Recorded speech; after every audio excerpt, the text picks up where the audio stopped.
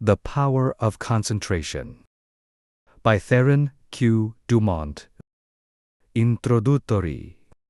We all know that in order to accomplish a certain thing we must concentrate. It is of the utmost value to learn how to concentrate. To make a success of anything, you must be able to concentrate your entire thought upon the idea you are working out. Do not become discouraged if you are unable to hold your thought on the subject very long at first. There are very few that can. It seems a peculiar fact that it is easier to concentrate on something that is not good for us than on something that is beneficial. This tendency is overcome when we learn to concentrate consciously.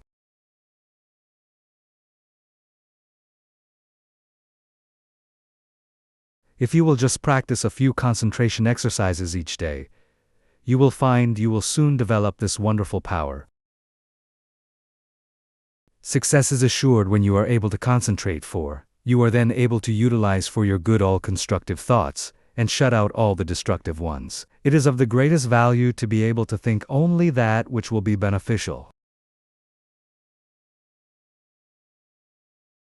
Did you ever stop to think what an important part your thoughts, concentrated thoughts, play in your life? This book shows their far-reaching and abiding effects. These lessons you will find very practical. The exercises I have thoroughly tested. They are arranged so that you will notice an improvement from the very start, and this will give you encouragement. They point out ways in which you can help yourself. Man is a wonderful creature, but he must be trained and developed to be useful. A great work can be accomplished by every man if he can be awakened to do his very best. But the greatest man would not accomplish much if he lacked concentration and effort. Dwarfs can often do the work of giants when they are transformed by the almost magic power of great mental concentration.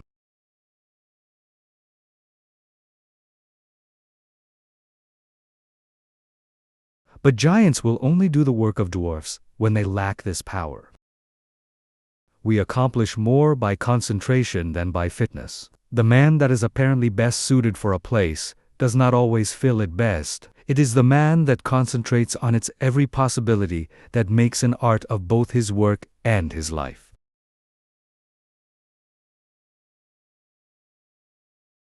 All your real advancement must come from your individual effort. This course of lessons will stimulate and inspire you to achieve success. It will bring you into perfect harmony with the laws of success. It will give you a firmer hold on your duties and responsibilities. The methods of thought concentration given in this work, if put into practice, will open up interior avenues that will connect you with the everlasting laws of being and their exhaustless foundation of unchangeable truth.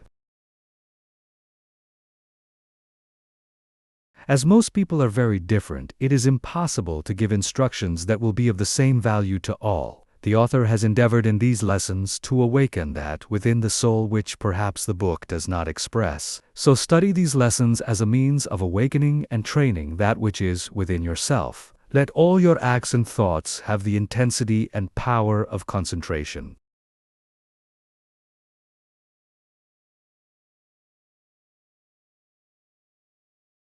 To really get the full benefit of these lessons, you should read a page, then close the book and thoughtfully recall its ideas. If you will do this, you will soon cultivate a concentrated mental habit, which will enable you to read with ordinary rapidity and remember all that you read.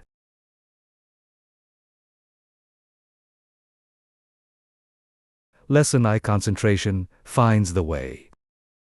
Everyone has two natures. One wants us to advance, and the other wants to pull us back. The one that we cultivate and concentrate on decides what we are at the end. Both natures are trying to gain control.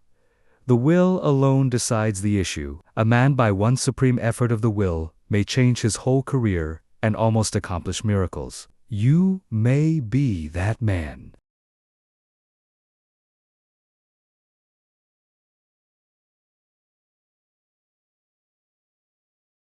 You can be if you will to be, for will can find a way or make one.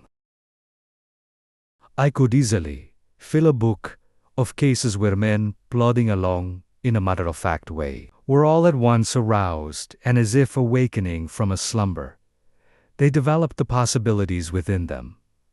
And from that time on were different persons. You alone can decide when the turning point will come.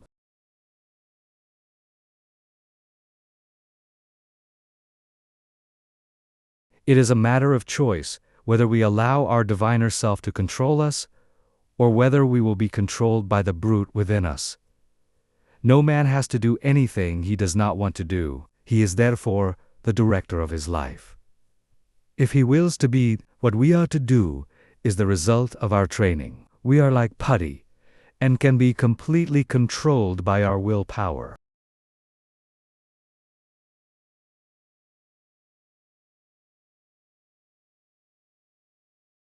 Habit is a matter of acquirement.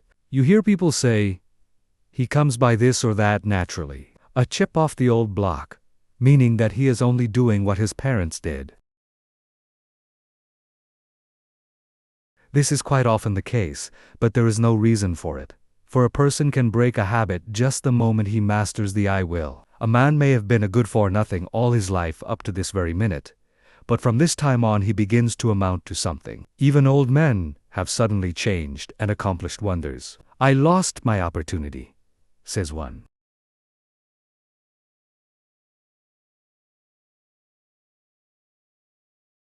That may be true, but by sheer force of will, we can find a way to bring us another opportunity. There is no truth in the saying that opportunity knocks at our door but once in a lifetime. The fact is, opportunity never seeks us. We must seek it. What usually turns out to be one man's opportunity was another man's loss. In this day, one man's brain is matched against another's.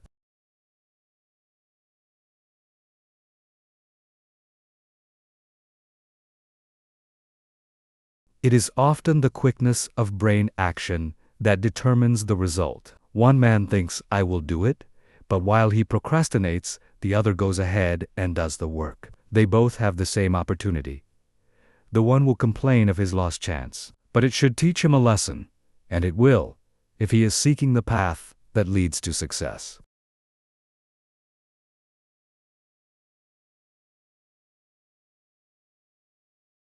Many persons read good books, but say they do not get much good out of them. They do not realize that all any book or any lesson course can do is to awaken them to their possibilities, to stimulate them to use their willpower. You may teach a person from now until doomsday, but that person will only know what he learns himself. You can lead him to the fountain, but you can't make him drink.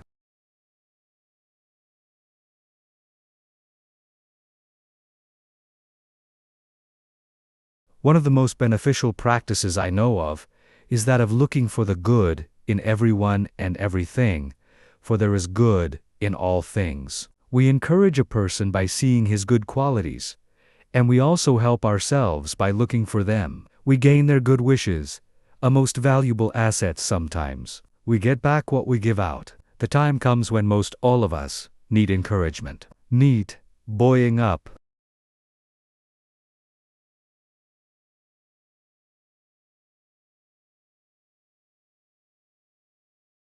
So form the habit of encouraging others, and you will find it a wonderful tonic for both those encouraged and yourself, for you will get back encouraging and uplifting thoughts. Life furnishes us the opportunity to improve, but whether we do it or not depends upon how near we live up to what is expected of us. The first of each month, a person should sit down and examine the progress he has made. If he has not come up to expectations, he should discover the reason, and by extra exertion measure up to what is demanded next time.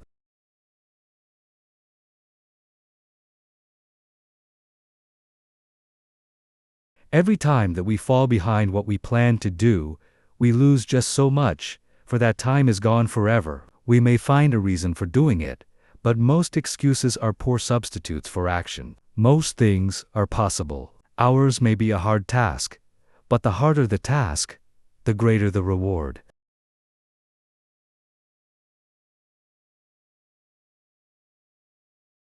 It is the difficult things that really develop us.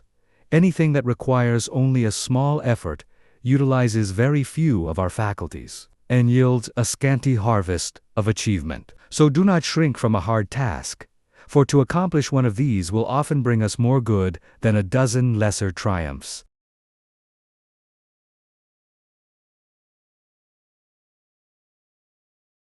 I know that every man that is willing to pay the price can be a success. The price is not in money, but in effort. The first essential quality for success is the desire to be something. The next thing is to learn how to do it. The next to carry it into execution.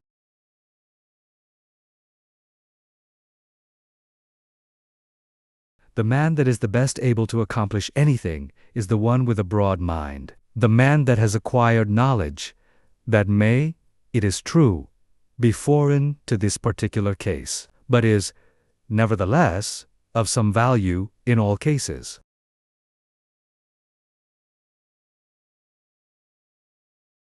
So the man that wants to be successful must be liberal. He must acquire all the knowledge that he can. He must be well posted not only in one branch of his business, but in every part of it. Such a man achieves success. The secret of success is to try always to improve yourself, no matter where you are or what your position. Learn all you can. Don't see how little you can do, but how much you can do. Such a man will always be in demand, for he establishes the reputation of being a hustler. There is always room for him because progressive firms never let a hustler leave their employment if they can help it.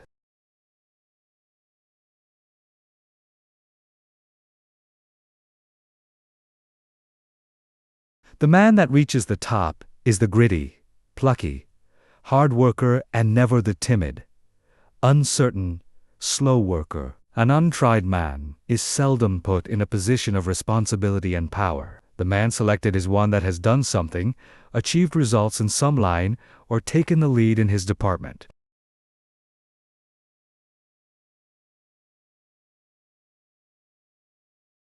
He is placed there because of his reputation of putting vigor and virility into his efforts, and because he has previously shown that he has pluck and determination.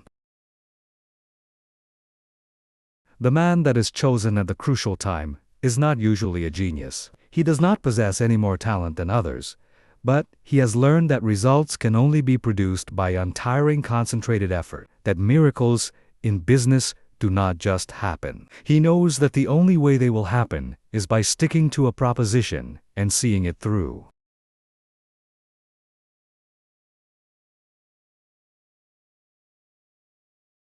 That is the only secret of why some succeed and others fail. The successful man gets used to seeing things accomplished and always feels sure of success. The man that is a failure gets used to seeing failure, expects it, and attracts it to him.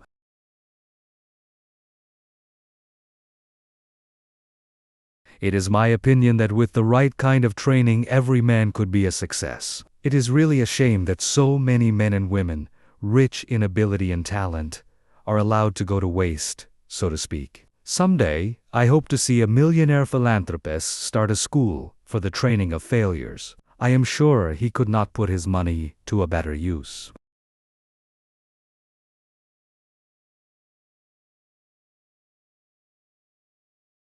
In a year's time, the science of practical psychology could do wonders for him. He could have agencies on the lookout for men that had lost their grip on themselves, that had, through indisposition, weakened their will, that through some sorrow or misfortune had become discouraged. At first all they need is a little help to get them back on their feet, but usually they get a knock downwards instead.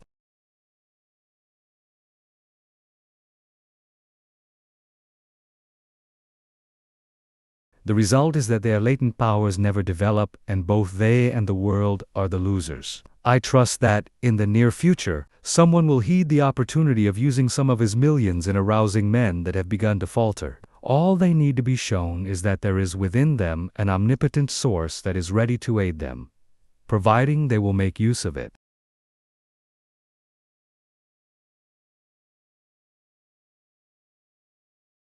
Their minds only have to be turned from despair to hope to make them regain their hold.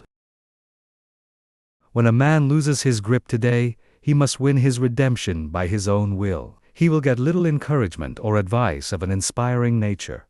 He must usually regain the right road alone. He must stop dissipating his energies and turn his attention to building a useful career. Today, we must conquer our weakening tendencies alone. Don't expect anyone to help you.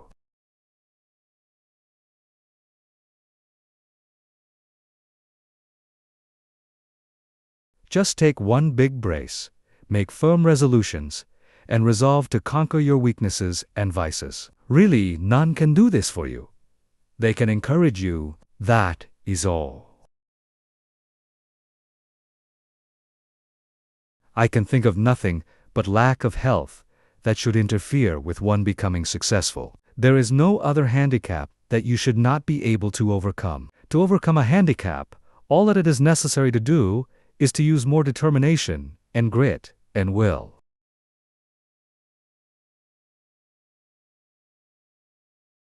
The man with grit and will may be poor today and wealthy in a few years.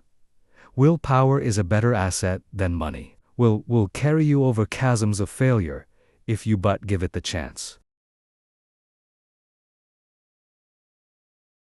The men that have risen to the highest positions have usually had to gain their victories against big odds. Think of the hardships many of our inventors have gone through before they became a success. Usually, they have been very much misunderstood by relatives and friends.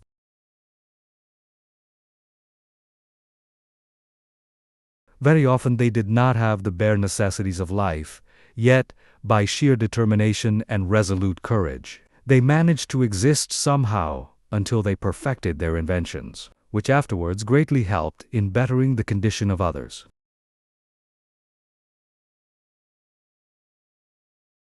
Everyone really wants to do something, but there are few that will put forward the needed effort to make the necessary sacrifice to secure it. There is only one way to accomplish anything, and that is to go ahead and do it. A man may accomplish almost anything today if he just sets his heart on doing it and lets nothing interfere with his progress.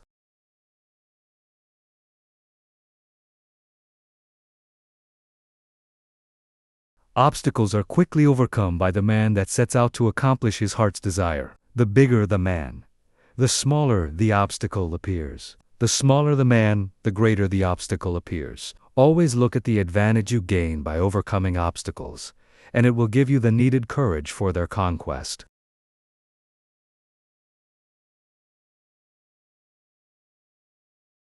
Do not expect that you will always have easy sailing. Parts of your journey are likely to be rough. Don't let the rough places put you out of commission.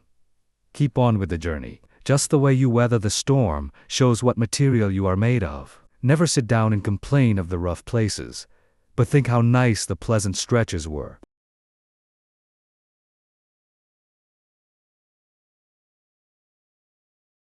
View with delight the smooth plains that are in front of you.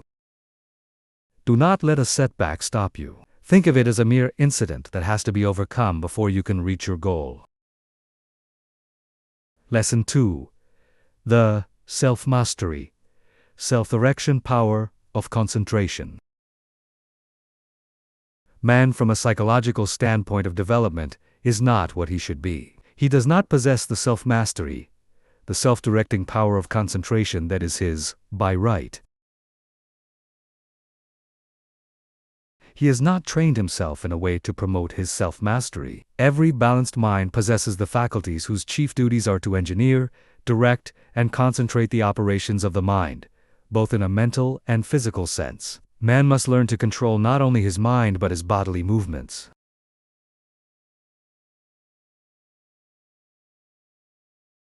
When the controlling faculties autonomic are in an untrained condition, the impulses, passions, emotions, thoughts, actions and habits of the person suffer from lack of regulation, and the procedure of mental concentration is not good. Not because the mind is necessarily weak in the autonomic department of the faculties, but because the mind is not properly trained.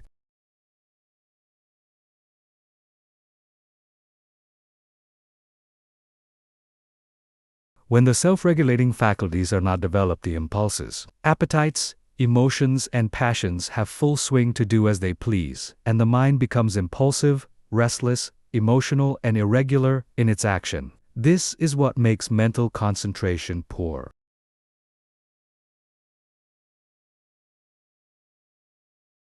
When the self-guiding faculties are weak in development, the person always lacks the power of mental concentration. Therefore, you cannot learn to concentrate until you develop those very powers that qualify you to be able to concentrate. So if you cannot concentrate, one of the following is the cause.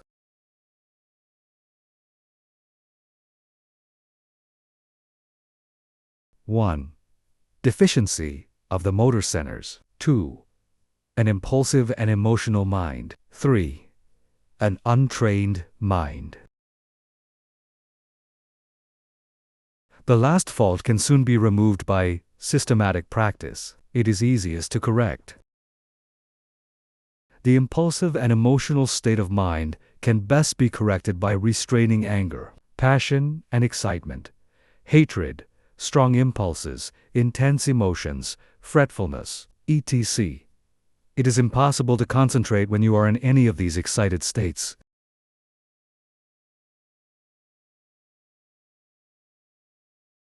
These can be naturally decreased by avoiding such food and drinks as have nerve-weakening or stimulating influences, or a tendency to stir up the passions, the impulses, and the emotions. It is a very good practice to watch and associate with those persons that are steady, calm, controlled, and conservative.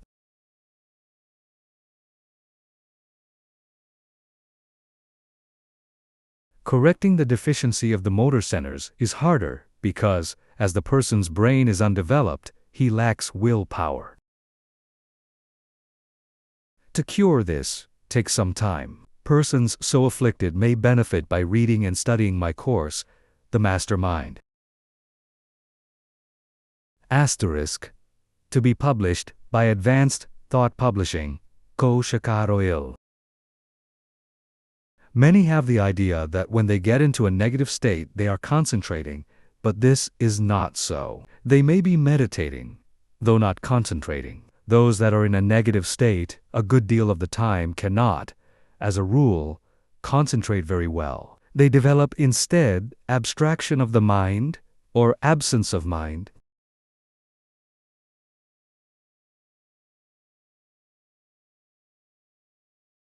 Their power of concentration becomes weaker, and they find it difficult to concentrate on anything. They very often injure the brain if they keep up this state. To be able to concentrate, you must possess strength of mind. The person that is feeble-minded cannot concentrate his mind because of lack of will.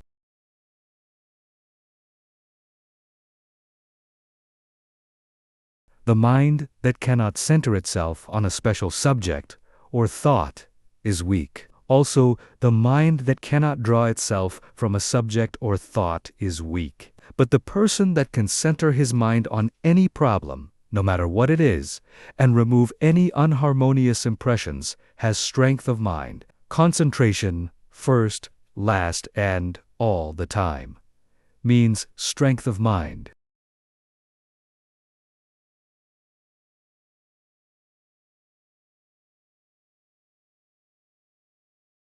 Through concentration, a person is able to collect and hold his mental and physical energies at work. A concentrated mind pays attention to thoughts, words, acts, and plans. The person who allows his mind to roam at will never accomplish a great deal in the world. He wastes his energies.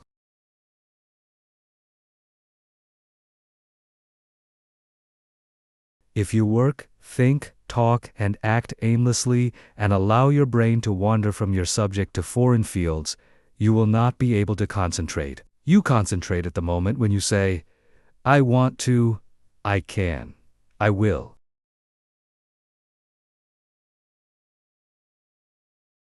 Some mistakes some people make.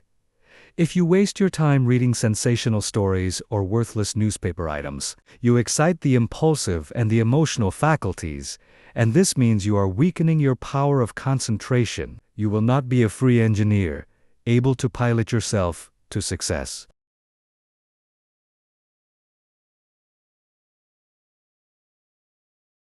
Concentration of the mind can only be developed by watching yourself closely. All kinds of development commence with close attention. You should regulate your every thought and feeling. When you commence to watch yourself and your own acts and also the acts of other people, you use the faculties of autonomy, and, as you continue to do so, you improve your faculties, until in time you can engineer your every thought, wish, and plan. To be able to focalize the mind on the object at hand, in a conscious manner, leads to concentration. Only the trained mind can focalize.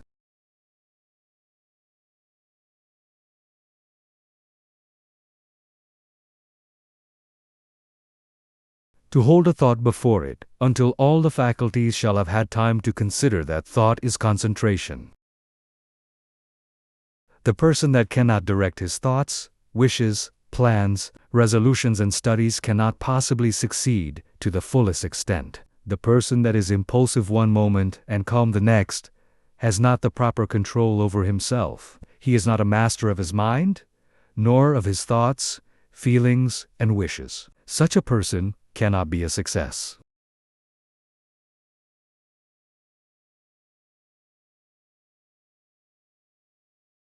When he becomes irritated, he irritates others and spoils all chances of any concern doing their best. But the person that can direct his energies and hold them at work in a concentrated manner controls his every work and act, and thereby gains power to control others. He can make his every move serve a useful end, and every thought a noble purpose.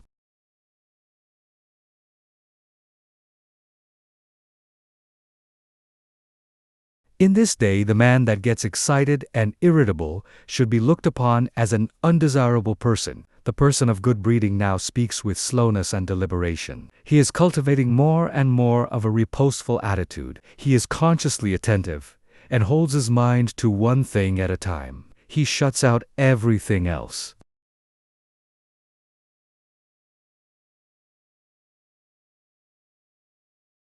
When you are talking to anyone, give him your soul and undivided attention. Do not let your attention wander or be diverted. Give no heed to anything else, but make your will and intellect act in unison. Start out in the morning and see how self-poised you can remain all day. At times, take an inventory of your actions during the day and see if you have kept your determination. If not, see that you do tomorrow. The more self-poised you are, the better will your concentration be.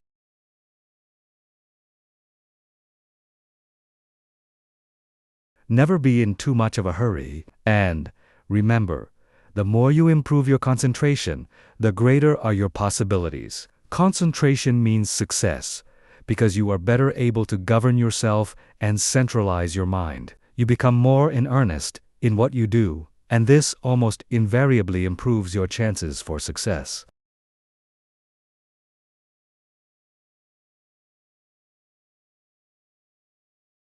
When you are talking to a person, have your own plans in mind. Concentrate your strength upon the purpose you are talking about.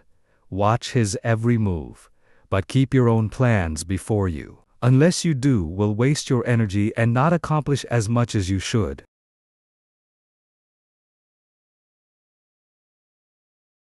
I want you to watch the next person you see that has the reputation of being a strong character, a man of force. Watch and see what a perfect control he has over his body. Then I want you to watch just an ordinary person. Notice how he moves his eyes, arms, fingers. Notice the useless expenditure of energy.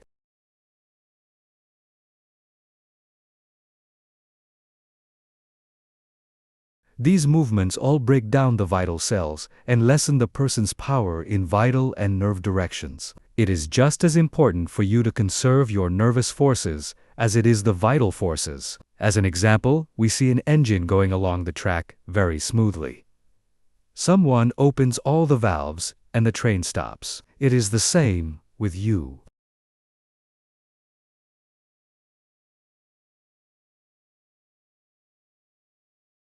If you want to use your full amount of steam, you must close your valves and direct your power of generating mental steam toward one end. Center your mind on one purpose, one plan, one transaction. There is nothing that uses up nerve force so quickly as excitement. This is why an irritable person is never magnetic. He is never admired or loved. He does not develop those finer qualities that a real gentleman possesses. Anger, sarcasm, and excitement weaken a person in this direction.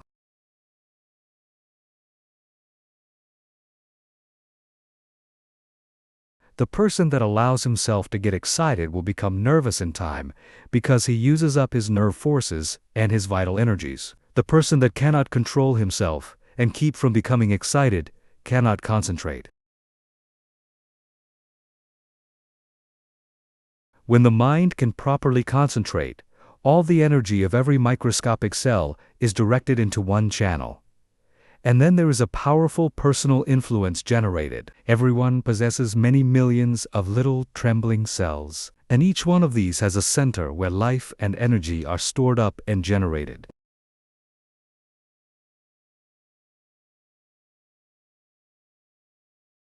If this energy is not wasted but conserved and controlled, this person is influential. But when it is the opposite, he is not influential or successful. Just as it is impossible for a steam engine to run with all its valves open, so is it impossible for you to waste your energy and run at your top speed. Each neuron in the gray layers of the brain is a psychic center of thought and action. Each one is pulsating an intelligent force of some kind. And when this force, your thoughts and motions, are kept in check by a conservative, systematic, and concentrated mind, the result will be magnetism, vitality, and health.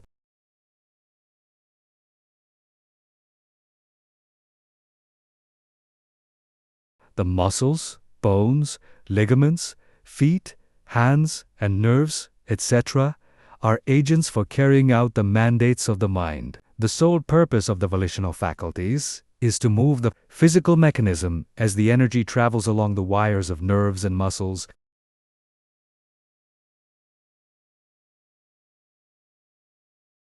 Just for that reason, if you throw a voluntary control over these messages, impulses, thoughts, emotions, physical movements, and over these physical instruments, you develop your faculties of self, and to the extent you succeed here, in proportion will you develop the power of concentration.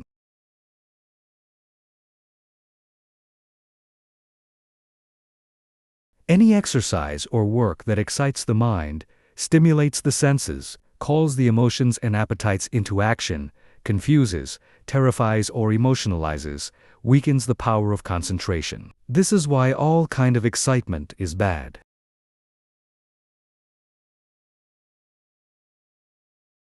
This is the reason why persons who drink strong drinks, who allow themselves to get into fits of temper, who fight, who eat stimulating food, who sing and dance and thus develop their emotions, who are sudden, vehement, and emotional, lack the power to concentrate. But those whose actions are slower and directed by their intelligence develop concentration.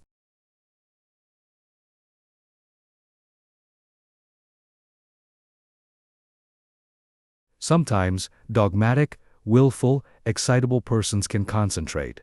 But it is spasmodic, erratic concentration instead of controlled and uniform concentration.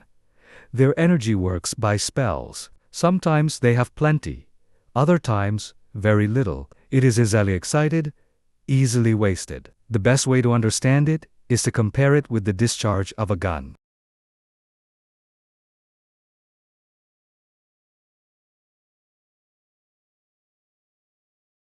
If the gun goes off when you want it to, it accomplishes the purpose. But if it goes off before you are ready for it, you will not only waste ammunition, but it is also likely to do some damage. That is just what most persons do. They allow their energy to explode, thus not only wasting it but endangering others. They waste their power, their magnetism, and so injure their chance of success.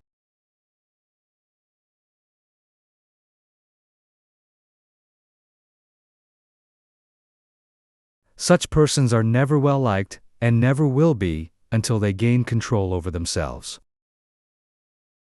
It will be necessary for them to practice many different kinds of concentration exercises, and to keep them up for some time, they must completely overcome their sudden, erratic thoughts, and regulate their emotions and movements. They must, from morning to night, train the mind to be steady and direct and keep the energies at work.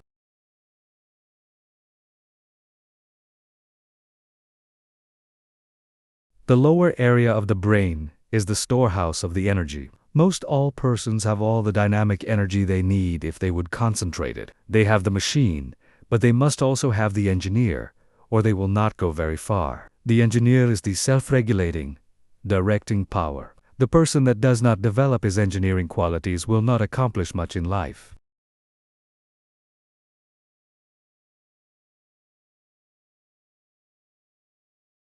The good engineer controls his every act. All work assists in development. By what you do, you either advance or degenerate. This is a good idea to keep always in mind. When you are uncertain whether you should do something or not, just think whether by doing it you will grow or deteriorate, and act accordingly.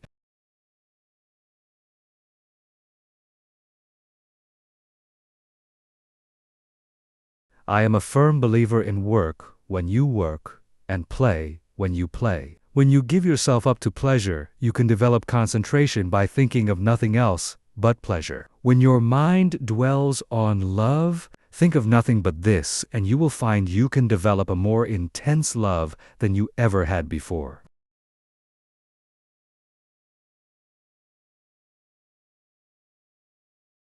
When you concentrate your mind on the you, or real self, and its wonderful possibilities, you develop concentration and a higher opinion of yourself. By doing this systematically, you develop much power, because you cannot be systematic without concentrating on what you are doing. When you walk out into the country and inhale the fresh air, studying vegetation, trees, etc., you are concentrating.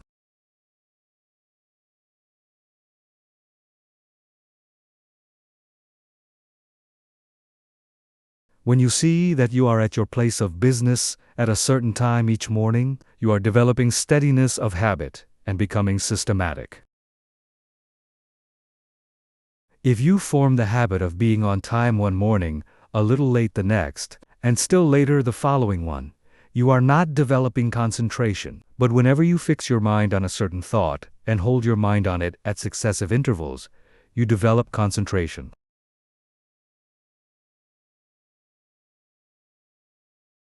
If you hold your mind on some chosen object, you centralize your attention, just like the lens of the camera centralizes on a certain landscape. Therefore, always hold your mind on what you are doing, no matter what it is. Keep a careful watch over yourself, for unless you do, your improvement will be very slow.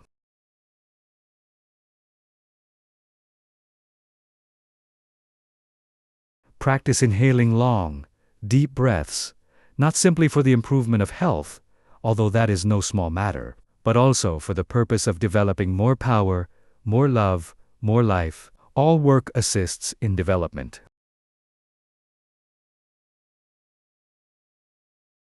You may think it foolish to try to develop concentration by taking muscular exercises, but you must not forget that the mind is associated with muscle and nerve. When you steady your nerves and muscles, you steady your mind. But let your nerves get out of order, and your mind will become erratic, and you will not possess the power of direction, which, in other words, is concentration.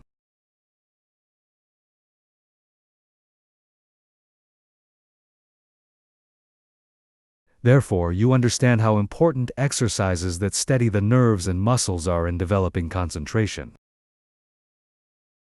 Everyone is continually receiving impulses that must be directed and controlled. If one is to lead a successful life, that is the reason why a person must control the movements of his eyes, feet, fingers, etc. This is another reason why it is important to control his breathing. The slow, deep, prolonged exhalations are of wonderful value.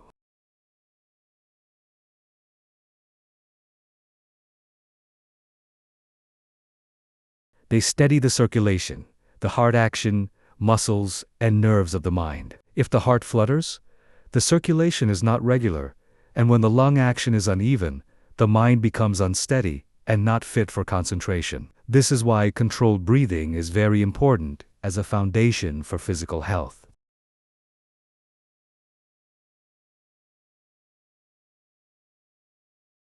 You must not only concentrate your mind, but also the action of the eyes, ears, and fingers. Each of these contain miniature minds that are controlled by the master engineer. You will develop much quicker if you thoroughly realize this.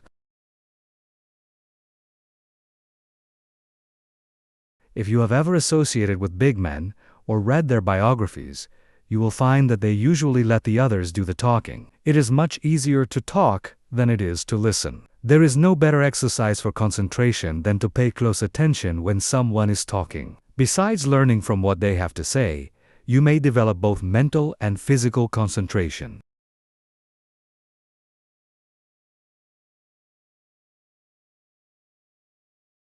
When you shake hands with someone, just think of your hand as containing hundreds of individual minds, each having an intelligence of its own. When you put this feeling into your hand, shake it shows personality. When you shake hands in a listless way, it denotes timidity, lack of force, and power of personality.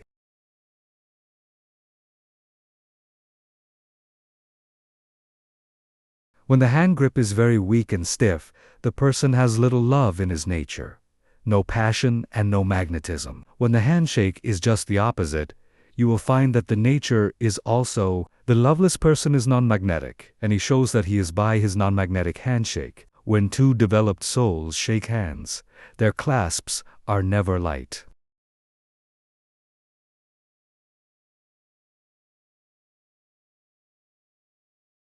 There is a thrill that goes through both when the two currents meet. Love arouses the opposite currents of the positive and negative natures.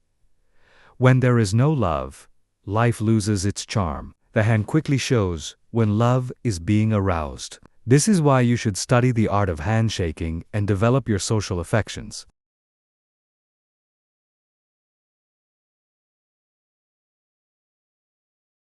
A person that loves his kind reflects love, but a person that hates reflects hate. The person with a bad nature, a hateful disposition, evil thoughts and feeling is erratic, freakish, and fit. When you allow yourself to become irritable, watch how you breathe and you will learn a valuable lesson. Watch how you breathe when you are happy. Watch your breathing when you harbor hate.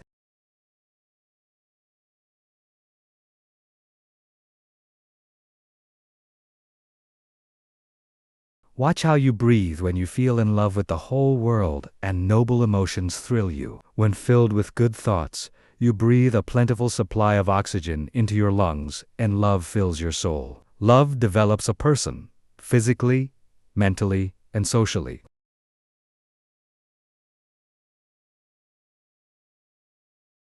Breathe deeply when you are happy and you will gain life and strength. You will steady your mind and you will develop your power of concentration and become magnetic and powerful.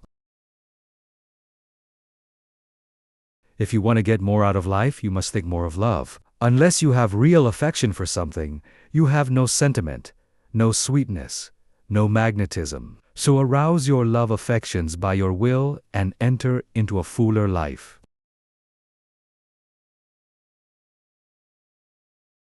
The hand of love always magnetizes, but it must be steady and controlled. Love can be concentrated in your handshake, and this is one of the best ways to influence another. The next time you feel yourself becoming irritable, use your will and be patient. This is a very good exercise in self. It will help you to keep patient if you will breathe slowly and deeply. If you find you are commencing to speak fast, just control yourself and speak slowly and clearly.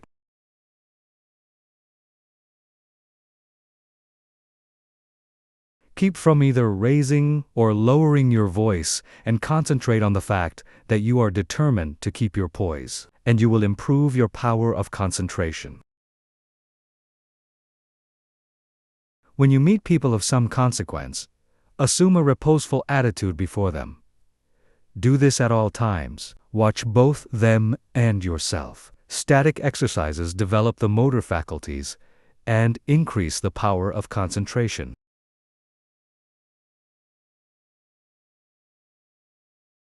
If you feel yourself getting irritable, nervous, or weak, stand squarely on your feet with your chest up and inhale deeply, and you will see that your irritability will disappear and a silent calm will pass over you. If you are in the habit of associating with nervous, irritable people, quit it until you grow strong in the power of concentration, because irritable, angry, fretful, dogmatic and disagreeable people will weaken what powers of resistance you have.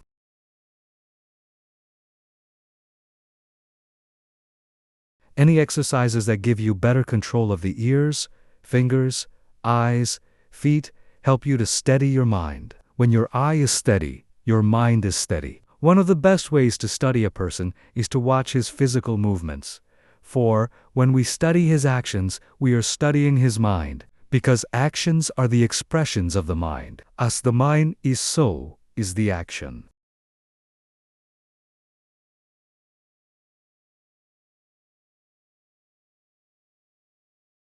If it is uneasy, restless, erratic, unsteady, its actions are the same. When it is composed, the mind is composed. Concentration means control of the mind and body. You cannot secure control over one without the other.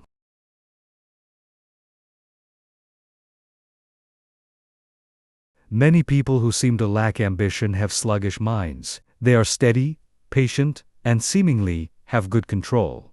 But this does not say they are able to concentrate. These people are indolent, inactive, slow, and listless because they lack energy. They do not lose control because they have little force to control. They have no temper, and it therefore cannot disturb them.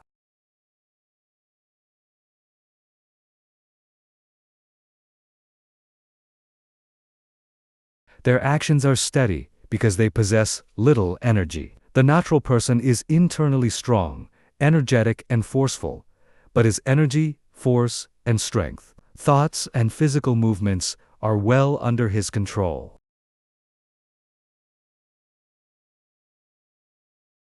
If a person does not have energy, both mental and physical, he must develop it. If he has energy which he cannot direct and hold to a point, he must learn to do so. A man may be very capable, but, unless he wills to control his abilities, they will not do him any good.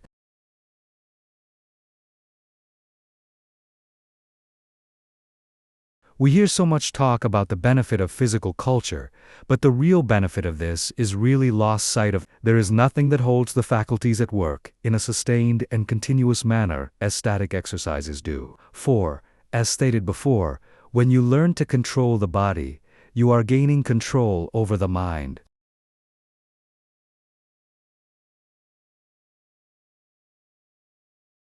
Lesson 3. How to gain what you want through concentration.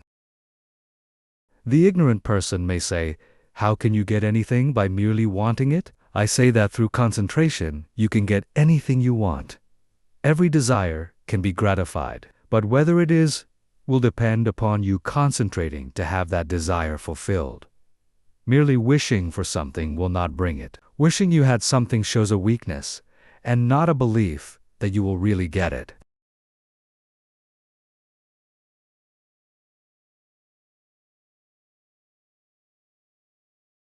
So, never merely wish.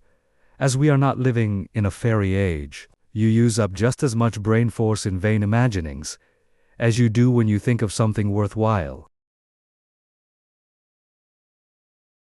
Be careful of your desires. Make a mental picture of what you want, and set your will to this until it materializes. Never allow yourself to drift without helm or rudder. Know what you want to do, and strive with all your might to do it, and you will succeed.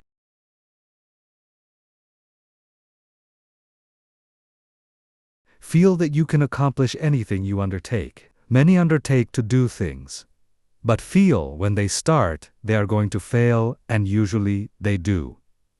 I will give an illustration. A man goes to a store for an article. The clerk says, "I am sorry, we have not." But the man that is determined to get that thing inquires if he doesn't know where he can get it.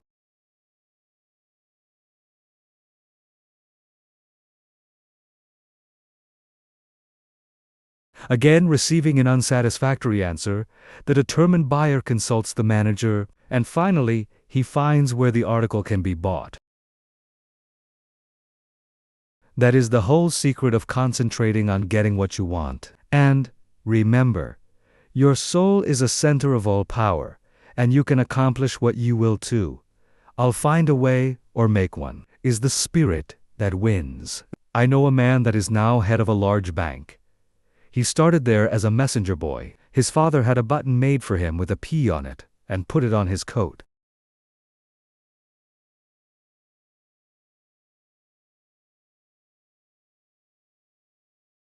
He said, "Son, that P is a reminder that someday you are to be the president of your bank. I want you to keep this thought in your mind. Every day do something that will put you nearer your goal." Each night after supper he would say, "Son, what did you do today?" In this way the thought was always kept in mind. He concentrated on becoming president of that bank, and he did.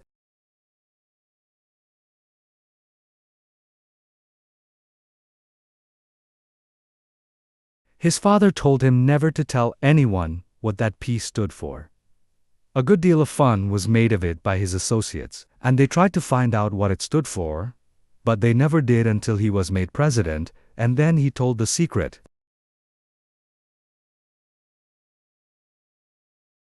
Don't waste your mental powers and wishes. Don't dissipate your energies by trying to satisfy every whim. Concentrate on doing something really worthwhile. The man that sticks to something is not the man that fails.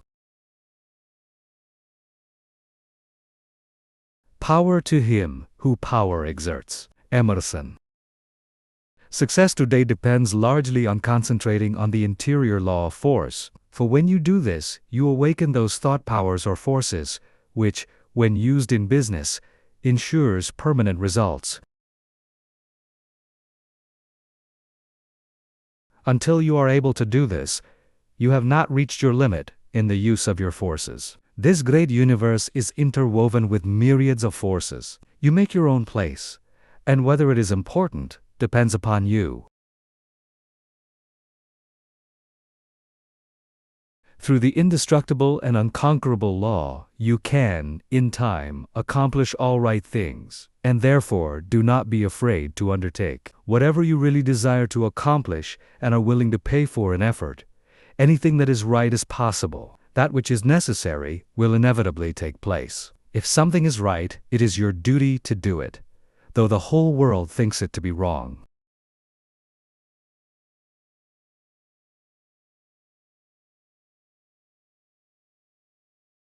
God and one are always a majority, or in plain words, that omnipotent interior law, which is God, and the organism that represents you is able to conquer the whole world if your cause is absolutely just.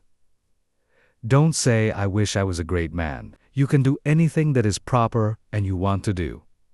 Just say, "You can." You will. You must. Just realize this, and the rest is easy.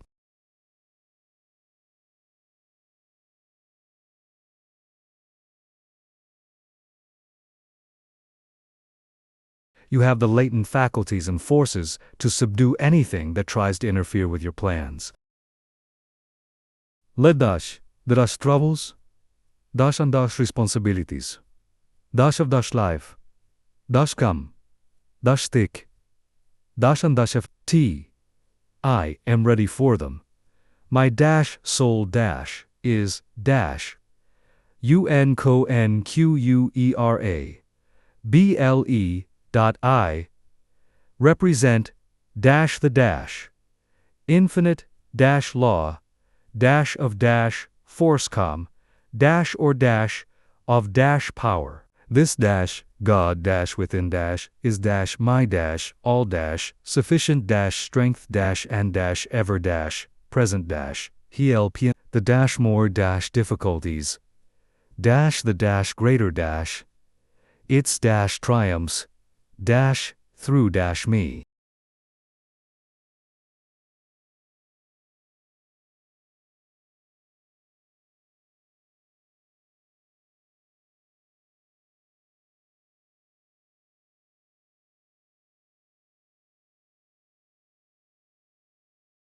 The harder my trials, comma, -d faster I go in d development of my inherent strength. Let all else fail me. This interior reliance is all sufficient. The right must prevail. I demand wisdom n power to know n follow d right. My higher self is all wise I now draw nearer to it. Double quotes.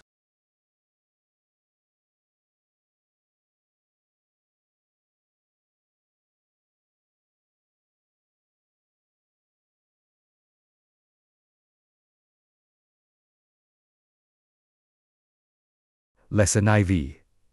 Concentration. The silent force that produces results in all business. I want you first to realize how powerful thought is. A thought of fear has turned a person's hair gray in a night. A prisoner condemned to die was told that if he would consent to an experiment and lived through it, he would be freed. He consented. They wanted to see how much blood a person could lose and still live. They arranged that blood would apparently drop from a cut made in his leg.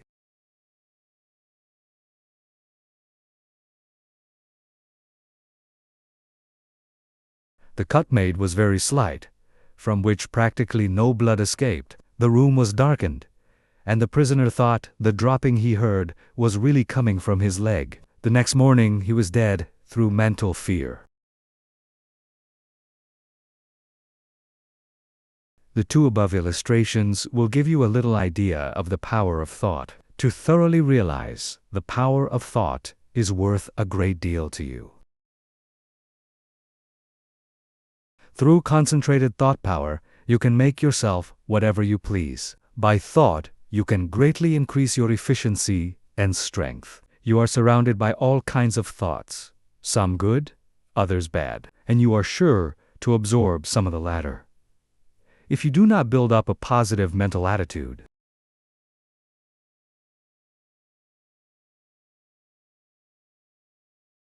if you will study the needless moods of anxiety, worry, despondency, discouragement, and others that are the result of uncontrolled thoughts, you will realize how important the control of your thoughts are. Your thoughts make you what you are.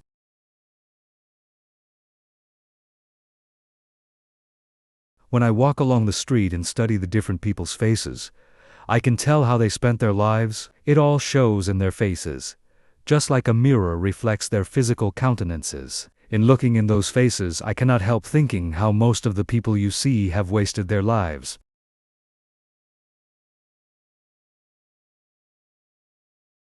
The understanding of the power of thought will awaken possibilities within you that you never dreamed of. Never forget that your thoughts are making your environment, your friends, and as your thoughts change, these will also. Is this not a practical lesson to learn?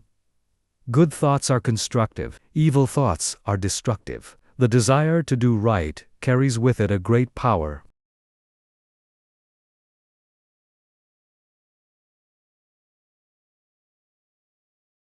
I want you to thoroughly realize the importance of your thoughts and how to make them valuable, to understand that your thoughts come to you over invisible wires and influence you. If your thoughts are of a high nature, you become connected with people of the same mental caliber, and you are able to help yourself. If your thoughts are tricky, you will bring tricky people to deal with you, who will try to cheat you. If your thoughts are right kind, you will inspire confidence in those with whom you are dealing. As you gain the goodwill of others, your confidence and strength will increase. you will soon learn the wonderful value of your thoughts, and how serene you can become, even when circumstances are the most trying. Such thoughts of right and good will bring you into harmony with people that amount to something in the world and that are able to give you help if you should need it, as nearly everyone does at times. You can now see why it is so important to concentrate your thoughts in the proper channels. It is very necessary that people should have confidence in you. When two people meet, they have not the time to look each other up. They accept each other according to instinct, which can usually be relied on.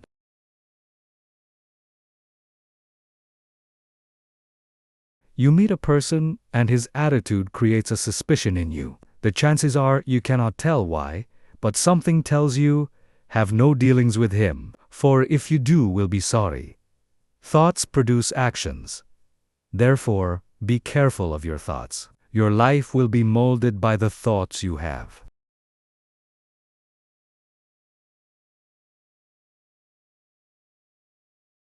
A spiritual power is always available to your thought, and when you are worthy, you can attract all the good things without a great effort on your part. The sun's rays shine down on our gardens, but we can plant trees that will interfere with the sunlight. There are invisible forces ready to help you if you do not think and act to intercept these. These forces work silently. You reap what you sow.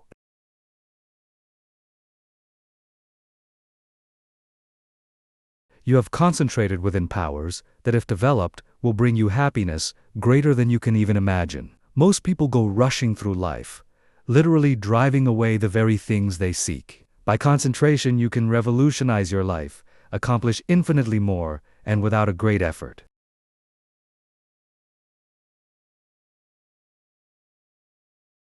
Look within yourself, and you will find the greatest machine ever made. How to speak wisely. In order to speak wisely, you must secure at least a partial concentration of the faculties and forces upon the subject at hand. Speech interferes with the focusing powers of the mind, as it withdraws the attention to the external, and therefore is hardly to be compared with that deep silence of the subconscious mind, where deep thoughts and the silent forces of high potency are evolved. It is necessary to be silent before you can speak wisely.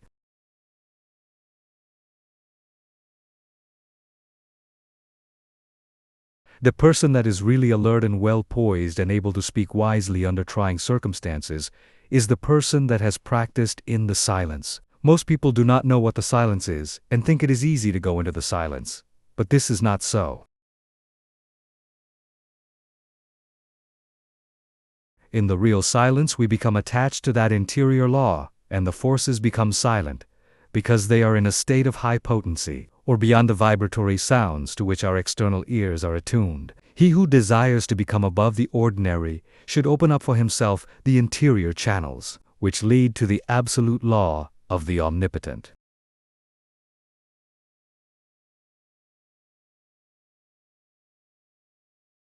You can only do this by persistently and intelligently practicing thought concentration. Hold the thought. In silence I will allow my higher self to half complete control. I will be true to my higher self. I will live true to my conception off what is right. I realize that it is to my self interest to live up to my best. That I may act wisely for myself and others.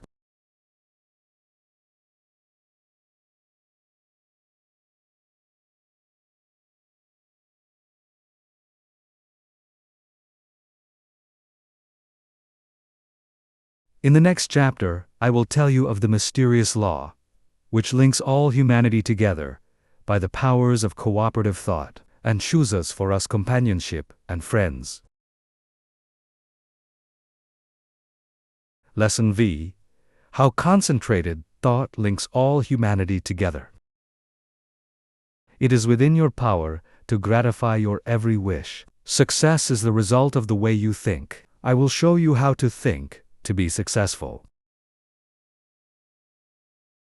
The power to rule and attract success is within yourself. The barriers that shut these off from you are subject to your control. You have unlimited power to think, and this is the link that connects you with your omniscient source.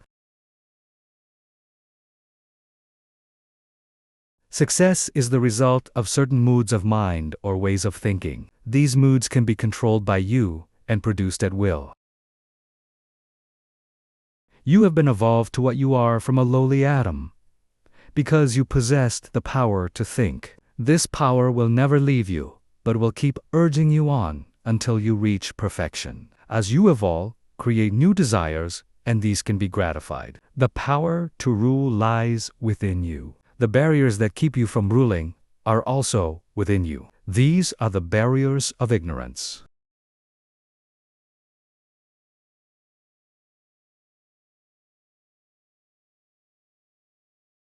Concentrated thought will accomplish seemingly impossible results and make you realize your fondest ambitions. At the same time that you break down barriers of limitation, new ambitions will be awakened. You begin to experience conscious thought constructions.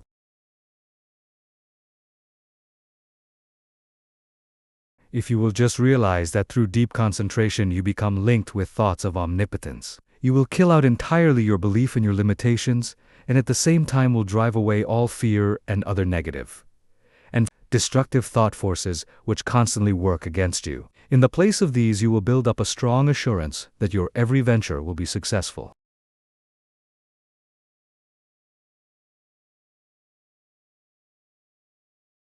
When you learn thus how to concentrate and reinforce your thought, you control your mental creations. They in turn help to mold your physical environment, and you become the master of circumstances and the ruler of your kingdom.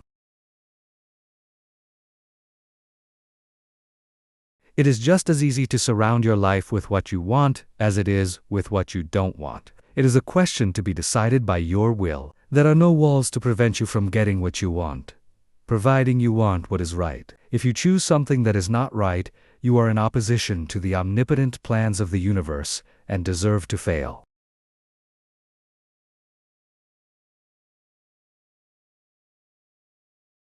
But, if you will base your desires on justice and goodwill, you avail yourself of the helpful powers of universal currents, and instead of having a handicap to work against, can depend upon ultimate success, though the outward appearances may not at first be bright.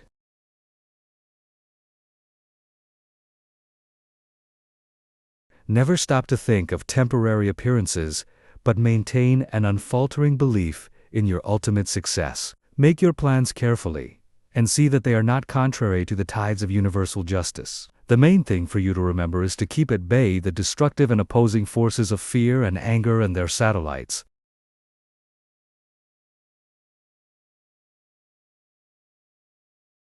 There is no power so great as the belief which comes from the knowledge that your thought is in harmony with the divine laws of thought, and the sincere conviction that your cause is right.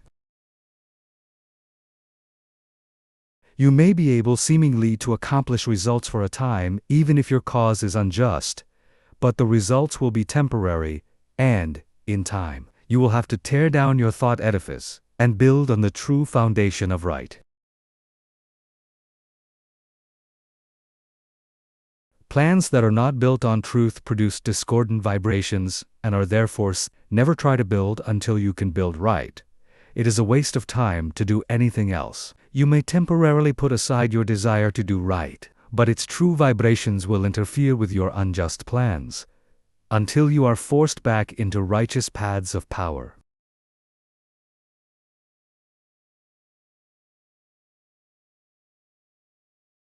All just causes succeed in time, though temporarily they may fail. So, if you should face the time when everything seems against you, quiet your fears, drive away all destructive thoughts, and uphold the dignity of your moral and spiritual life.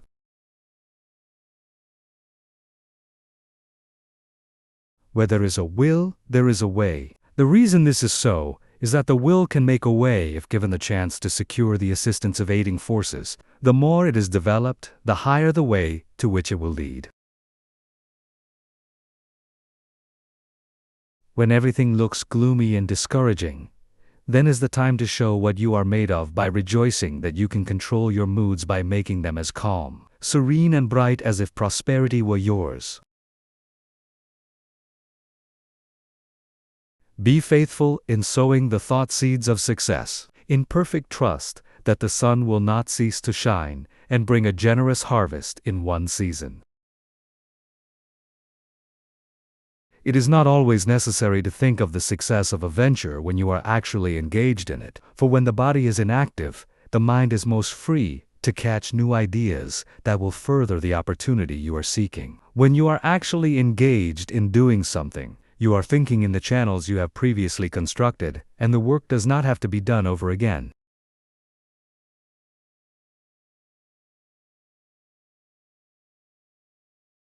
When you are in a negative mood, the intuitions are more active, for you are not then controlling your thoughts by the will. Everything we do should have the approval of the intuition. When you are in a negative mood, you attract thoughts of similar nature through the law of affinity. That is why it is so important to form thoughts of a success nature to attract similar ones. If you have never made a study of this subject, you may think this is all foolishness, but it is a fact that there are thought currents that unerringly bring thoughts of a similar nature.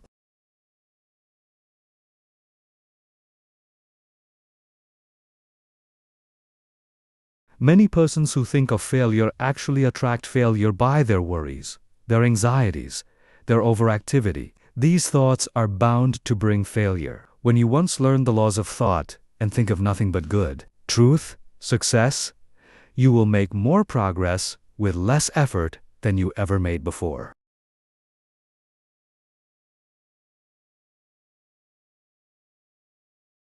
There are forces that can aid the mind that are hardly dreamed of by the average person. When you learn to believe more in the value of thought and its laws, you will be led aright and your business gains will multiply.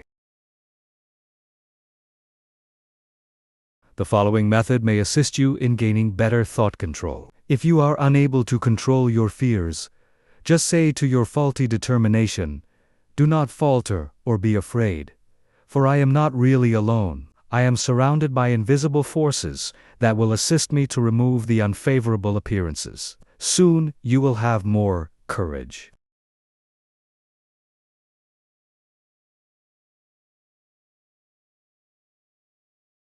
The only difference between the fearless man and the fearful one is in his will, his hope. So if you lack success, believe in it, hope for it, claim it. You can use the same method to brace up your thoughts of desire, aspiration, imagination, expectation, ambition, understanding, trust, and assurance.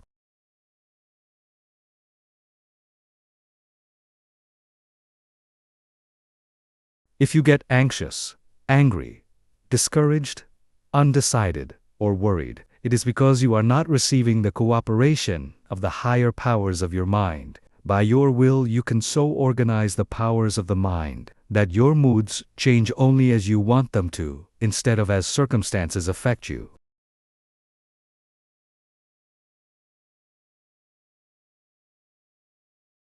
I was recently asked if I advised concentrating on what you eat or what you see while walking. My reply was that no matter what you may be doing, when in practice, think of nothing else but that act at the time. The idea is to be able to control your unimportant acts.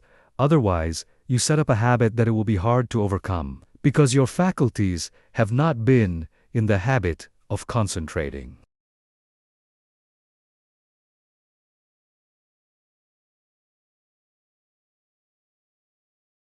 Your faculties cannot be disorganized one minute and organized the next. If you allow the mind to wander while you are doing small things, it will be likely to get into mischief and make it hard to concentrate on the important act when it comes. The man that is able to concentrate is the happy, busy man. Time does not drag with him. He always has plenty to do. He does not have time to think over past mistakes, which would make him unhappy. If despite our discouragement and failures, we claim our great heritage, life and truth and force, like an electric current, will permeate our lives until we enter into our birthright in eternity. The will does not act with clearness, decision, and promptness. Unless it is trained to do so, there are comparatively few that really know what they are doing every minute of the day. This is because they do not observe with sufficient orderliness and accuracy to know what they are doing.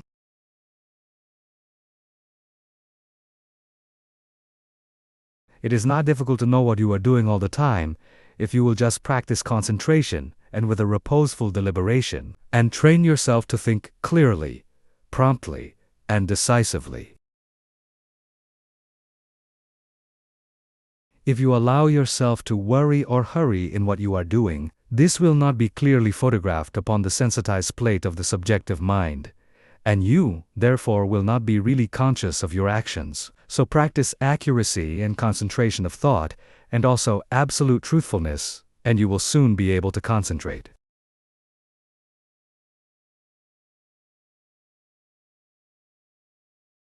Lesson VI. The training of the will to do. The will to do is the greatest power in the world that is concerned with human accomplishment, and no one can in advance determine its limits.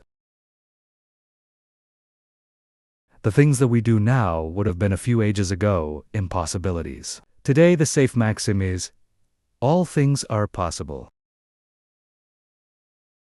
The will to do is a force that is strictly practical, yet it is difficult to explain just what it is. It can be compared to electricity because we know it only through its cause and effects. It is a power we can direct, and to just the extent we direct it do we determine our future. Every time you accomplish any definite act, consciously or unconsciously, you use the principle of the will.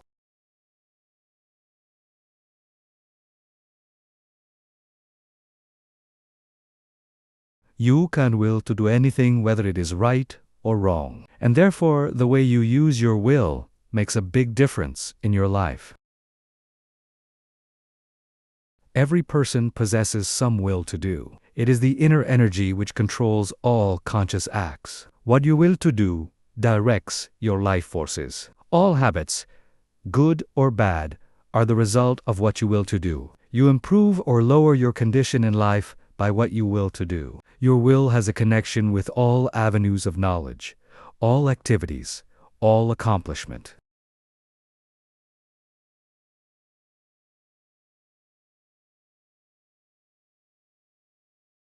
You probably know of cases where people have shown wonderful strength under some excitement, similar to the following. The house of a farmer's wife caught on fire. No one was around to help her move anything. She was a frail woman, and ordinarily was considered weak. On this occasion she removed things from the house that it later took 3 men to handle.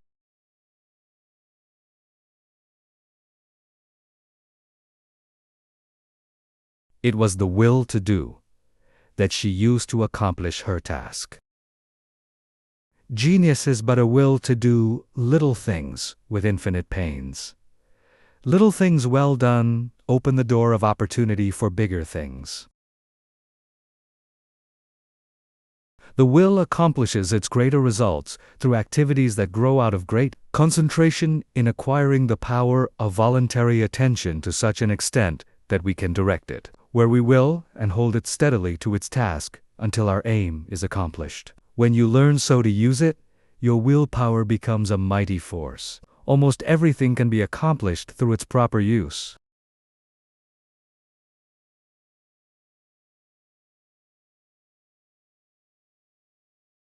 It is greater than physical force, because it can be used to control not only physical, but mental and moral forces. There are very few that possess perfectly developed and balanced willpower, but those who do easily crush out their weak qualities. Study yourself carefully, find out your greatest weakness, and then use your willpower to overcome it. In this way, eradicate your faults, one by one, until you have built up a strong character and personality.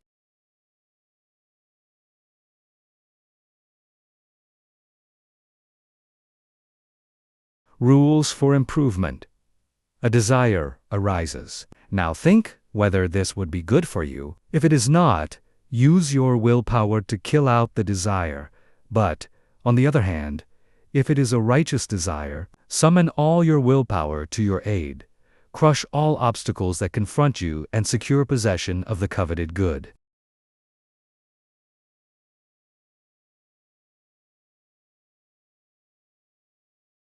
Slowness in making decisions. This is a weakness of willpower. You know you should do something, but you delay doing it through lack of decision. It is easier not to do a certain thing than to do it, but conscience says to do it. The vast majority of persons are failures because of the lack of deciding to do a thing when it should be done.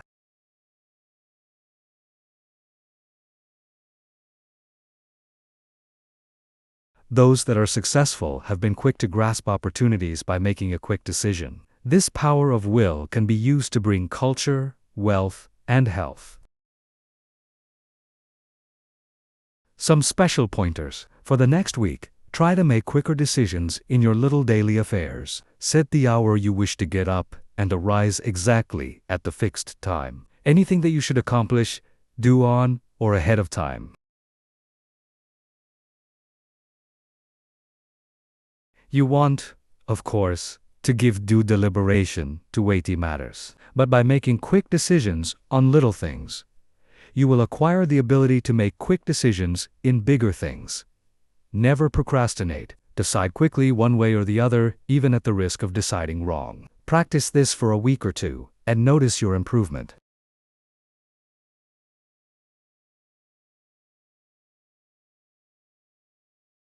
The lack of initiative. This, too, keeps many men from succeeding. They have fallen into the way of imitating others in all that they do. Very often we hear the expression, "He seems clever enough, but he lacks initiative." Life for them is one continuous grind.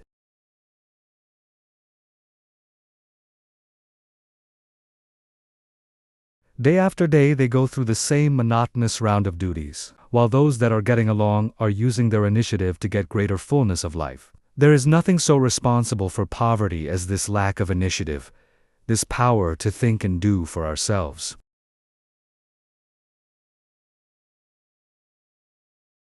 You are as good as anyone. You have willpower, and if you use it, you will get your share of the luxuries of life. So, use it to claim your own. Don't depend on anyone else to help you. We have to fight our own battles. All the world loves a fighter, while the coward is despised by all.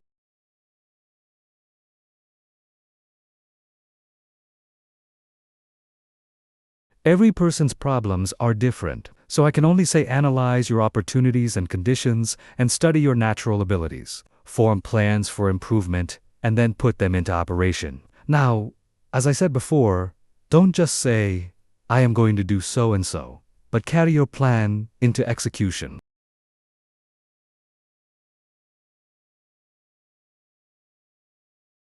Don't make an indefinite plan, but a definite one. And then don't give up until your object has been accomplished. Put these suggestions into practice with true earnestness, and you will soon note astonishing results, and your whole life will be completely changed. An excellent motto for one of pure motives is, "Through my willpower, I dare do what I want to."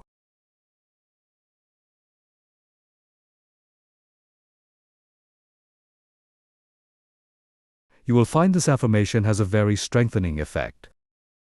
The spirit of perseverance, the spirit of stick-to-itiveness, is the one that wins. Many go just so far and then give up, whereas, if they had persevered a little longer, they would have won out. Many have much initiative, but instead of concentrating it into one channel, they diffuse it through several, thereby dissipating it to such an extent that its effect is lost.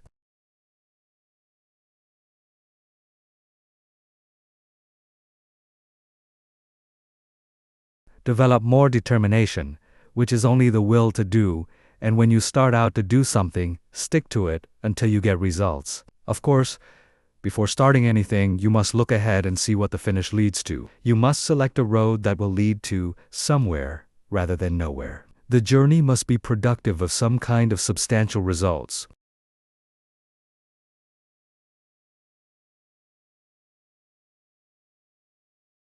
The trouble with so many young men is that they launch enterprises without any end in sight. It is not so much the start as the finish of a journey that counts. Each little move should bring you nearer the goal which you planned to reach before the enterprise began.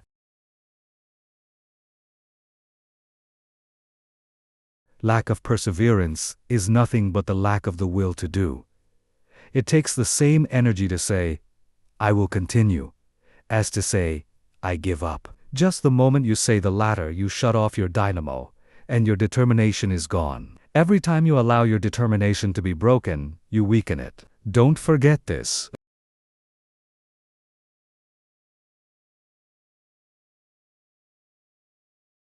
Just the instant you notice your determination beginning to weaken, concentrate on it and by sheer willpower make it continue on the job. Never try to make a decision when you are not in a calm state of mind. If in a quick temper, you are likely to say things you afterwards regret. In anger, you follow impulse rather than reason. No one can expect to achieve success if he makes decisions when not in full control of his mental forces.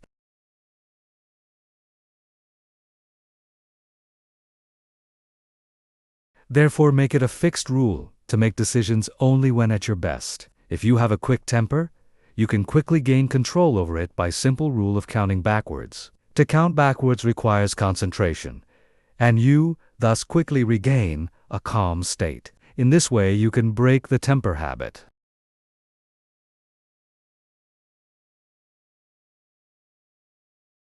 It will do you a lot of good to think over what you said and thought the last time you were angry. Persevere until you see yourself as others see you. It would do no harm to write the scene out in story form, and then sit in judgment of the character that played your part.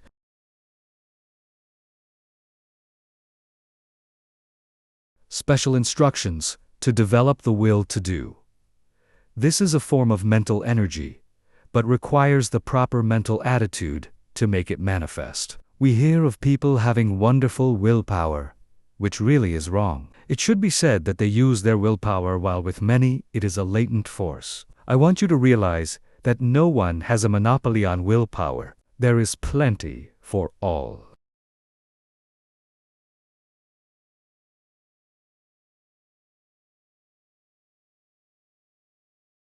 What we speak of as willpower is but the gathering together of mental energy, the concentration power at one point. So never think of that person as having a stronger will than yours. Each person will be supplied with just that amount of willpower that he demands.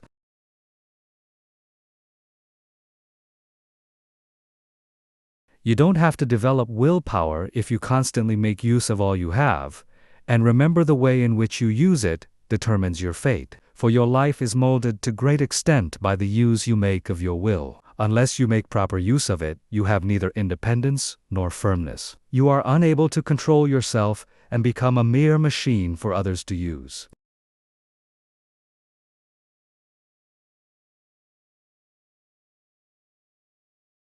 It is more important to learn to use your will than to develop your intellect. The man that has not learned how to use his will rarely decides things for himself, but allows his resolutions to be changed by others.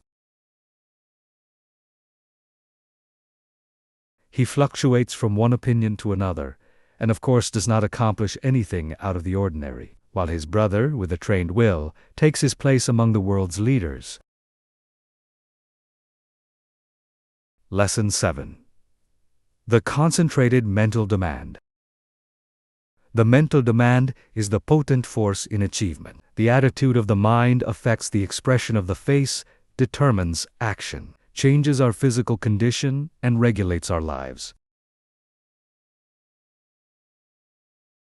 I will not here attempt to explain the silent force that achieves results. You want to develop your mental powers so you can affect the things sought, And that is what I want to teach you. There is wonderful power and possibility in the concentrated mental demand. This, like all other forces, is controlled by laws.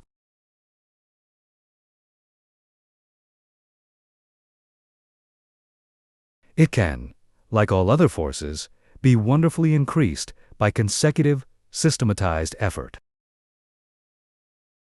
The mental demand must be directed by every power of the mind, and every possible element should be used to make the demand materialize. You can so intently desire a thing that you can exclude all distracting thoughts. When you practice this singleness of concentration until you attain the end sought, you have developed a will capable of accomplishing whatever you wish.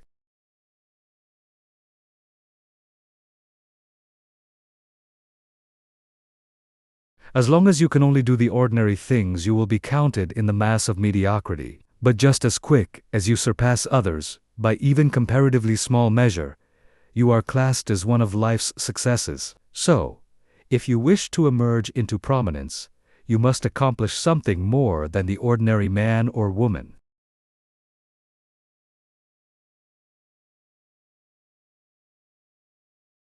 It is easy to do this if you will but concentrate on what you desire and put forth your best effort. It is not the runner with the longest legs or the strongest muscles that wins the race, but the one that can put forth the greatest desire force. You can best understand this by thinking of an engine. The engine starts up slowly, the engineer gradually extending the throttle to the top notch.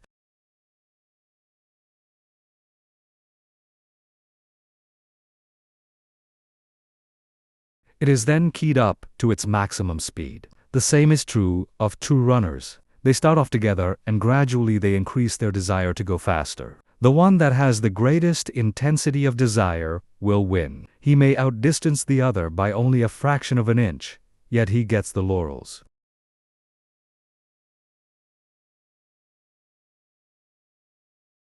The men that are looked upon as the world's successes have not always been men of great physical power, nor at the start did they seem very well adapted to the conditions which encompass them. In the beginning they were not considered men of superior genius, but they won their success by their resolution to achieve results in their undertakings by permitting no setback to dishearten them, no difficulties to daunt them. Nothing could turn them or influence them against their determination. They never lost sight of their goal. In all of us there is this silent force of wonderful power.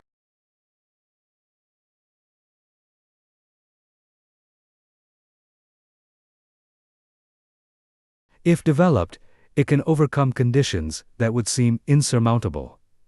It is constantly urging us on to greater achievement. The more we become acquainted with it, the better strategists we become, the more courage we develop, and the greater the desire within us for self-expression and activity along many lines.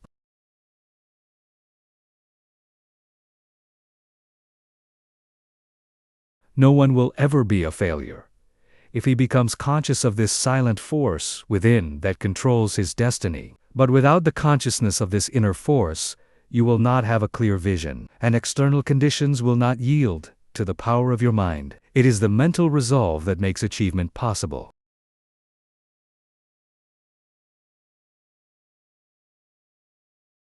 Once this has been formed, it should never be allowed to cease to press its claim until its object is attained. To make plans work out, it will, at times, be necessary to use every power of your mind. Patience, perseverance, and all the indomitable forces within one will have to be mustered and used with the greatest effectiveness.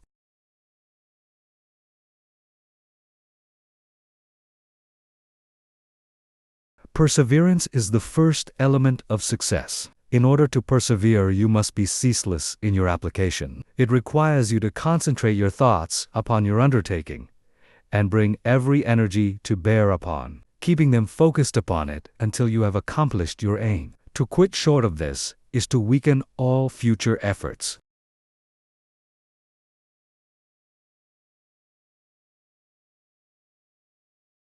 The mental demand seems an unreal power because it is intangible, but it is the mightiest power in the world. It is a power that is free for you to use.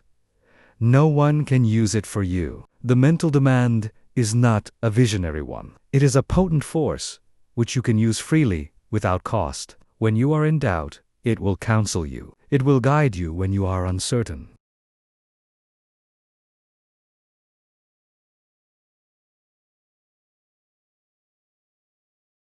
When you are in fear, it will give you courage. It is the motive power which supplies the energies necessary to the achievement of the purpose. You have a large storehouse of possibilities. The mental demand makes possibilities realities. It supplies everything necessary for the accomplishment. It selects the tools and instructs how to use them. It makes you understand the situation.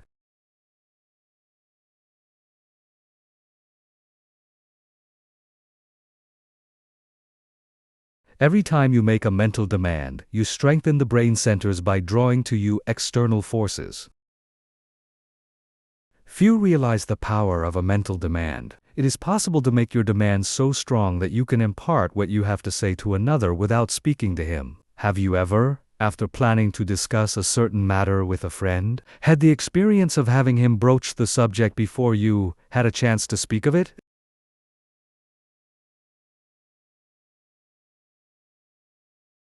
Have you ever, in a letter, made a suggestion to a friend that he carried out before your letter reached him? Have you ever wanted to speak to a person who just then walked in or telephoned? I have had many such responses to thought, and you and your friends have doubtless experienced them too.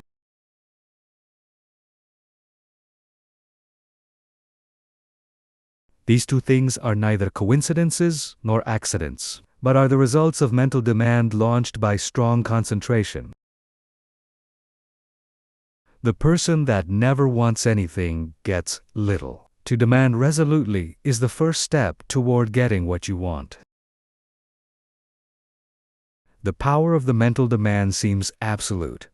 The supply, the mental demand projects itself and causes to materialize the conditions and opportunities needed to accomplish the purpose. Do not think I overestimate the value of the mental demand. It brings the fuller life if used for only righteous purposes. Once the mental demand is made, however, never let it falter.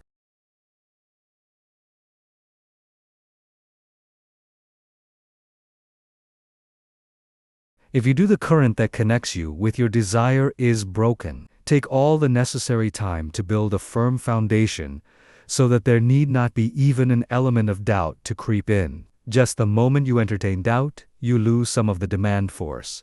And force once lost is hard to regain. So whenever you make a mental demand, hold steadfastly to it until your need is supplied.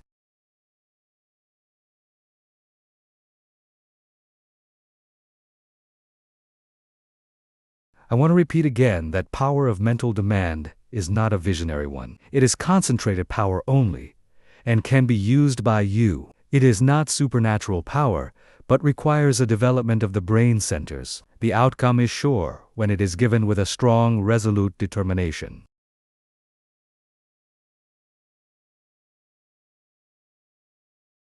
No person will advance to any great extent until he recognizes this force within him. If you have not become aware of it, you have not made very much of a success of your life. It is this something that distinguishes that man from other men. It is this subtle power that develops strong personality.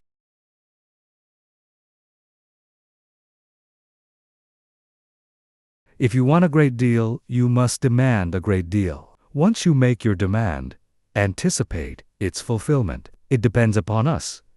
We are rewarded according to our efforts. The power of mental demand can bring us what we want. We become what we determine to be. We control our own destiny.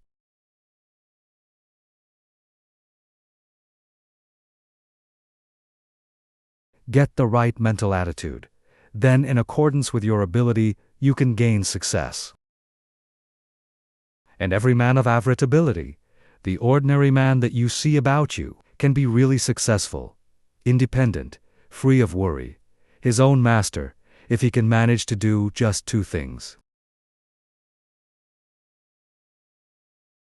First, remain forever dissatisfied with what he is doing and with what he has accomplished. Second, Develop in his mind a belief that the word impossible was not intended or him. Build up in his mind the confidence that enables the mind to use its power. Many, especially the older men, will ask, how can I build up that self-confidence in my brain? How can I, after months and years of discouragement, of suddenly conceive and carry out a plan for doing something that will make life worthwhile and change the monotonous routine? How can a man get out of a rut after he has been in it for years and has settled down to the slow jog trot that leads to the grave? The answer is the thing can be done, and millions have done it. One of the names most honored among the great men of France is that of Littré, who wrote and compiled the great French dictionary, a monument of learning. He is the man whose place among the 40 immortals of France was taken by the great Pasteur when the latter was elected to the Academy.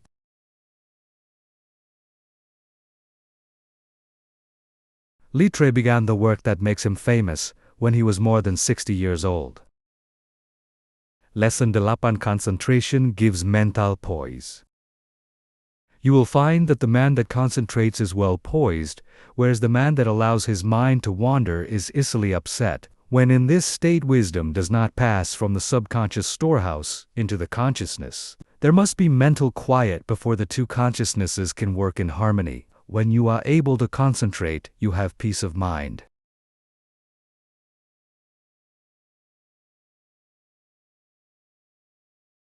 If you are in the habit of losing your poise, form the habit of reading literature that has a quieting power. Just the second you feel your poise slipping, say, peace, and then hold this thought in mind and you will never lose yourself. There cannot be perfect concentration until there is peace of mind. So keep thinking peace, acting peace, until you are at peace with all the world. For when once you have reached this state, there will be no trouble to concentrate on anything you wish.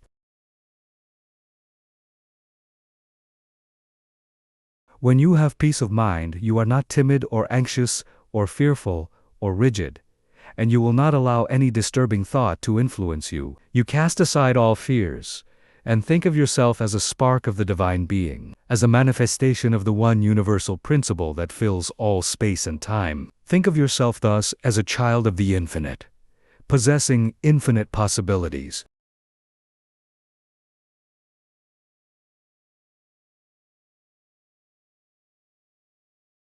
Write on a piece of paper, I have the power to do and to be whatever I wish to do and be. Keep this mentally before you, and you will find the thought will be of great help to you.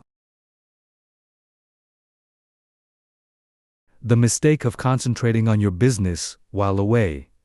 In order to be successful today, you must concentrate, but don't become a slave to concentration and carry your business cares home. Just as sure as you do, you will be burning the life forces at both ends, and the fire will go out much sooner than was intended.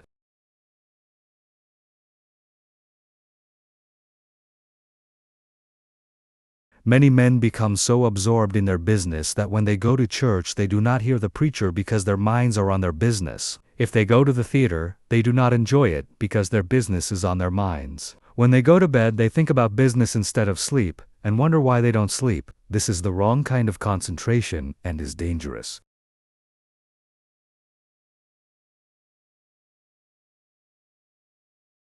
It is involuntary. When you are unable to get anything out of your mind, it becomes unwholesome, as any thought held continuously causes weariness of the flesh. It is a big mistake to let a thought rule you, instead of ruling it. He who does not rule himself is not a success. If you cannot control your concentration, your health will suffer.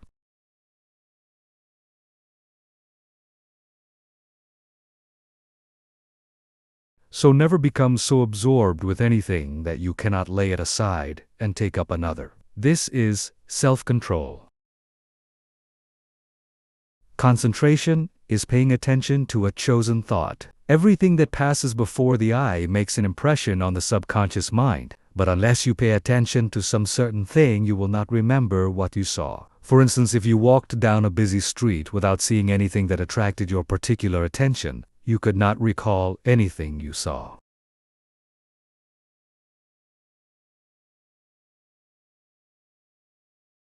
So you see only what attracts your attention. If you work, you only see and remember what you think about. When you concentrate on something, it absorbs your whole thought. Self-study, valuable.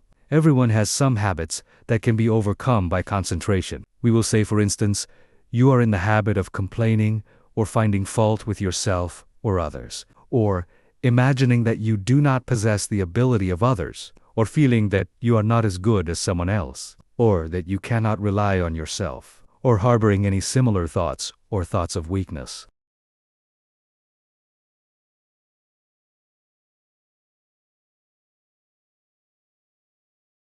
These should be cast aside, and instead, thoughts of strength should be put in their place. Just remember, every time you think of yourself as being weak, in some way you are making yourself so by thinking you are.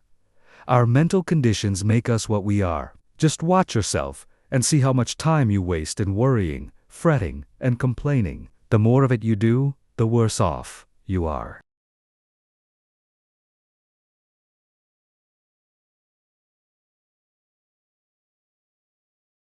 Just the minute you are aware of thinking a negative thought, immediately change to a positive one. If you start to think of failure, change to thinking of success. You have the germ of success within you. Care for it the same as the setting hen broods over the eggs. And you can make it a reality.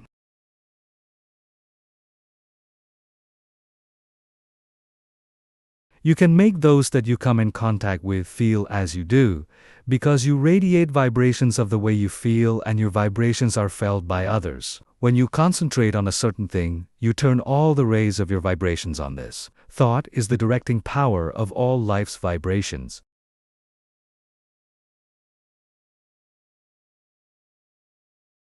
If a person should enter a room with a lot of people and feel as if he were a person of no consequence, no one would know he was there unless they saw him. And even if they did, they would not remember seeing him, because they were not attracted towards him. But let him enter the room feeling that he was magnetic and concentrating on this thought. Others would feel his vibration.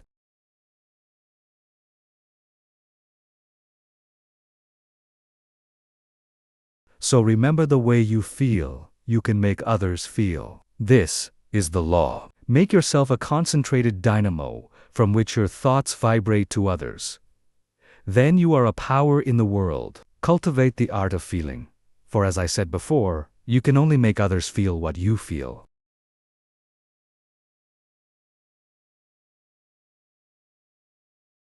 If you will study all of the great characters of history, you will find that they were enthusiastic. First, they were enthusiastic themselves, and then they could arouse others' enthusiasm. It is latent in everyone. It is a wonderful force when once aroused.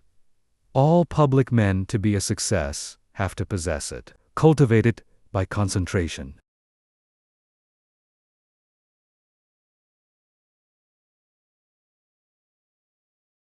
Set aside some hour of the day, wherein to hold rapt converse with the soul. Meditate with sincere desire and contrite heart, and you will be able to accomplish that which you have meditated on. This is the keynote of success.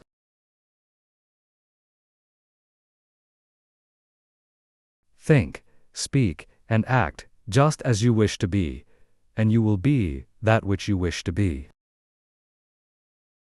You are just what you think you are, and not what you may appear to be. You may fool others, but not yourself. You may control your life and actions, just as you can control your hands. If you want to raise your hand, you must first think of raising it. If you want to control your life, you must first control your thinking. Easy to do, is it not?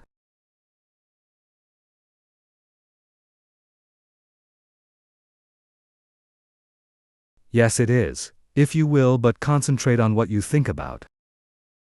For he only can, that says, he will.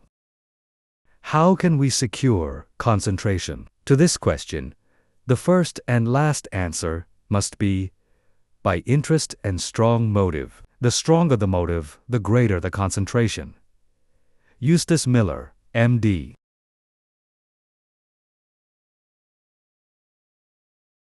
The successful lives are the concentrated lives. The utterly helpless multitude that sooner or later have to be cared for by charity are those that were never able to concentrate and who have become the victims of negative ideas. Train yourself so you will be able to centralize your thought and develop your brain power and increase your mental energy, or you can be a slacker, a drifter, a quitter, or a sleeper. It all depends on how you concentrate or centralize your thoughts. Your thinking then becomes a fixed power, and you do not waste time thinking about something that would not be good for you.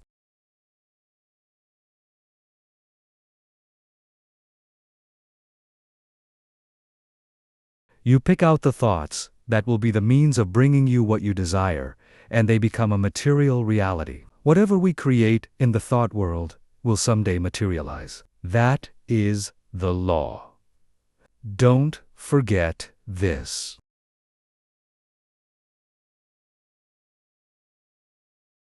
In the old days, men drifted without concentration. But this is a day of efficiency, and therefore all of our efforts must be concentrated, if we are to win any success worth the name. Why people often do not get what they concentrate on. Because they sit down in hopeless despair and expect it to come to them. But if they will just reach out for it with their biggest effort, they will find it is within their reach. No one limits us but ourselves. We are what we are today as the result of internal conditions. We can control the external conditions. They are subject to our will.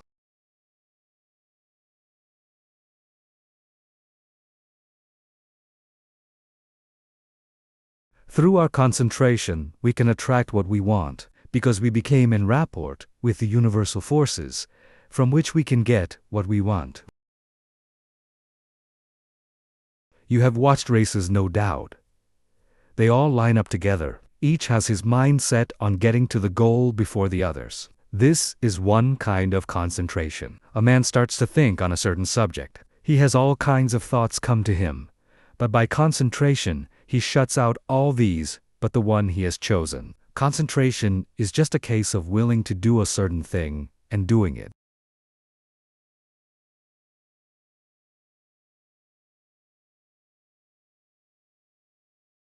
If you want to accomplish anything, first, put yourself in a concentrating, reposeful, receptive, acquiring frame of mind. In tackling unfamiliar work, make haste slowly and deliberately, and then you will secure that interior activity, which is never possible when you are in a hurry or under a strain.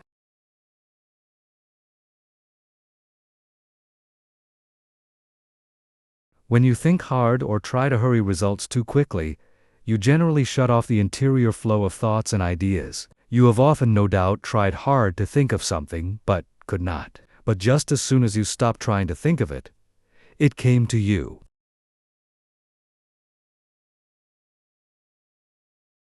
Lesson 9: Concentration can overcome bad habits. Habits make or break us to a far greater extent than we like to admit. Habit is both a powerful enemy and wonderful ally of concentration. You must learn to overcome habits which are injurious to concentration and to cultivate those which increase it.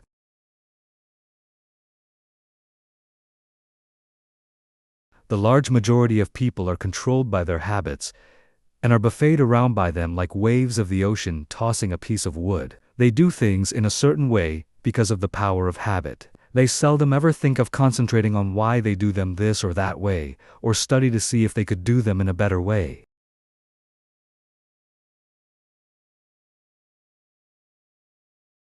Now, my object in this chapter is to get you to concentrate on your habits, so you can find out which are good and which are bad for you. You will find that by making a few needed changes, you can make even those that are not good for you of service. The good habits you can make much better.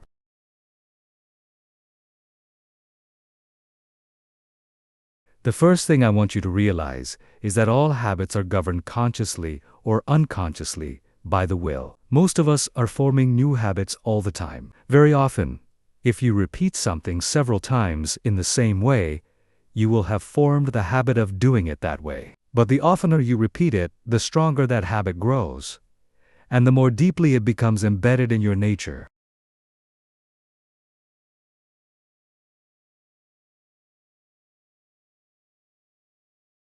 After a habit has been in force for a long time, it becomes almost a part of you, and is therefore hard to overcome. But you can still break any habit by strong concentration on its opposite.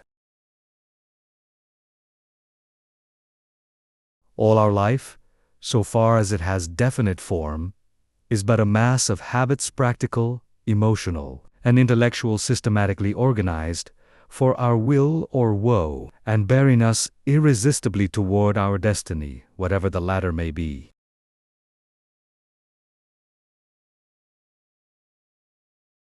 We are creatures of habits, imitators and copiers of our past selves. We are liable to be bent or curved, as we can bend a piece of paper, and each fold leaves a crease, which makes it easier to make the fold there the next time.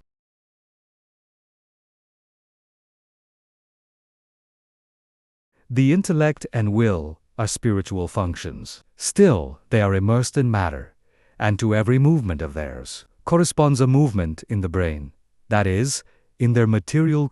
This is why habits of thought and habits of willing can be formed. All physical impressions are the carrying out of the actions of the will and intellect.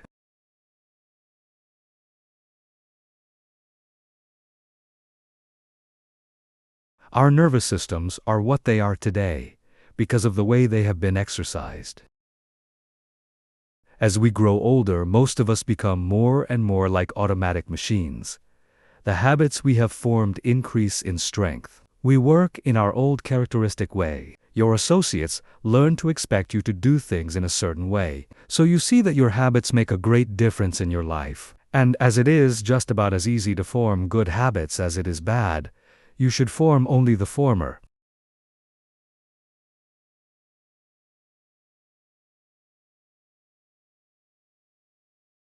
No one but yourself is responsible for your habits. You are free to form the habits that you should.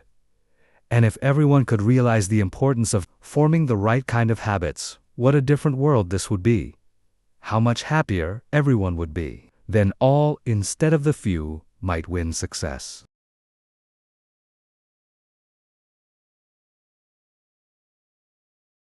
Habits are formed more quickly when we are young, but if we have already passed the youthful plastic period, the time to start to control our habits is right now, as we will never be any younger.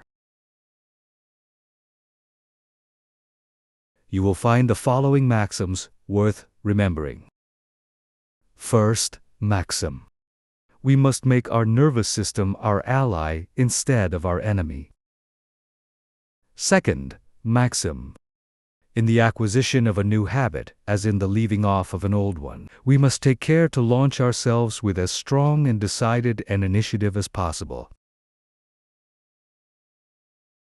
The man that is in the habit of doing the right thing from boyhood has only good motives. So it is very important for you that you concentrate assiduously on the habits that reinforce good motives. Surround yourself with every aid you can. Don't play with fire by forming bad habits. Make a new beginning today. Study why you have been doing certain things.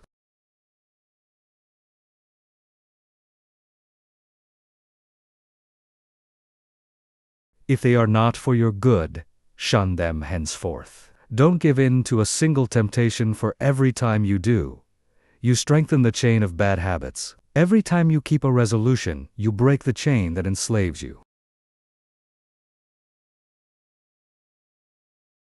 Third maxim: never allow an exception to occur till the new habit is securely rooted in your life. Here is the idea: you never want to give in until the new habit is fixed, else you undo all that has been accomplished by previous efforts. There are two opposing inclinations.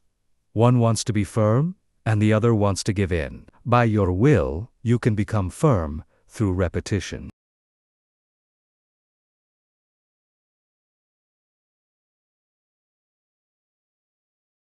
Fortify your will to be able to cope with any and all opposition. Fourth, maxim. Seize the very first possible opportunity to act on every resolution you make, and on every emotional prompting you may experience in the direction of the habits you aspire to gain. To make a resolve, and not to keep it, is of little value, so by all means, keep every resolution you make, for you not only profit by the resolution, but it furnishes you with an exercise that causes the brain cells and physiological correlatives to form the habit of adjusting themselves to carry out resolutions.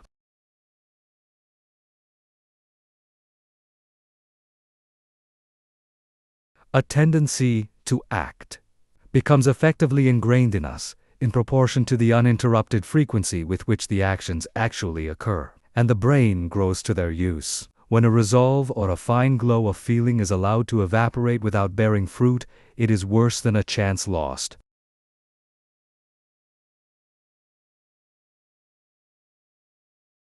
If you keep your resolutions, you form a most valuable habit. If you break them, you form a most dangerous one. So concentrate on keeping them, whether important or unimportant. And remember, it is just as important for this purpose to keep the unimportant, for by so doing you are forming the habit.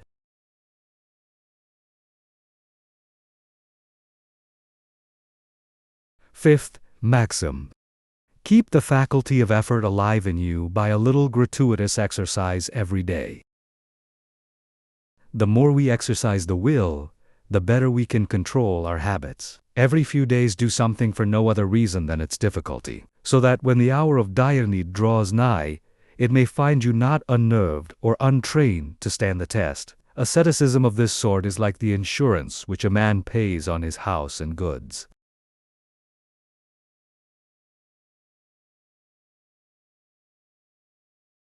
The tax does him no good at the time, and possibly may never bring him a return, but if the fire does come, his having paid it will be his salvation from ruin. So with the man who has daily insured himself to habits of concentrated attention, energetic volation, and self-denial in unnecessary things.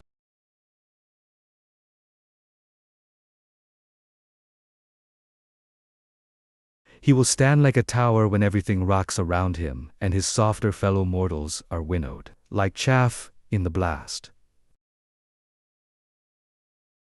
The young should be made to concentrate on their habits and be made to realize that if they don't, they become walking bundles of injurious habits. Youth is the plastic state, and should be utilized in laying the foundation for a glorious future.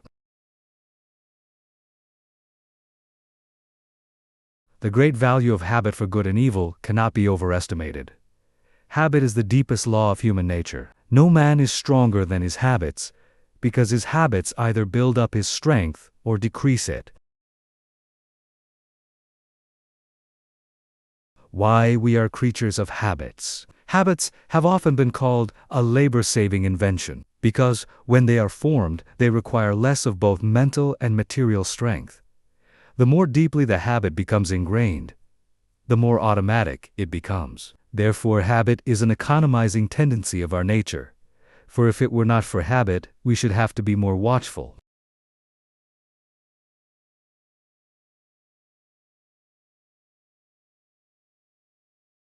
We walk across a crowded street. The habit of stopping and looking prevents us from being hurt. The right kind of habits keeps us from making mistakes and mishaps. It is a well-known fact that a shuffa is not able to master his machine safely until he has trained his body in a habitual way. When an emergency comes, he instantly knows what to do.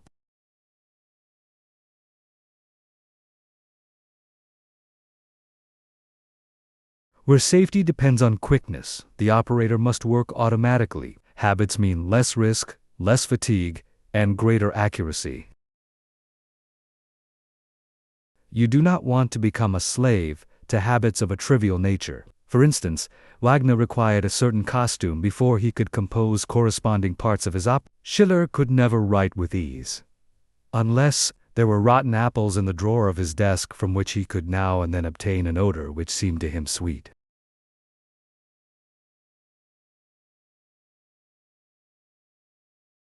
Gladstone had different desks for his different activities, so that when he worked on Homer, he never sat among habitual accompaniments of his legislative labors. In order to overcome undesirable habits, two things are necessary. You must have trained your will to do what you want it to do, and the stronger the will, the easier it will be to break a habit. Then you must make a resolution to do just the opposite of what the habit is. Therefore, one habit must replace another.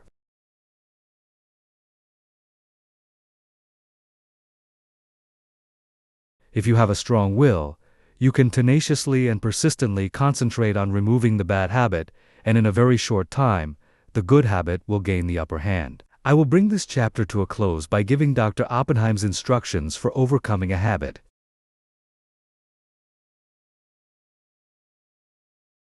If you want to abolish a habit, and its accumulated circumstances as well, you must grapple with the matter as earnestly as you would with a physical enemy. You must go into the encounter with all tenacity of determination, with all fierceness of resolve, even with a passion for success that may be called vindictive.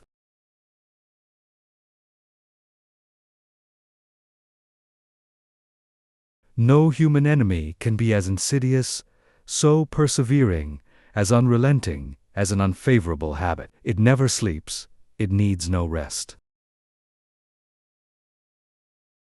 It is like a parasite that grows with the growth of the supporting body, and, like a parasite, it can best be killed by violent separation and crushing. When life is stormy and all seems against us, that is when we often acquire wrong habits. And it is then that we have to make a gigantic effort to think and speak as we should. And even though we may feel the very reverse at that moment, the tiniest effort will be backed up by a tremendous power, and will lift us to a realization never felt before.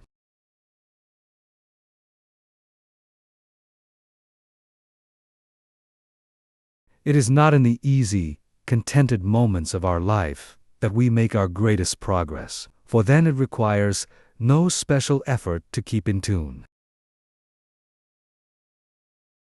But it is when we are in the midst of trials and misfortunes, when we think we are sinking, being overwhelmed, then it is important for us to realize that we are linked to a great power. And if we live as we should, there is nothing that can occur in life which could permanently injure us. Nothing can happen that should disturb us.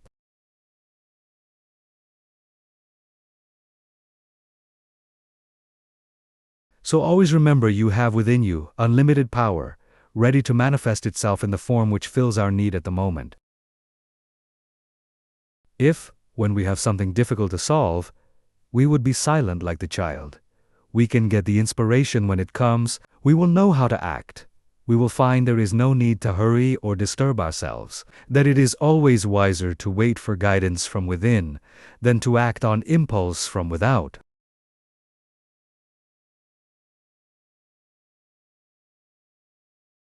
Lesson X: Business Results Through Concentration. A successful business is not usually the result of chance. Neither is a failure the result of luck. Most failures could be determined in advance if the founders had been studied. It is not always possible to start a money-making business at the start. Usually a number of changes have to be made. Plans do not work out as their creators thought they would.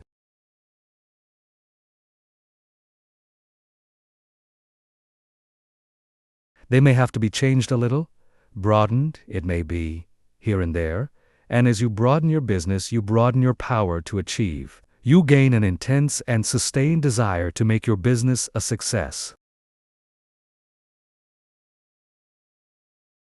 When you start a business, you may have but a vague notion of the way you will conduct it. You must fill in the details as you go along. You must concentrate on these details. As you straighten out one after another, others will require attention. In this way, you cover the field of the first endeavor, and new opportunities open up for you.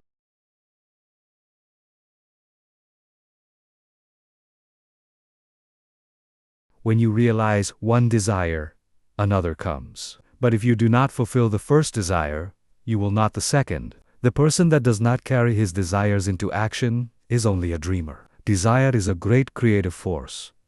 If it is poor, intense, and sustained, it is our desires that keep stirring us up to action, and they will strengthen and broaden you if you make them materialize.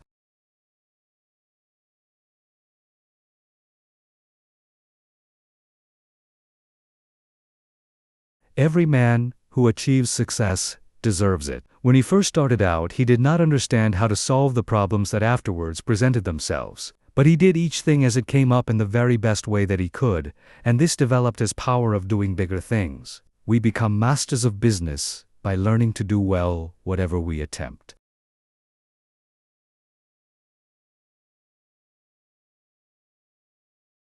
The man that has a thorough knowledge of his business can of course direct it much more easily and skillfully than the man who lacks that knowledge. The skilled business director can sit in his private office and still know accurately what is actually being done. He knows what should be done in any given time, and if it is not accomplished, he knows that his employees are not turning out the work that they should. It is then easy to apply the remedy. Business success depends on well-concentrated efforts. You must use every mental force you can master. The more these are used, the more they increase. Therefore, the more you accomplish today, the more force you will have at your disposal with which to solve your problems tomorrow.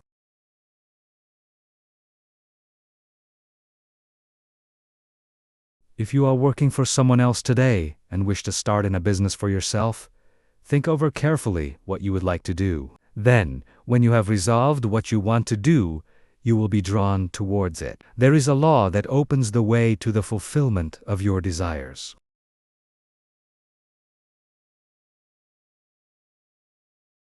Of course, back of your desire, you must put forward the necessary effort to carry out your purpose. You must use your power to put your desires into force. Once they are created and you keep up your determination to have them fulfilled, you both consciously and unconsciously work toward their materialization.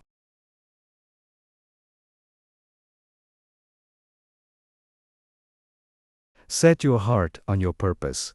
Concentrate your thought upon it. Direct your efforts with all your intelligence, and in due time you will realize your ambition. Feel yourself a success. Believe you're a success, and thus put yourself in the attitude that demands recognition. And the thought current draws to you what you need to make you a success. Don't be afraid of big undertakings. Go at them with grit, and pursue methods that you think will accomplish your purpose.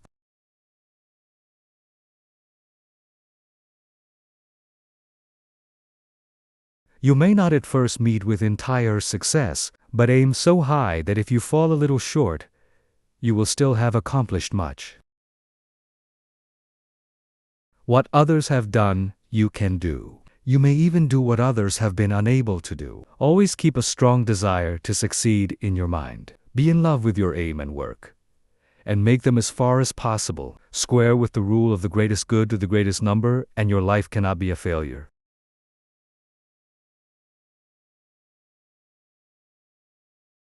The successful business attitude must be cultivated to make the most out of your life.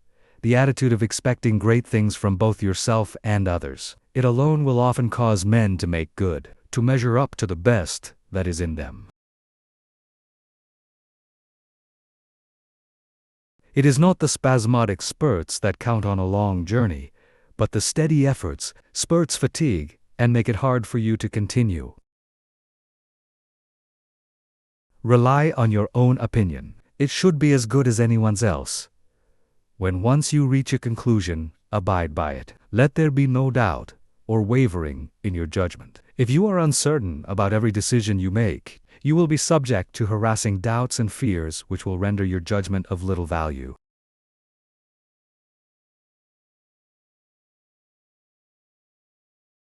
The man that decides according to what he thinks right, and who learns from every mistake, acquires a well-balanced mind that gets the best results. He gains the confidence of others. He is known as the man that knows what he wants, and not as one that is as changeable as the weather. The man of today wants to do business with the man that he can depend upon.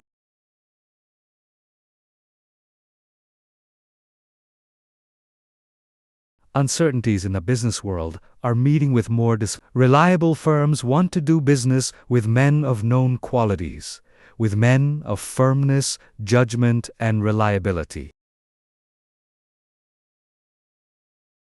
So if you wish to start in business for yourself, your greatest asset, with the single exception of a sound physique, is that of a good reputation. A successful business is not hard to build if we can concentrate all our mental forces upon it. It is the man that is unsettled because he does not know what he wants that goes to the wall. We hear persons say that business is trying on the nerves, but it is the unsettling elements of fret and worry and suspense that are nerve exhausting, and not the business.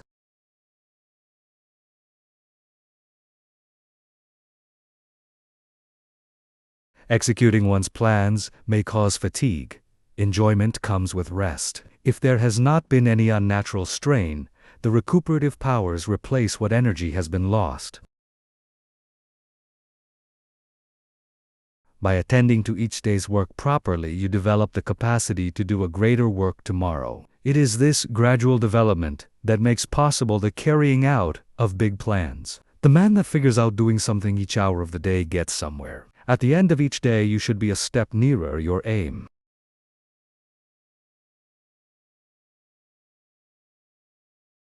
Keep the idea in mind that you mean to go forward, that each day must mark an advance, and forward you will go. You do not even have to know the exact direction, so long as you are determined to find the way. But you must not turn back once you have started.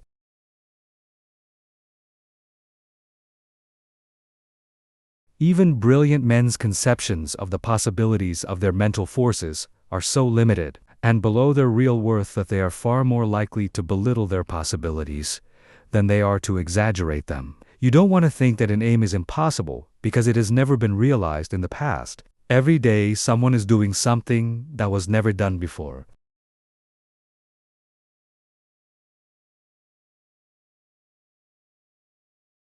We are pushing ahead faster. Formerly it took decades to build up a big business, but today it is only but a matter of years, sometimes of months. Plan each day's activities carefully and you can reach any height you aim at. If each thing you do is done with concise and concentrated thought, you will be able to turn out an excellent quality and a large quantity of work. Plan to do so much work during the day and you will be astonished to see how much more you will do than on other days when you had not decided on any certain amount.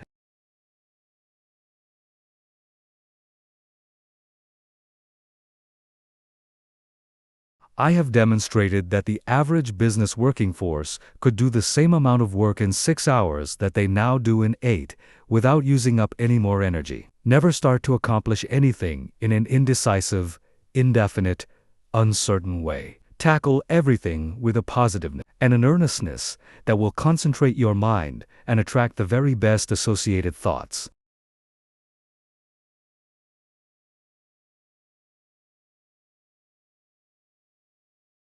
You will, in a short time, find that you will have extra time for planning bigger things.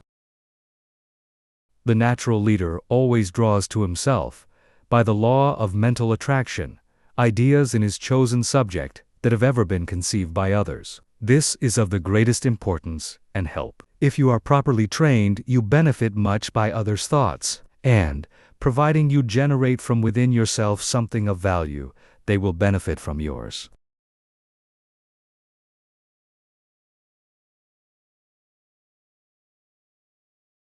We are heirs of all the ages, but we must know how to use our inheritance. The confident, pushing, hopeful, determined man influences all with whom he associates, and inspires the same qualities in them. You feel that his is a safe example to follow, and he rouses the same force within you that is pushing him onward and upward.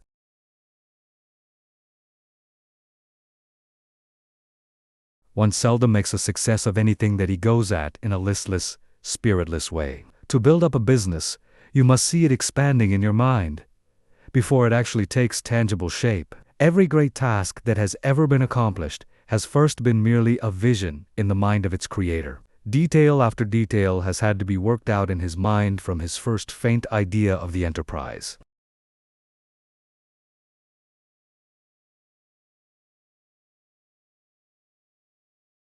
Finally, a clear idea was formed, and then the accomplishment, which was only the material result of the mental concept, followed.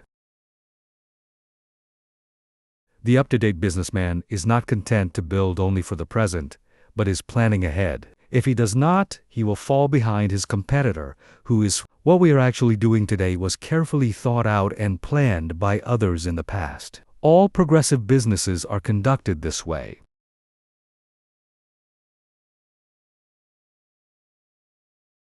That is why the young businessman of today is likely to accomplish more in a few years than his father did in all his life. There's no reason why your work or business should fag you out. When it does, there is something wrong. You are attracting forces and influence that you should not, because you are not in harmony with what you are doing.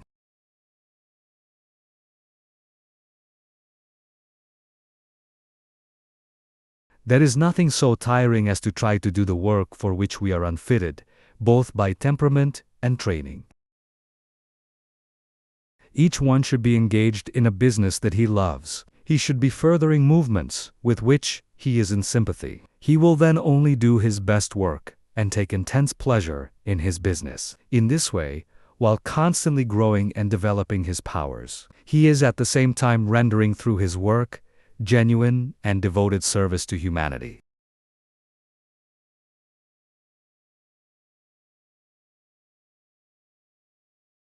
Business success is not the result of chance, but of scientific ideas and plans carried out by an aggressive and progressive management. Use your mental forces so that they will grow and develop. Remember that everything you do is the result of mental action.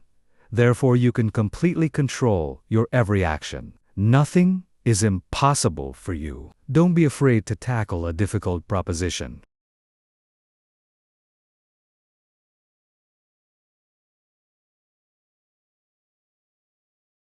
Your success will depend upon the use you make of your mind. This is capable of wonderful development. See that you make full use of it, and not only develop yourself, but your associates. Try to broaden the visions of those with whom you come in contact, and you will broaden your own outlook of life.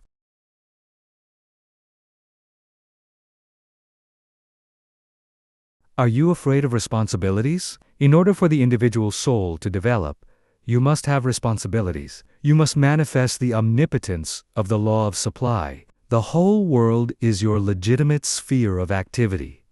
How much of a conqueror are you? What have you done? Are you afraid of responsibility?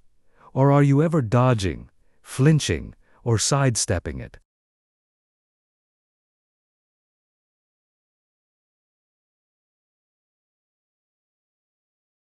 If you are not a real man.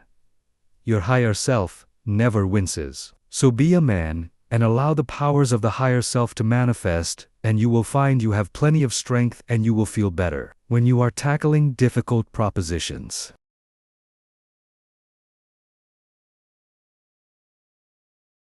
Lesson 11. Concentrate on courage. Courage is the backbone of man. The man with courage has persistence.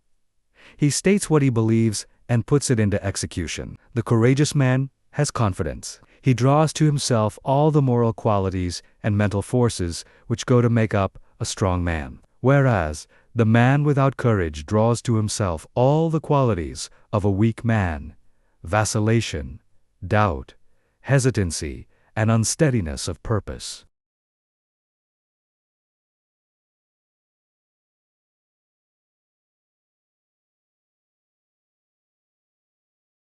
You can therefore see the value of concentration on courage. It is the most vital element of success.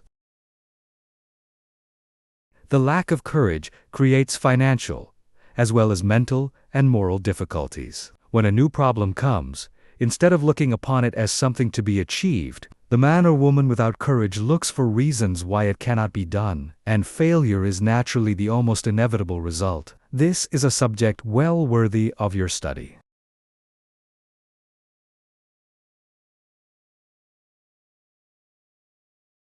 Look upon everything within your power as a possibility instead of as merely a probability, and you will accomplish a great deal more, because by considering a thing as impossible, you immediately draw to yourself all the elements that contribute to failure. Lack of courage destroys your confidence in yourself. It destroys that forceful, resolute attitude so important to success.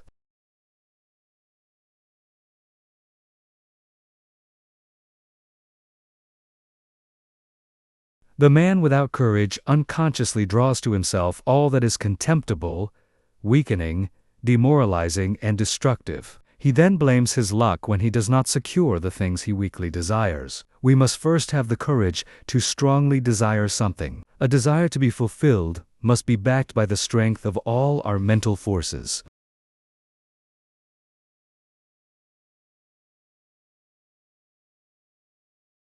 Such a desire has enough commanding force to change all unfavorable conditions. The man with courage commands, whether he is on the battlefield or in business life. What is courage? It is the will to do.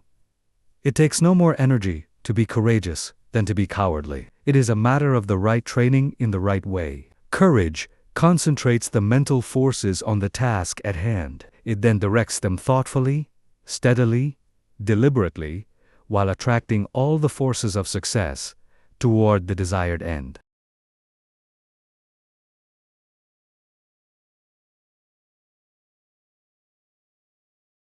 Cowardice, on the other hand, dissipates both our mental and moral forces, thereby inviting failure.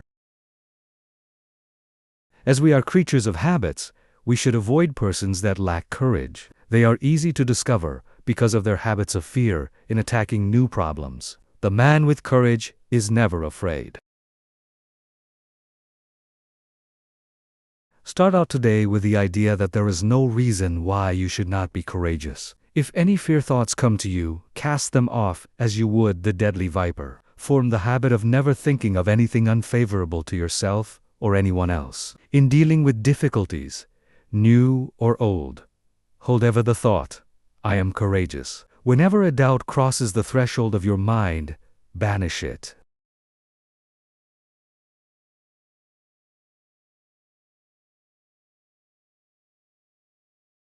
Remember, you, as master of your mind, control its every thought, and here is a good one to often affirm.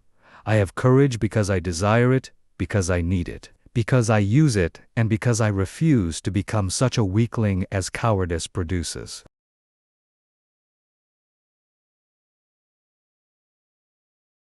There is no justification for the loss of courage. The evils by which you will almost certainly be overwhelmed without it are far greater than those which courage will help you to meet and overcome. Right, then, must be the moralist who says that the only thing to fear is fear.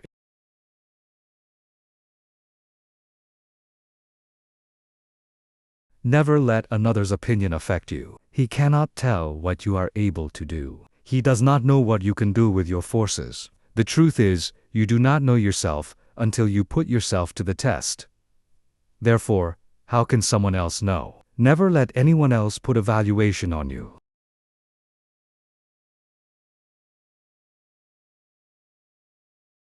Almost all wonderful achievements have been accomplished after it had been thoroughly demonstrated that they were impossibilities. Once we understand the law, all things are possible. If they were impossibilities, we could not conceive them. Just the moment you allow someone to influence you against what you think is right, you lose that confidence in yourself that inspires courage and carries with it all the forces which courage creates. Just the moment you begin to swerve in your plan, you begin to carry out another's thought and not your own. You become the directed and not the director.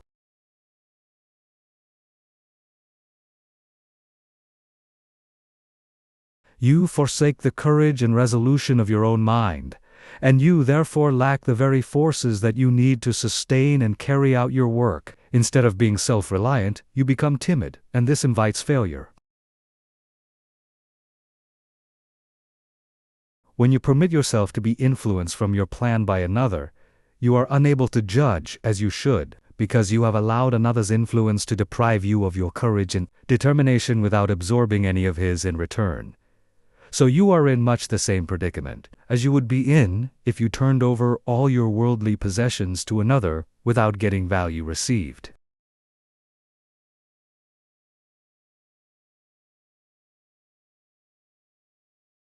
Concentrate on just the opposite of fear: want, poverty, sickness, etc.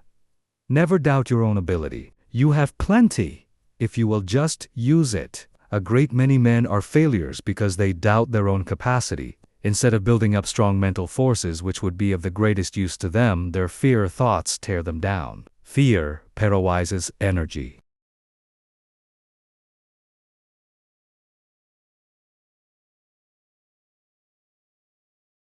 It keeps us from attracting the forces that go to make up success. Fear is the worst enemy we have. There are few people that really know that they can accomplish much. They desire the full extent of their powers. But alas, it is only occasionally that you find a man that is aware of the great possibilities within him. When you believe with all your mind and heart and soul that you can do something, you thereby develop the courage to steadily and confidently live up to that belief.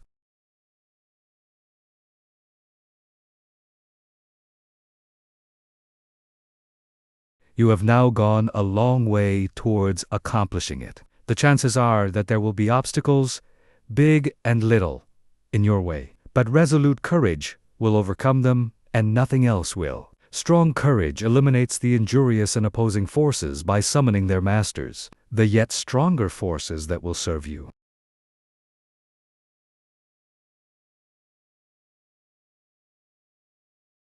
Courage is yours for the asking. All you have to do is to believe in it, claim it, and use it. To succeed in business, believe that it will be successful, assert that it is successful, and work like a beaver to make it so. Difficulties soon melt away before the courageous.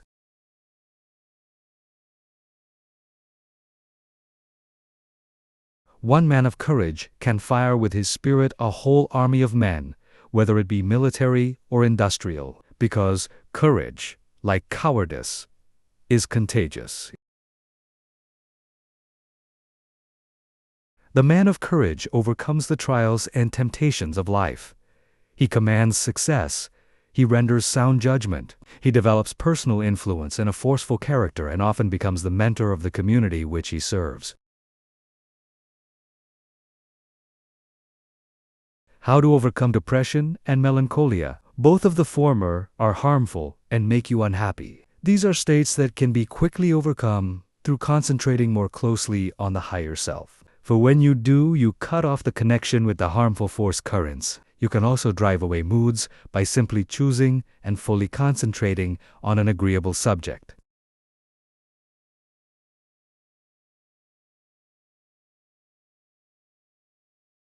Through willpower and thought control, we can accomplish anything we want to do. There is wonderful inherent power within us all, and there is never any sufficient cause for fear, except ignorance.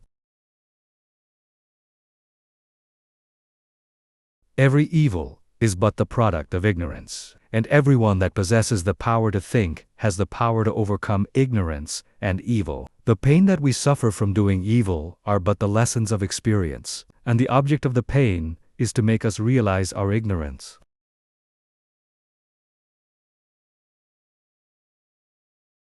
When we become depressed, it is evidence that our thought faculties are combining improperly and thereby attracting the wrong force currents. All that it is necessary to do is to exercise the will and concentrate upon happy subjects. I will only think of subjects worthy of my higher self and its powers. Lesson the 12th. Concentrate on wealth. It was never intended that man should be poor. When wealth is obtained under the proper conditions, it broadens the life. Everything has its value. Everything has a good use and a bad use. The forces of mind like wealth can be directed either for good or evil. A little rest will create forces. Too much rest degenerates into laziness and brainless, dreamy longings.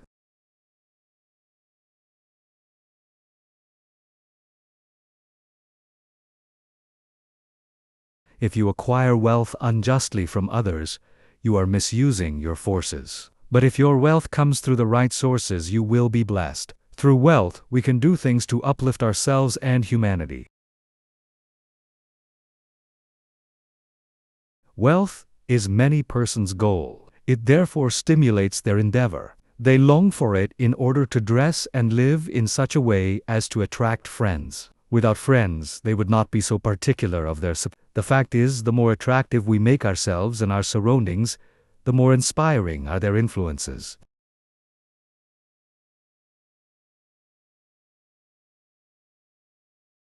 It is not conducive to proper thought to be surrounded by conditions that are uncongenial and unpleasant. So the first step toward acquiring wealth is to surround yourself with helpful influences. To claim for yourself an environment of culture, place yourself in it, and be molded by its influences. Most great men of all ages have been comparatively rich. They have made or inherited money. Without money, they could not have accomplished what they did. The man engaged in physical drudgery is not likely to have the same high ideals as the man that can command comparative leisure.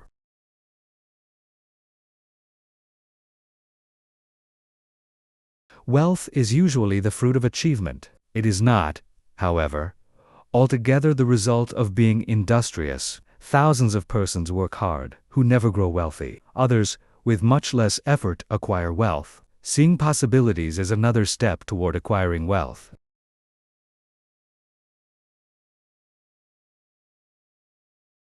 A man may be as industrious as he can possibly be, but if he does not use his mental forces, he will be a laborer, to be directed by the man that uses to good advantage his mental forces.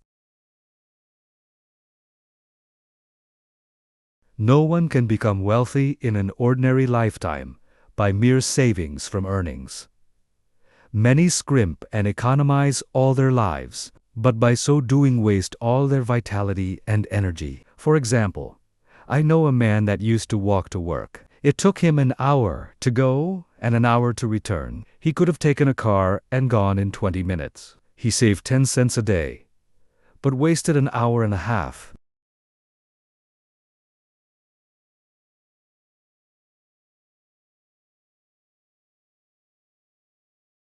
It was not a very profitable investment unless the time spent in physical exercise yielded him large returns in the way of health.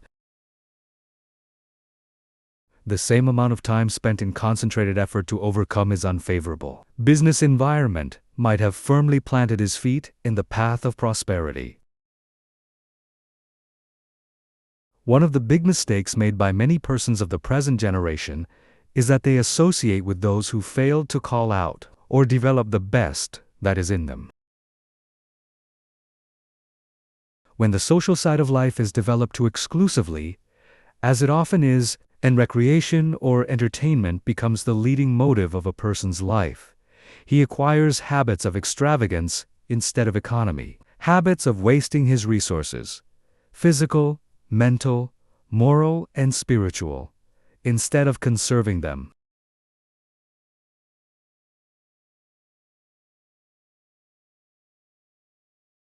He is, in consequence, lacking in proper motivation. His God-given powers and forces are undeveloped, and he inevitably brings poor judgment to bear upon all the higher relationships of life. While, as to his financial fortunes, he is ever the leaner, often a parasite, and always, if opportunity affords, as heavy a consumer as he is a poor producer.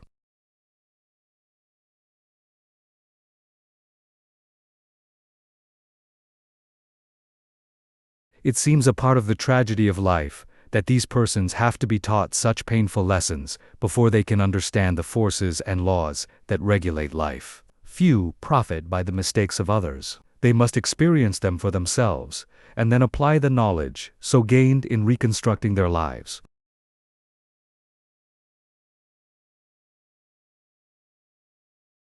Any man that has ever amounted to anything has never done a great deal of detail work for long periods at any given time. He needs his time to reflect. He does not do his duties today in the same way as yesterday. but as the result of deliberate and concentrated effort, constantly tries to improve his methods.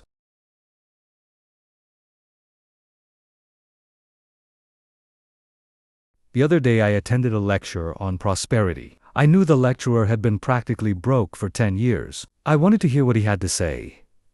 He spoke very well. He no doubt benefited some of his hearers, but he had not profited by his own teachings. I introduced myself and asked him if he believed in his maxims. He sighed. He did. I asked him if they had made him prosperous.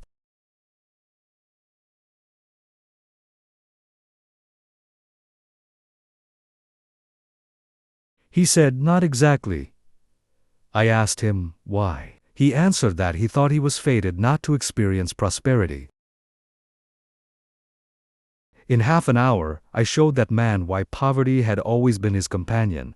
He had dressed poorly. He held his lectures in poor society. By his actions and beliefs, he attracted poverty. He did not realize that his thoughts and his surroundings exercised an unfavorable influence. I said, "Thoughts are moving forces, great powers. Thoughts of wealth attract wealth."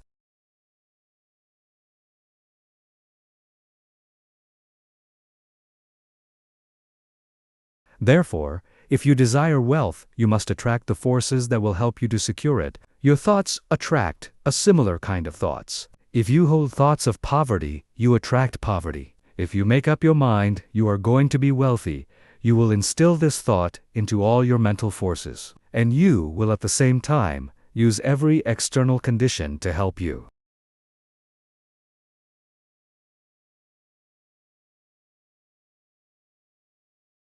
Many persons are of the opinion that if you have money, it is easy to make more money. But this is not necessarily true. 90% of the men that start in business fail. Money will not enable one to accumulate much more unless he is trained to seek and use good opportunities for its investment. If he inherits money, the chances are that he will lose it.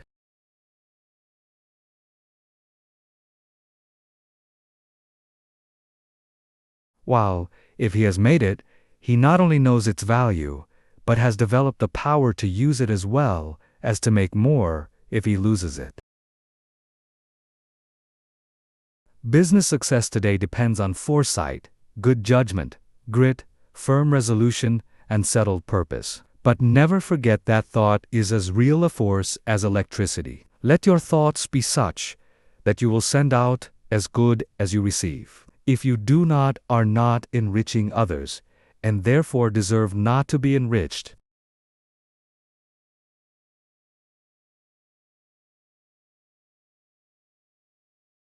The man that tries to get all he can from others for nothing becomes so selfish and mean that he does not even enjoy his acquisitions.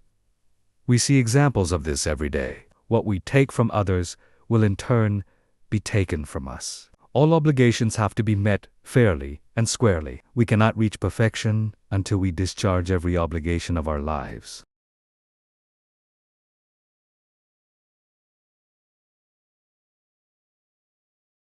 We all realize this, so why not willingly give a fair exchange for all that we receive? Again, I repeat that the first as well as the last step in acquiring wealth is to surround yourself with good influences, good thought, good health, good home and business environment, and successful business associates. Cultivate, by every legitimate means, the acquaintance of men of big caliber. Bring your thought vibrations in regard to business into harmony with theirs.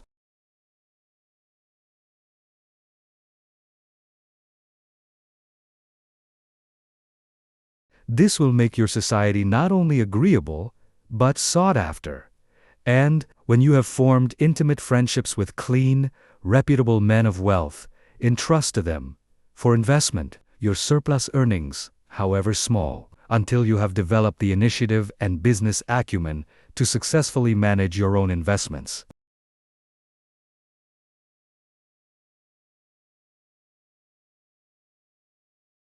By this time you will, through such associations, have found your place in life, which, if you have rightly concentrated upon and used your opportunities, will not be among men of small parts. With a competence secured, you will take pleasure in using a part of it in making the road you traveled in, reaching your position easier for those who follow you.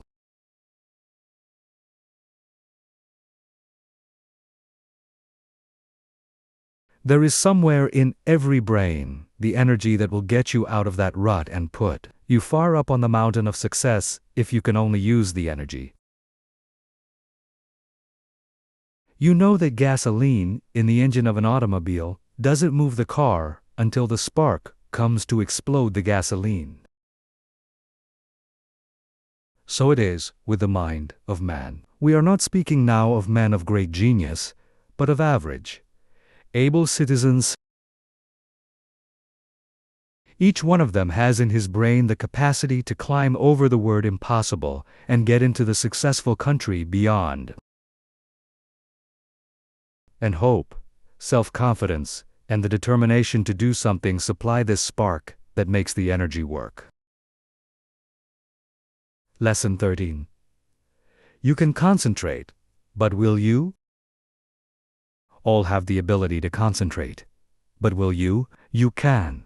But whether you will or not depends on you. It is one thing to be able to do something, and another thing to do it. There is far more ability not used than is used. Why do not more men of ability make something of themselves? There are comparatively few successful men, but many ambitious ones.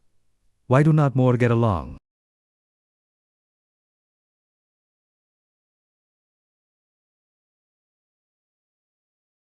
Cases may differ, but the fault is usually their own. They have had chances, perhaps better ones than some others, that have made good.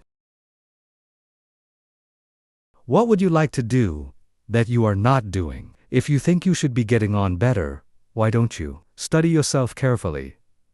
Learn your shortcomings. Sometimes only a mere trifle keeps one from branching out and becoming a success. Discover why you have not been making good the cause of your failure. Have you been expecting someone to lead you or to make a way for you?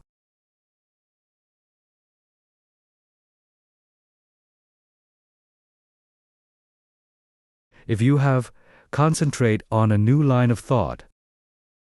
There are two things absolutely necessary for success energy, and the will to succeed. Nothing can take the place of either of these. Most of us will not have an easy path to follow, so don't expect to find one. The hard knocks develop our courage and moral stamina. The persons that live in an indolent and slipshod way never have any. They have never faced conditions, and therefore don't know how.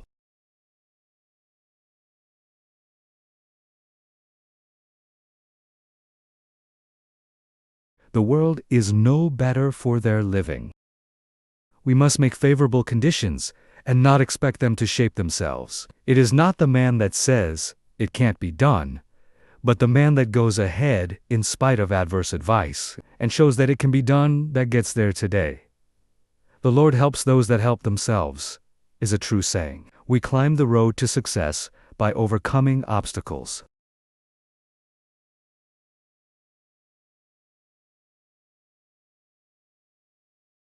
Stumbling blocks are but stepping stones for the man that says, "I can and I will." When we see cripples, the deaf and dumb, the blind and those with other handicaps amounting to something in the world, the able-bodied man should feel ashamed of himself if he does not make good.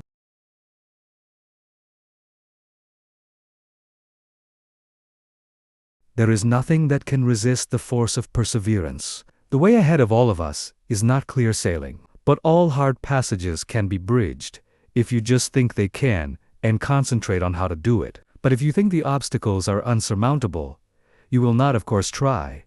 And even if you do, it will be in only a half-hearted way that accomplishes nothing.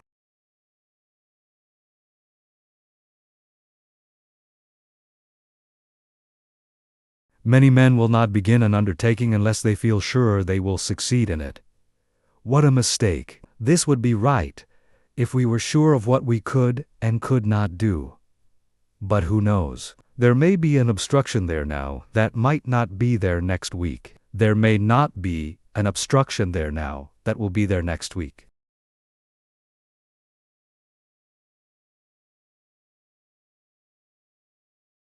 The trouble with most persons is that just as soon as they see their way blocked, they lose courage. They forget that usually there is a way around the difficulty. It's up to you to find it. If you tackle something with little effort, when the conditions call for a big effort, you will of course not win.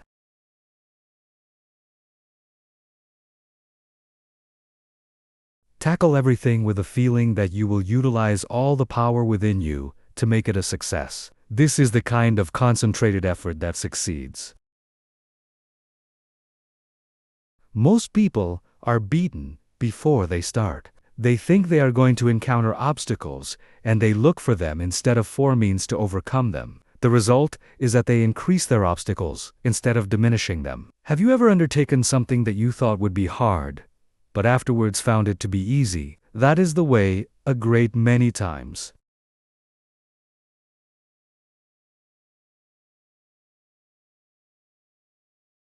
The things that look difficult in advance turn out to be easy of conquest when once encountered. So, start out on your journey with the idea that the road is going to be clear for you, and that if it is not, you will clear the way. All men that have amounted to anything have cleared their way, and they did not have the assistance that you will have today.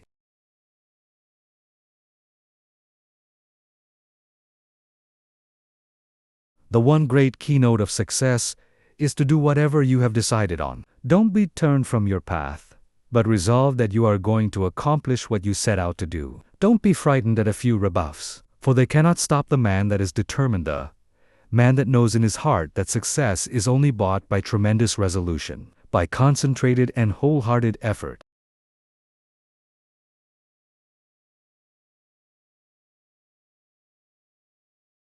He who has a firm will, says Goethe, molds the world to himself. People do not lack strength, says Victor Hugo, they lack will. It is not so much skill that wins victories as it is activity and great determination. There is no such thing as failure for the man that does his best. No matter what you may be working at the present time, don't let this make you lose courage. The tides are continually changing, and tomorrow, or some other day, they will turn to your advantage if you are a willing and are an ambitious worker.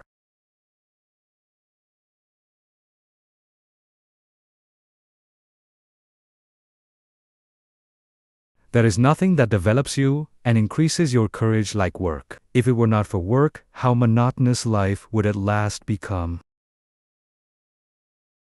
So I say to the man that wants to advance, don't look upon your present position as your permanent one. Keep your eyes open and add those qualities to your makeup that will assist you when your opportunity comes. Be ever alert and on the watch for opportunities. Remember, we attract what we set our minds on. If we look for opportunities, we find them.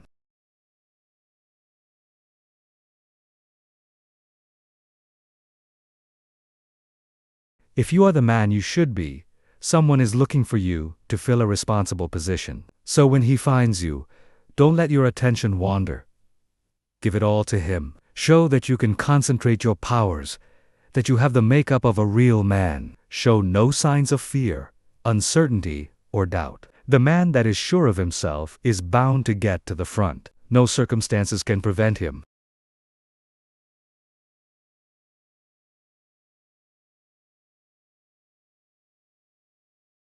Lesson 14. The art of concentrating by means of practical exercises.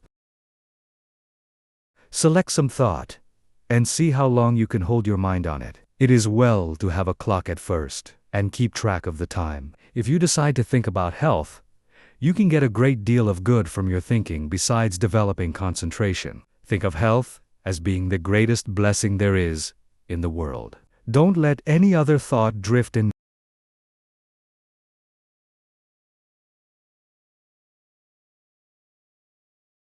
Just the moment one starts to obtrude, make it get out. Make it a daily habit of concentrating on this thought for, say, 10 minutes. Practice until you can hold it to the exclusion of everything else. You will find it of the greatest value to centralize your thoughts on health. Regardless of your present condition, see yourself as you would like to be and be blind to everything else.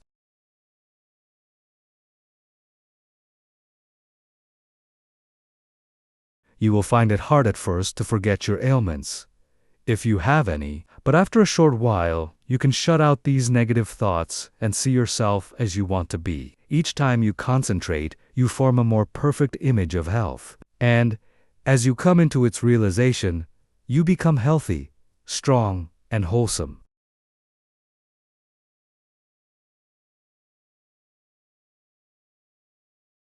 I want to impress upon your mind that the habit of forming mental images is of the greatest value. It has always been used by successful men of all ages, but few realize its full importance. Do you know that you are continually acting according to the images you form? If you allow yourself to mold negative images, you unconsciously build a negative disposition. You will think of poverty, weakness, disease, fear, etc. Just as surely as you think of these, will your objective life express itself in a like way. Just what we think, we will manifest in the external world.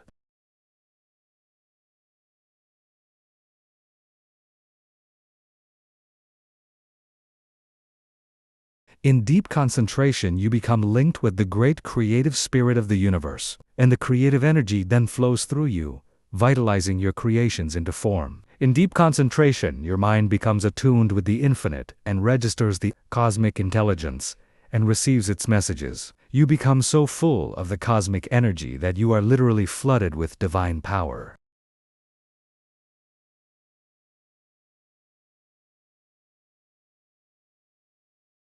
This is a most desired state. It is then we realize the advantages of being connected with the superconsciousness. The superconsciousness registers the higher cosmic vibrations. It is often referred to as the wireless station, the message recorded coming from the universal mind.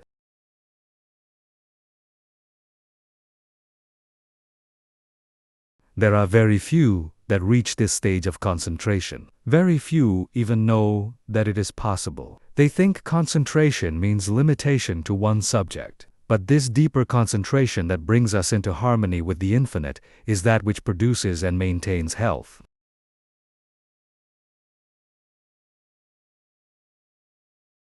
When you have once come in contact with your superconsciousness, you become the controller of your human thoughts. That which comes to you is higher than human thoughts. It is often spoken of as cosmic consciousness. Once it is experienced, it is never forgotten.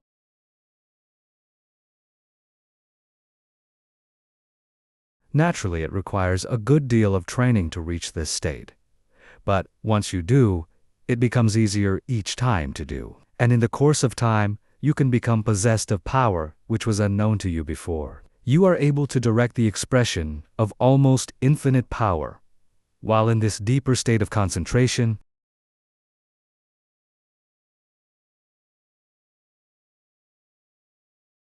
exercises in concentration. The rays of the sun, when focused upon an object by means of a sunglass, produce a heat many times greater than the scattered rays of the same source of light and heat. This is true of attention. Scatter it, and you get but ordinary results. But center it upon one thing, and you secure much better results.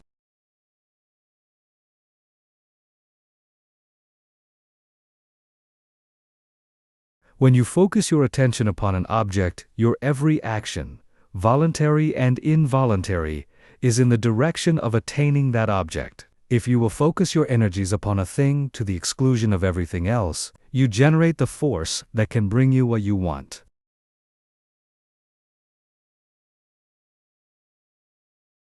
When you focus your thought, you increase its strength. The exercises that follow are tedious and monotonous, but useful. If you will persist in them, you will find they are very valuable, as they increase your powers of concentration. Before proceeding with the exercises, I will answer a question that just comes to me. This person says after he works all day he is too tired to practice any exercise. But this is not true. We will say he comes home all tired out, eats his supper and sits down to rest.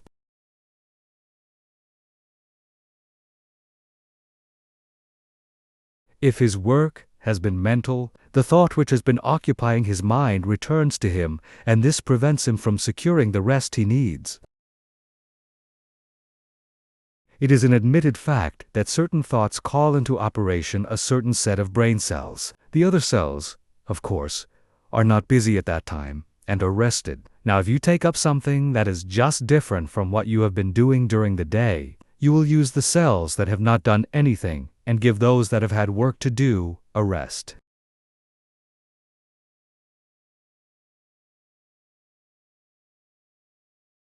So, you should regulate the evenings that you have, and call forth an entirely different line of thought so as not to use the cells which you have tired out during the day. If you will center your attention on a new thought, you relieve the old cells from vibrating with excitement, and they get their needed rest.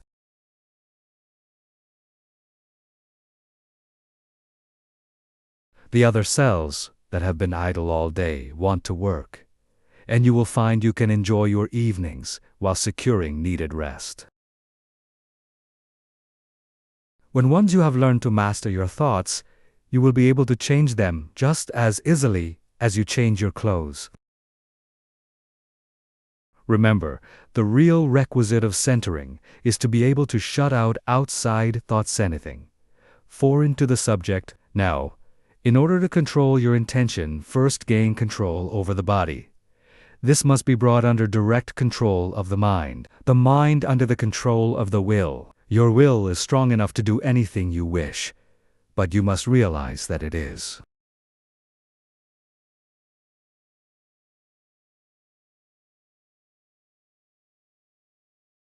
The mind can be greatly strengthened by being brought under the direct influence of the will. When the mind is properly strengthened by the impulse of the will, it becomes a more powerful transmitter of thought, because it has more force.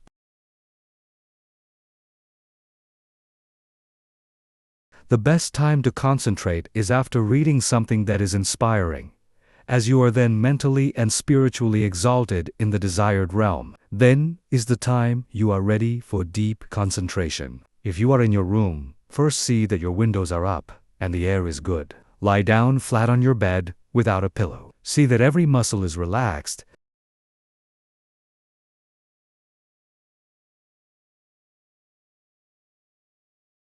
Now breathe slowly, filling the lungs comfortably full of fresh air.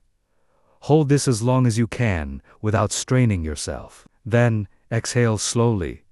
Exhale in an easy, rhythmic way. Breathe this way for 5 minutes, letting the divine breath flow through you, which will cleanse and rejuvenate every cell of brain and body.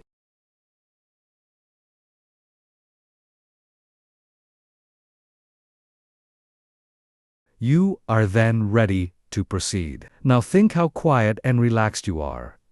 You can become enthusiastic over your condition. Just think of yourself as getting ready to receive knowledge that is far greater than you have ever received before. Now relax and let the Spirit work in and through you and assist you to accomplish what you wish.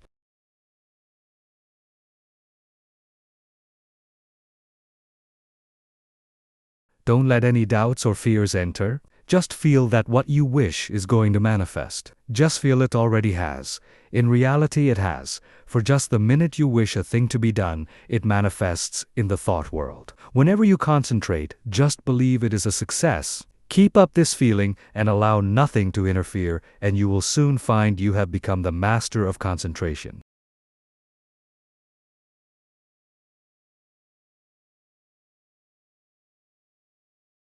You will find that this practice will be of wonderful value to you, and that rapidly you will be learning to accomplish anything that you undertake. It will be necessary to first train the body to obey the commands of the mind. I want you to gain control of your muscular movements. The following exercise is especially good in assisting you to acquire perfect control of the muscles. Exercise 1. Sit in a comfortable chair and see how still you can keep. This is not as easy as it seems. You will have to center your attention on sitting still. Watch and see that you are not making any involuntary muscular movements. By a little practice, you will find you are able to sit still without a movement of the muscles for 15 minutes.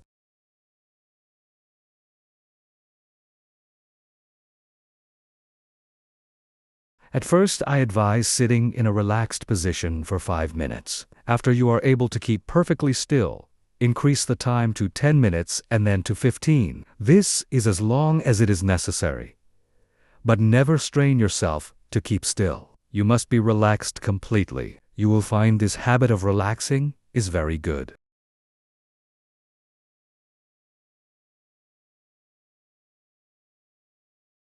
Exercise 2. Sit in a chair with your head up and your chin out, shoulders back. Raise your right arm until it is on the level with your shoulder, pointing to your right. Look around, with head only, and fix your gaze on your fingers, and keep the arm perfectly still for 1 minute. Do the same exercise with left arm.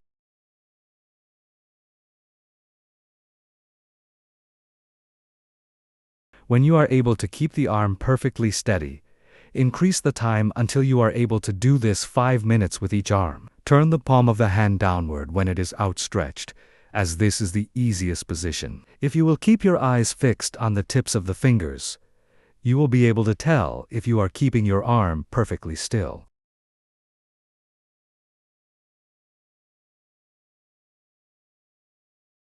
Exercise 3. Fill a small glass full of water and grasp it by the fingers. Put the arm directly in front of you. Now fix the eyes upon the glass and try to keep the arm so steady that no movement will be noticeable. Do this first for 1 moment and then increase it to 5. Do the exercise with first one arm and then the other.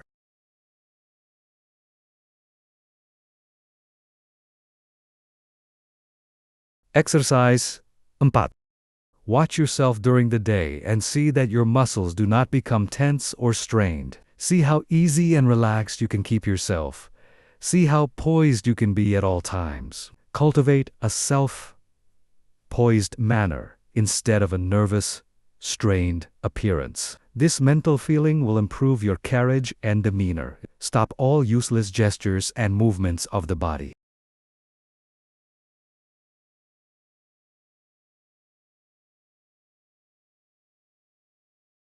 These mean that you have not proper control over your body. After you have acquired this control, notice how elitist people are that have not gained this control. I have just been sizing up a salesman that has just left me. Part of his body kept moving all the time.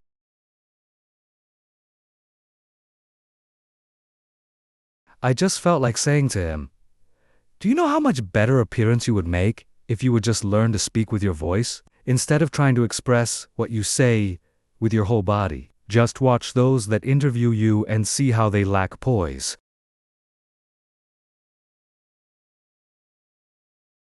Get rid of any habit you have of twitching or jerking any part of your body. You will find you make many involuntary movements. You can quickly stop any of these by merely centering your attention on the thought, "I will not." If you are in the habit of letting noises upset you, just exercise control. When the door slams, or something falls, etc. Just think of these as exercises. You will find many exercises like this in your daily routine.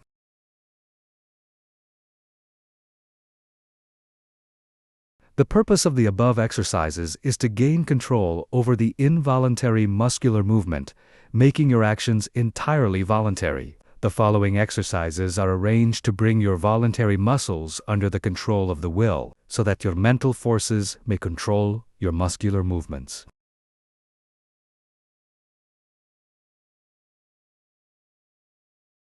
Exercise 5. Move your chair up to a table, placing your hands upon it, clenching the fists. Keeping the back of the hand on the table, the thumb doubled over the fingers. Now fix your gaze upon the fist for a while, then gradually extend the thumb, keeping your whole attention fixed upon the act, just as if it was a matter of great importance.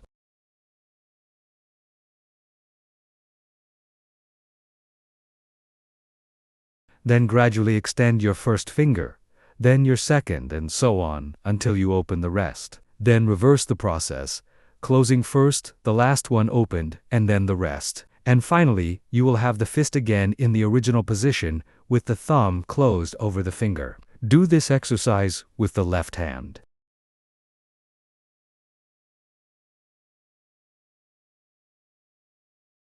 Keep up this exercise first with one hand and then the other, until you have done it 5 times with each hand. In a few days you can increase it to 10 times.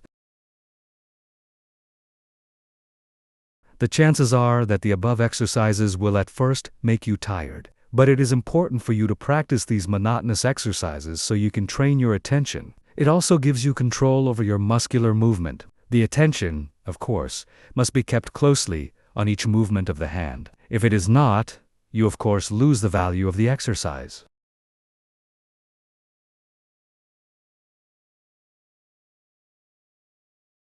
Exercise 6. Put the right hand on knee, both fingers and thumb closed, except the first finger, which points out in front of you. Then move the finger slowly from side to side, keeping the attention fixed upon the end of the finger. You can make up a variety of exercises like these. It is good training to plan out different ones.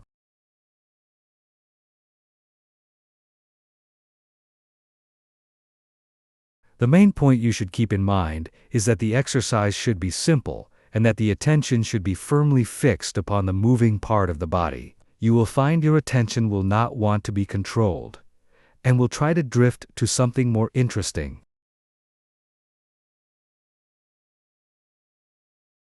This is just where these exercises are of value, and you must control your attention and see it is held in the right place and does not wander away. You may think these exercises very simple and of no value, but I promise you in a short time you will notice that you have a much better control over your muscular movements, carriage, and demeanor, and you will find that you have greatly improved your power of attention and can center your thoughts on what you do, which of course will be very valuable.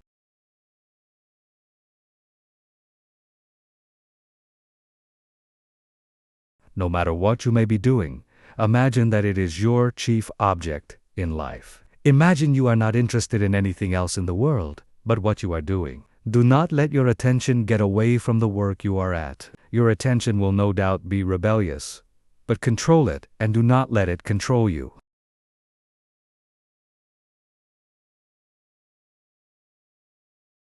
When once you conquer the rebellious attention, you have achieved a greater victory than you can realize at the time. Many times afterwards, you will be thankful. You have learned to concentrate your closest attention upon the object at hand. Let no day go by without practicing concentrating on some familiar object that is uninteresting. Never choose an interesting object, as it requires less attention. The less interesting it is, the better exercise will it be. After a little practice, you will find you can center your attention on uninteresting subjects at will.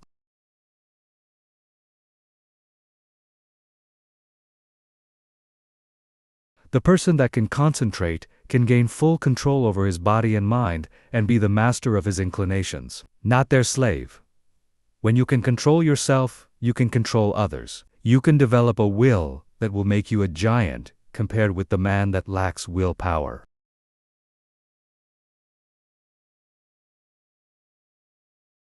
Try out your willpower in different ways until you have it under such control that just as soon as you decide to do a thing, you go ahead and do it. Never be satisfied with the "I did fairly well" spirit, but put forward your best efforts. Be satisfied with nothing else. When you have gained this, you are the man you were intended to be.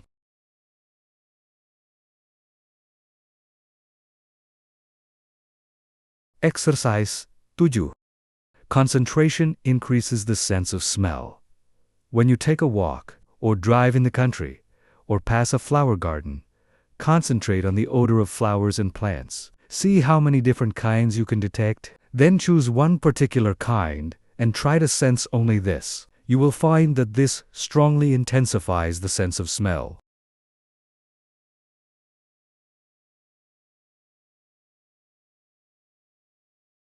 This differentiation requires, however, a peculiarly attentive attitude. When sense of smell is being developed, you should not only shut out from the mind every thought but that of odor, but you should also shut out cognizance of every odor save that, upon which your mind for the time is concentrated.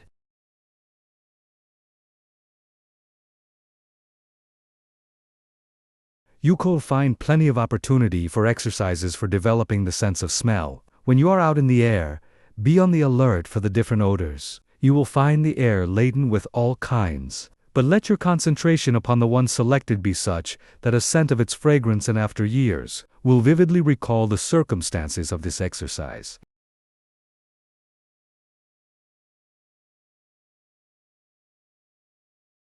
The object of these exercises is to develop concentrated attention, and you will find that you can, through their practice, control your mind and direct your thoughts just the same as you can your arm.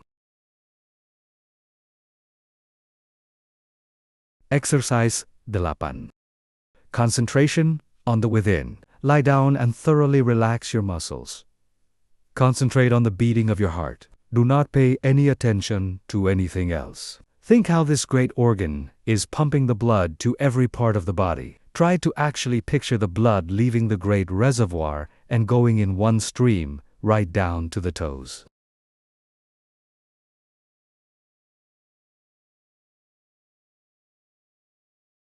Picture another going down the arms to the tips of the fingers. After a little practice, you can actually feel the blood passing through your system.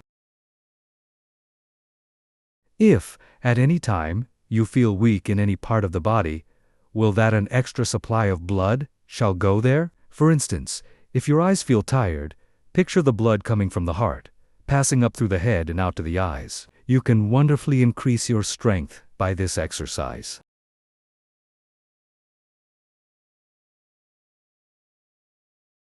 Men have been able to gain such control over the heart that they have actually stopped it from beating for 5 minutes. This, however, is not without danger, and is not to be practiced by the novice.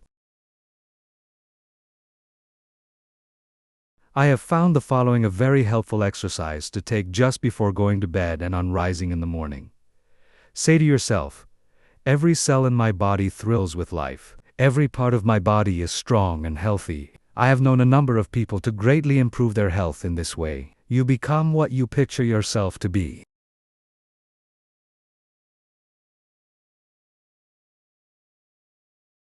If your mind thinks of sickness in connection with self, you will be sick. If you imagine yourself in strong, vigorous health, the image will be realized. You will be healthy. Exercise 9. Concentrating on sleep. What is known as the water method is, although very simple, very effective in inducing sleep. Put a full glass of clear water on a table in your sleeping room. Sit in a chair beside the table and gaze into the glass of water and think how calm it is. Then picture yourself getting into just as calm a state. In a short time, you will find the nerves becoming quiet and you will be able to go to sleep.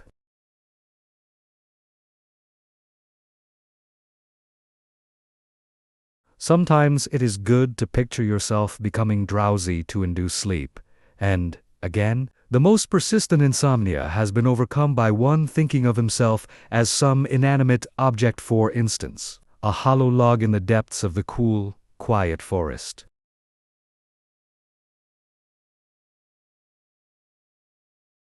Those who are troubled with insomnia will find these sleep exercises that quiet the nerves very effective. Just keep the idea in your mind that there is no difficulty in going to sleep. Banish all fear of insomnia. Practice these exercises and you will sleep.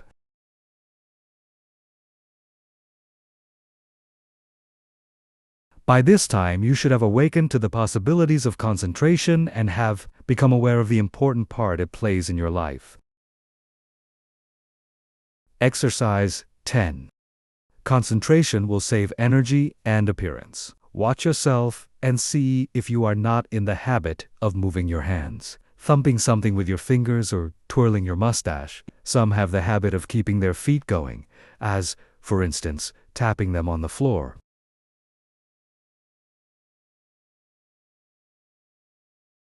Practice standing before a mirror and see if you are in the habit of frowning or causing wrinkles to appear in the forehead. Watch others and see how they needlessly twist their faces in talking. Any movement of the face that causes the skin to wrinkle will eventually cause a permanent wrinkle.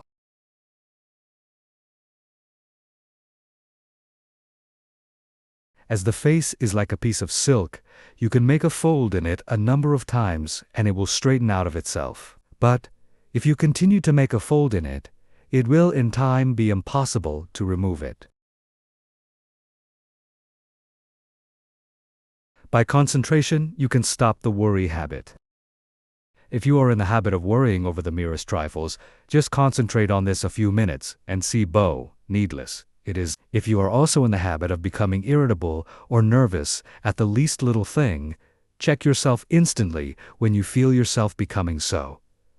Start to breathe deeply. Say, "I will not be so weak. I am master of myself," and you will quickly overcome your condition.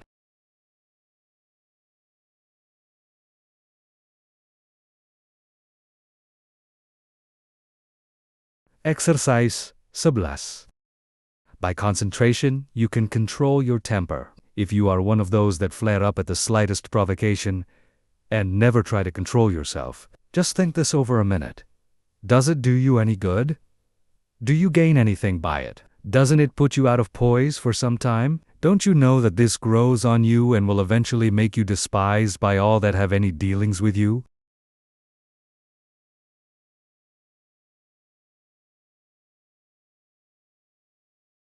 Everyone makes mistakes, and instead of becoming angry at their perpetrators, just say to them, "Be more careful next time." This thought will be impressed on them, and they will be more careful. But if you continually complain about their making a mistake, the thought of a mistake is impressed on them, and they will be more likely to make mistakes in the future.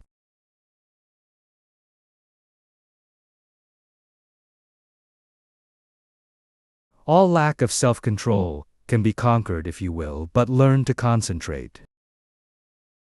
Many of you that read this may think you are not guilty of either of these faults, but if you will carefully watch yourself, you will probably find that you are, and, if so, you will be greatly helped by repeating this affirmation each morning.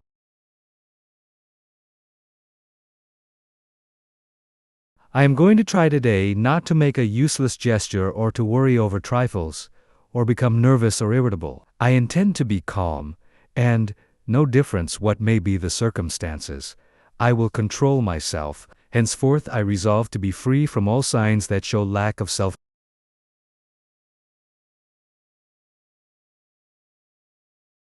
At night, quickly review your actions during the day and see how fully you realized your aim. At first you will, of course, have to plead guilty of violation a few times, but keep on, and you will soon find that you can live up to your ideal after you have once gained self-control. However, don't relinquish it.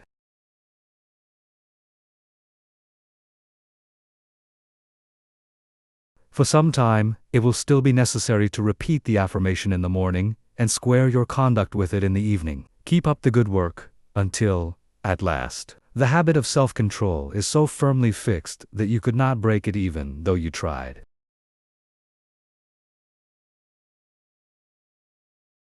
I have had many persons tell me that this affirmation and daily review made a wonderful difference in their lives. You, too, will notice the difference if you live up to these instructions. Exercise ke-12. Practice talking before a glass. Make 2 marks on your mirror, on a level with your eyes, and think of them as 2 human eyes looking into yours. Your eyes will probably blink a little at first. Do not move your head, but stand erect. Concentrate all your thoughts on keeping your head perfectly still. Do not let another thought come into your mind.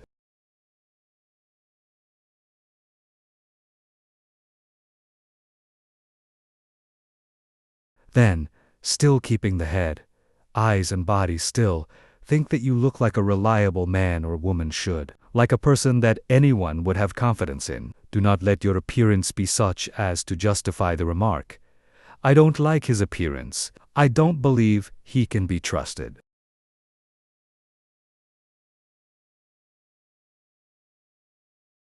while standing before the mirror practiced deep breathing. See that there is plenty of fresh air in the room, and that you are literally feasting on it. You will find that, as it permeates every cell, your timidity will disappear. It has been replaced by a sense of peace and power.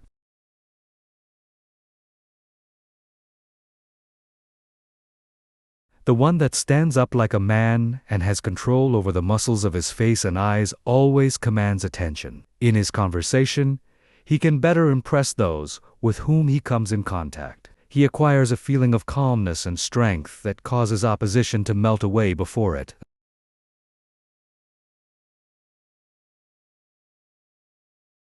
"3 minutes a day is long enough for the practice of this exercise."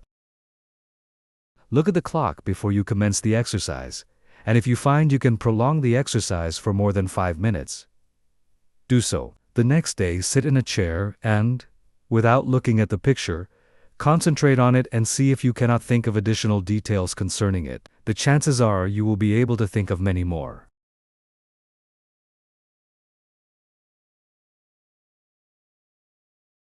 It might be well for you to write down all you thought of the first day, and then add to the list each new discovery. You will find that this is a very excellent exercise in concentration. Exercise 13. The control of sensations. Think how you would feel if you were cool. Then how you would feel if you were cold. Again, how you would feel if it were freezing. In this state, you would be shivering all over. Now, think of just the opposite conditions. Construct such a vivid image of heat that you are able to experience the sensation of heat even in the coldest atmosphere.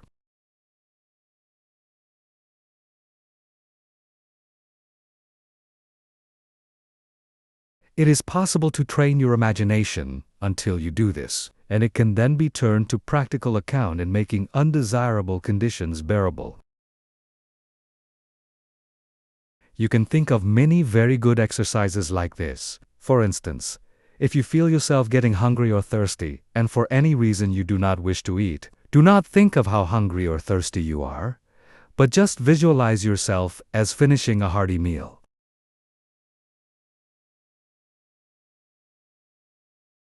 Again, when you experience pain, do not increase it by thinking about it, but do something to divert your attention, and the pain will seem to decrease. If you will start practicing along this line systematically, you will soon gain a wonderful control over the things that affect your physical comfort.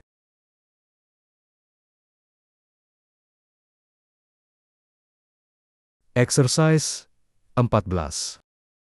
The Eastern way of concentrating. Sit in a chair with a high back in upright position. Press one finger against the right nostril. Now, take a long, deep breath. Drawing the breath in gently as you count 10, then expel the breath through the right nostril as you count 10. Repeat this exercise with the opposite nostril. This exercise should be done at least 20 times at each sitting.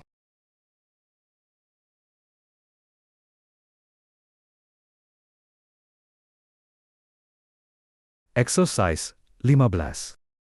Controlling desires. Desire, which is one of the hardest forces to control, will furnish you with excellent exercises in concentration. It seems natural to want to tell others what you know, but by learning to control these desires, you can wonderfully strengthen your powers of concentration. Remember, you have all you can do to attend to your own business.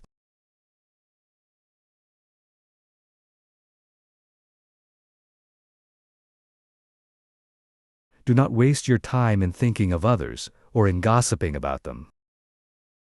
If, from your own observation, you learn something about another person that is detrimental, keep it to yourself. Your opinion may afterwards turn out to be wrong anyway, but whether right or wrong, you have strengthened your will by controlling your desire to communicate your views.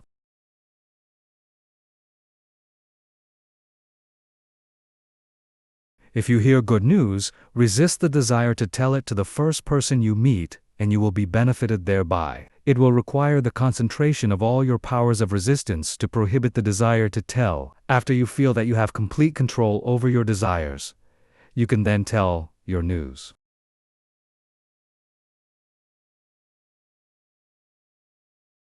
but you must be able to suppress the desire to communicate the news until you are fully ready to tell it. Persons that do not possess this power of control over desires are apt to tell things that they should not, thereby often involving both themselves and others in needless trouble.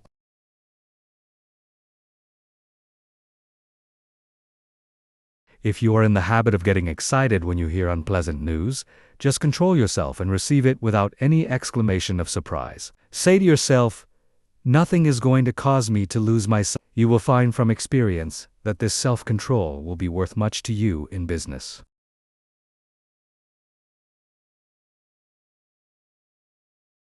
You will be looked upon as a cool-headed businessman, and this in time becomes a valuable business asset. Of course, circumstances alter cases. At times it is necessary to become but be ever on the lookout for opportunities for the practice of He that ruleth his spirit is greater than he that ruleth a city.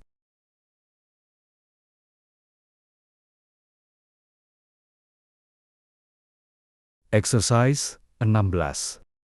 When you read, no one can think without first concentrating his thoughts on the subject in hand. Every man and woman should train himself to think clearly. An excellent exercise is to read some short story and then write just an abridged statement. Read an article in a newspaper and see in how few words you can express it.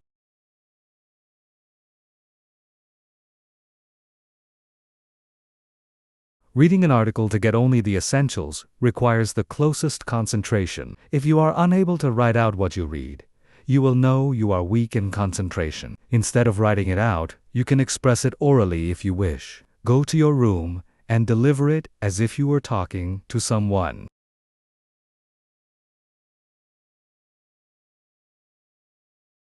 You will find exercises like this of the greatest value in developing concentration and learning to think. After you have practiced a number of these simple exercises, read a book for 20 minutes, and then write down what you have read. The chances are that at first you will not remember very many details, but with a little practice you will be able to write a very good account of what you have read. The closer the concentration, the more accurate the account will be.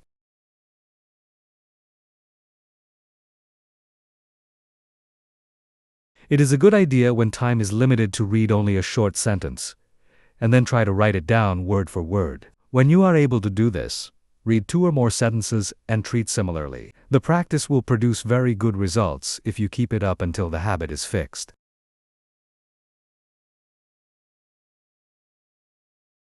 If you will just utilize your spare time in practicing exercises like those suggested, you can gain wonderful powers of concentration. You will find that in order to remember every word in a sentence, you must keep out every thought but that which you wish to remember. And this power of inhibition alone will more than compensate for the trouble of the exercise.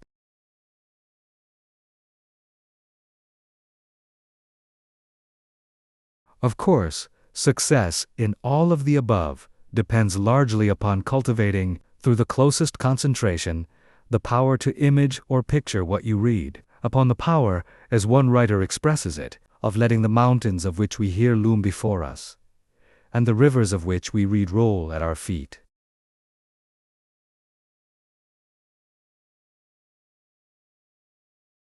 Exercise 17. Concentration overcomes bad habits. If you have a habit that you want to get rid of, shut your eyes and imagine that your real self is standing before you. Now try the power of affirmation. Say to yourself, "You are not a weakling. You can stop this habit if you want to. This habit is bad and you want to break it." Just imagine that you are someone else giving this advice.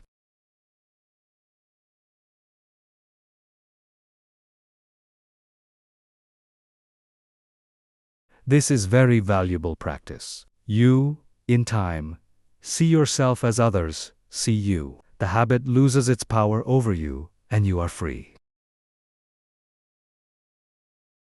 If you will just form the mental image of controlling yourself as another person might, you will take a delight in breaking bad habits. I have known a number of men to break themselves of drinking in this way. Exercise 18. Watch concentration. Sit in a chair and place a clock with a second hand on the table. Follow the second hand with your eyes as it goes around. Keep this up for 5 minutes, thinking of nothing else but the second hand. This is a very good exercise when you only have a few minutes to spare. If you are able to keep every other thought in the stream of consciousness subordinate to it,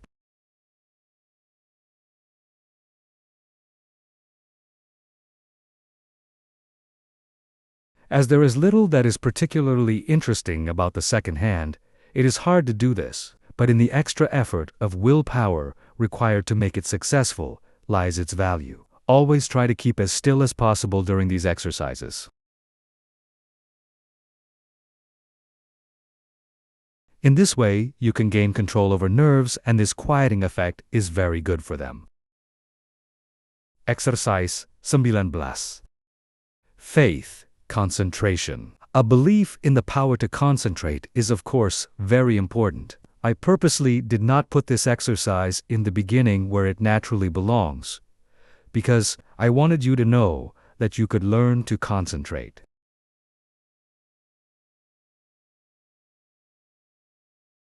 If you have practiced the above exercises, you have now developed this concentration power to a considerable extent, and therefore you have faith in the power of concentration, but you can still become a much stronger believer in it.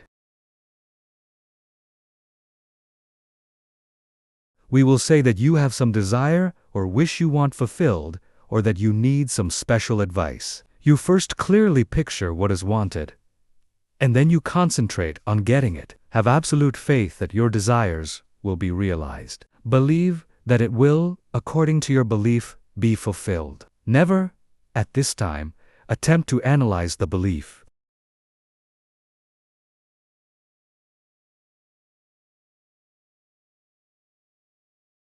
You don't care anything about the whys and wherefores. You want to gain the thing you desire, and if you concentrate on it in the right way, you will get it. Akashan. Never think you will not succeed, but picture what is wanted as already yours, and yours it surely will be. Self-distrust. Do you ever feel distrust in yourself? If you do, just ask yourself, which self do I mistrust? Then say, my higher self cannot be affected. Then think of the wonderful powers of the higher self. There is a way to overcome all difficulties, and it is a delight for the human soul to do so.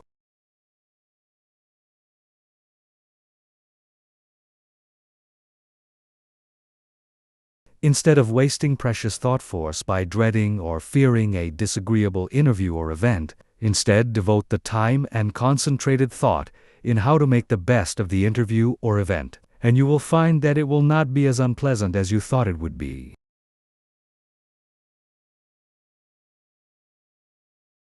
Most of our troubles are but imaginary, and it is the mental habit of so dreading them that really acts as a magnet in attracting those that really do come. Your evil circumstances are created or attracted by your own negative fears and wrong thoughts, and are a means of teaching you to triumph over all evils by discovering that which is inherent within yourself.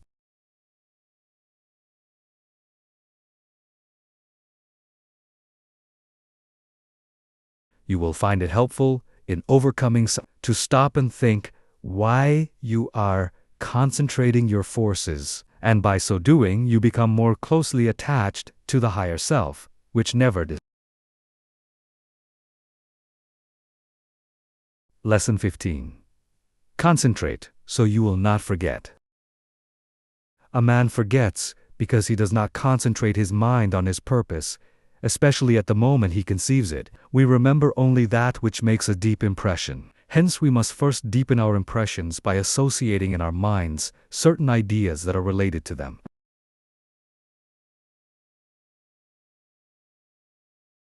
We will say a wife gives her husband a letter to mail. He does not think about it, but automatically puts it in his pocket and forgets all about it. When the letter was given to him, had he said to himself, I will mail this letter. The box is at the next corner, and when I pass it, I must drop this letter. It would have enabled him to recall the letter the instant he reached the mailbox.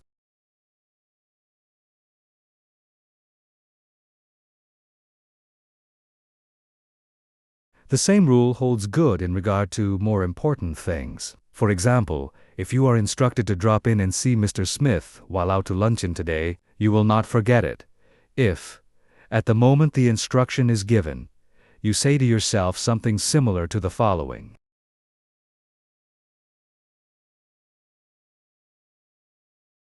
"When I get to the corner of Blank Street, on my way to luncheon, I shall turn to the right and call on Mr. Smith." In this way the impression is made, the connection established, and the sight of the associated object recalls the errand. The important thing to do is to deepen the impression at the very moment it enters your mind. This is made possible not only by concentrating the mind upon the idea itself, but by surrounding it with all possible association of ideas so that each one will reinforce the others.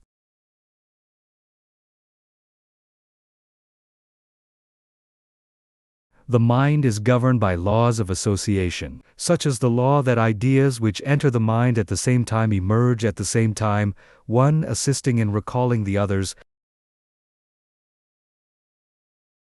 The reason why people cannot remember what they want to is that they have not concentrated their minds sufficiently on their purpose at the moment when it was formed.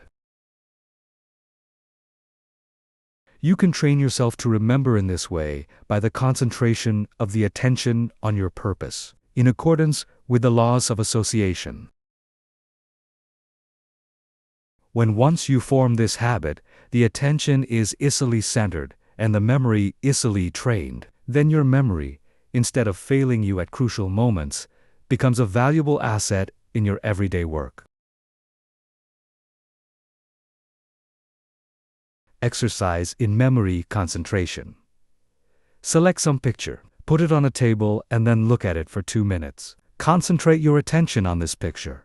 Observe every detail, then shut your eyes and see how much you can recall about it. Think of what the picture represents, whether it is a good subject, whether it looks natural.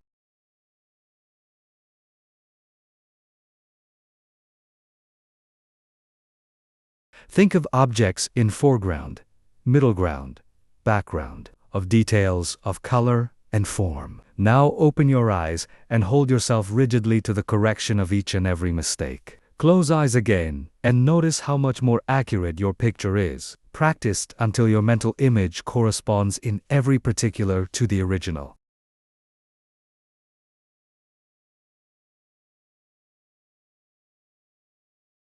Nature is a wonderful instructor, but there are very few who realize that when we get in touch with nature, we discover ourselves. That by listening to her voice, with that curious, inner sense of ours, we learn the oneness of life and wake up to our own latent powers.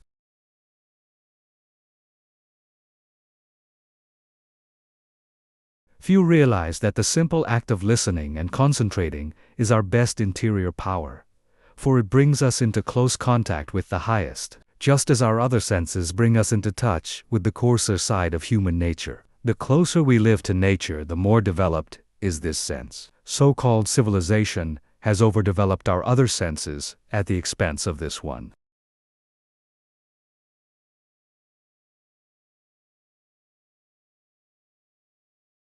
Children unconsciously realize the value of concentration. For instance, when a child has a difficult problem to solve and gets to some knotty point which he finds himself mentally unable to do, though he tries his hardest, he will pause and keep quite still, leaning on his elbow, apparently listening. Then you will see, if you are watching, sudden illumination come, and he goes on happily and accomplishes his task.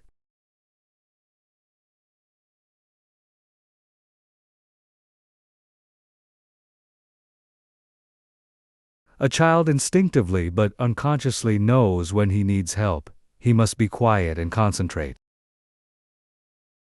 All great people concentrate and owe their success to it. The doctor thinks over the symptoms of his patient, waits, listens for the inspiration, though quite unconscious, perhaps, of doing so. The one who diagnoses in this way seldom makes mistakes. An author thinks his plot, holds it in his mind, and then waits. An illumination comes.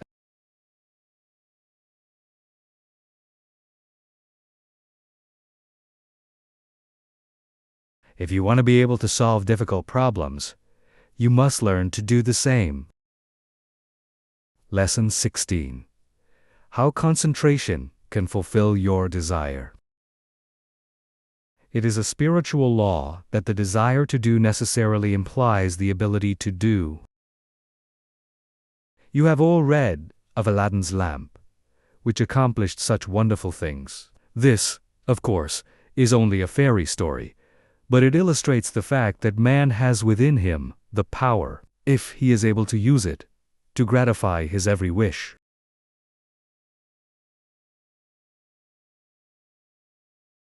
If you are unable to satisfy your deepest longings, it is time you learned how to use your God-given powers. You will soon be conscious that you have latent powers within capable, when once developed, of revealing to you priceless knowledge and unlimited possibilities of success.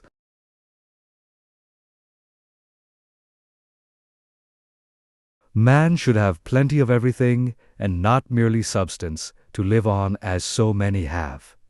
All natural desires can be realized. It would be wrong for the infinite to create wants that could not be supplied. Man's very soul is in his power to think, and it therefore is the essence of all created things.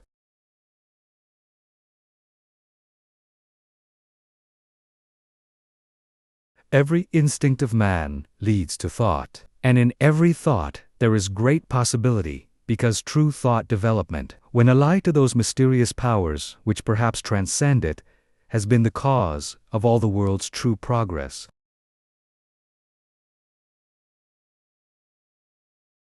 In the silence we become conscious of that something, which transcends thought, and which uses thought as a medium for expression. Many have glimpses of that something, but few ever reach the state where the mind is steady enough to fathom these depths.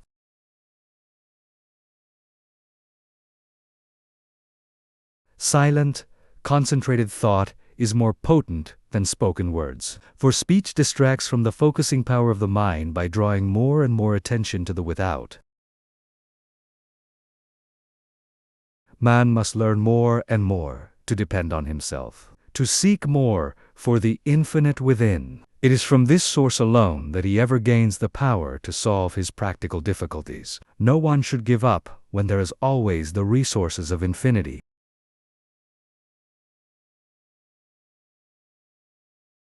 The cause of failure is that men search in the wrong direction for success, because they are not conscious of their real powers that, when used, are capable of guiding them. The infinite within is foreign to those persons who go through life without developing their spiritual powers. But the infinite helps only he who helps himself. There is no such thing as a special providence. Man will not receive help from the infinite except to the extent that he believes and hopes and prays for help from this great source.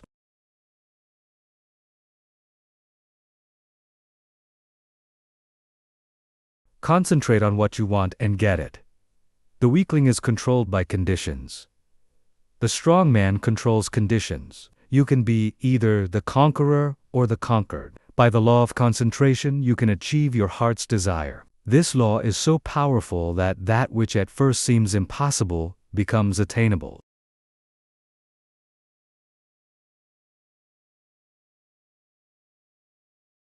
By this law, what you at first see as a dream becomes a reality.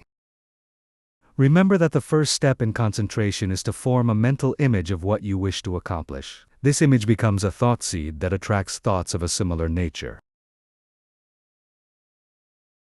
Around this thought, when it is once planted in the imagination or creative region of the mind, you group or build associated thoughts which continue to grow as long as your desire is keen enough to compel close concentration. Form the habit of thinking of something you wish to accomplish for 5 minutes each day. Shut every other thought out of consciousness. Be confident that you will succeed. Make up your mind that all obstacles that are in your way will be overcome and you can rise above any environment.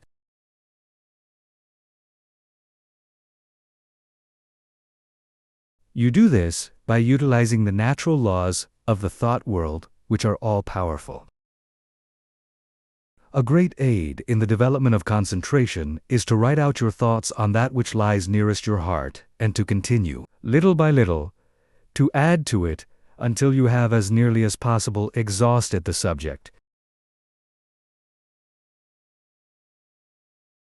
You will find that each day as you focus your forces on this thought at the center of the stream of consciousness, new plans, ideas, and methods will flash into your mind. There is a law of attraction that will help you accomplish your purpose. An advertiser, for instance, gets to thinking along a certain line. He has formed his own ideas, but he wants to know what others think.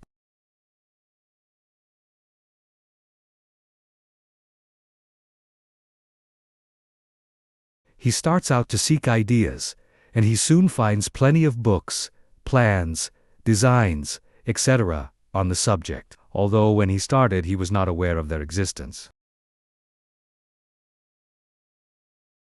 The same thing is true in all lines. We can attract those things that will help us. Very often we seem to receive help in a miraculous way. It may be slow in coming, but once the silent unseen forces are put into operation, they will bring results so long as we do our part. They are ever present and ready to aid those who care to use them.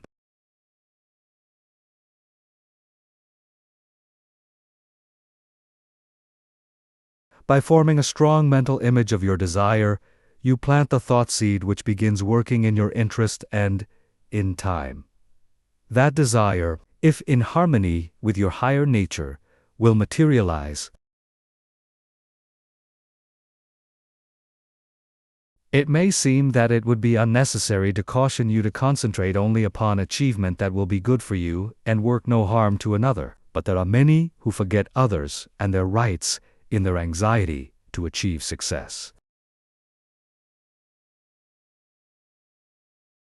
All good things are possible for you to have, but only as you bring your forces into harmony with that law that requires that we mete out justice to fellow travelers as we journey along life's road. So first think over the thing wanted, and if it would be good for you to have, say, I want to do this. I am going to work to secure it.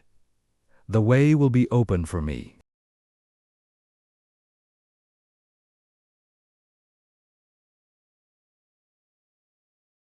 If you fully grasp mentally the thought of success and hold it in mind each day, you gradually make a pattern or mold which in time will materialize. But by all means, keep free from doubt and fear, the destructive forces. Never allow these to become associated with your thoughts.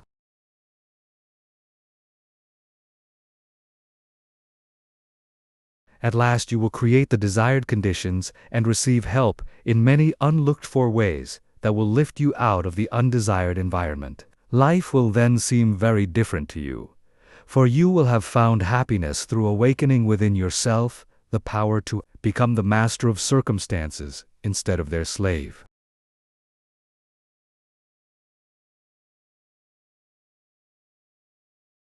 To the beginner in this line of thought, some of the things stated in this book may sound strange, even absurd, but instead of condemning them, give them a trial. You will find they will work out. The inventor has to work out his idea mentally. Before he produces it materially, the architect first sees the mental picture of the house he is to plan, and from this works out the one we see. Every object, every enterprise, must first be mentally created.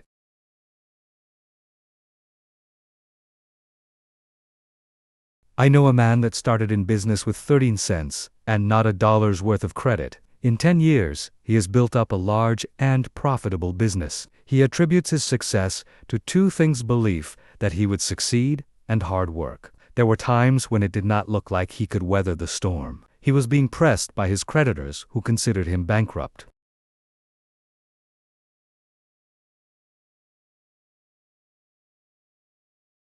They would have taken 50 cents on the dollar for his notes and considered themselves lucky. But by keeping up a bold front, he got an extension of time when needed. When absolutely necessary for him to raise a certain sum at a certain time, he always did it. When he had heavy bills to meet, he would make up his mind that certain people that owed him would pay by a certain date, and they always did.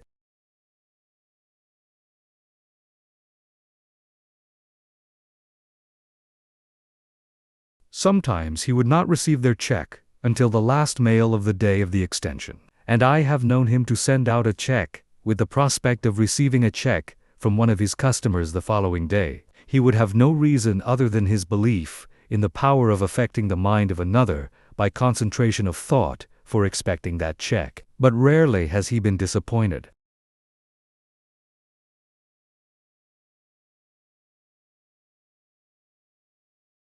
Just put forth the necessary concentrated effort and you will be wonderfully helped from sources unknown to you.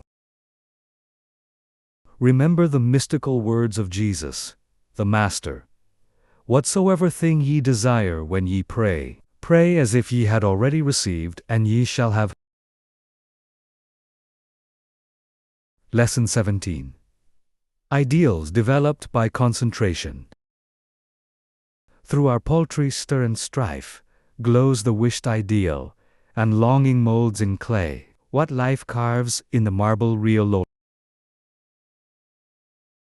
We often hear people spoken of as The fact is, we are all idealists, to a certain extent, and upon the ideals we picture depends our ultimate success. You must have the mental image if you are to produce the material thing. Everything is first created in the mind. When you control your thoughts, you become a creator. You receive divine ideas and shape them to your individual needs.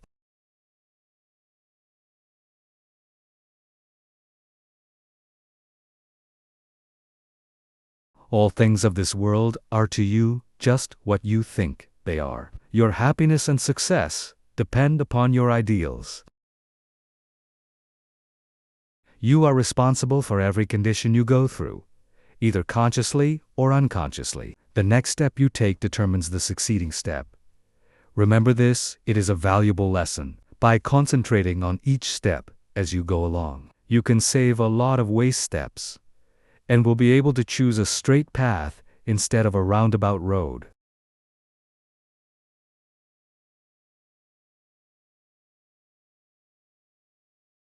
Concentrate upon your ideals, and they will become material actualities. Through concentration, we work out our ideals in physical life. Your future depends upon the ideals you are forming now. Your past ideals are determining your present. Therefore, if you want a bright future, you must begin to prepare for it today.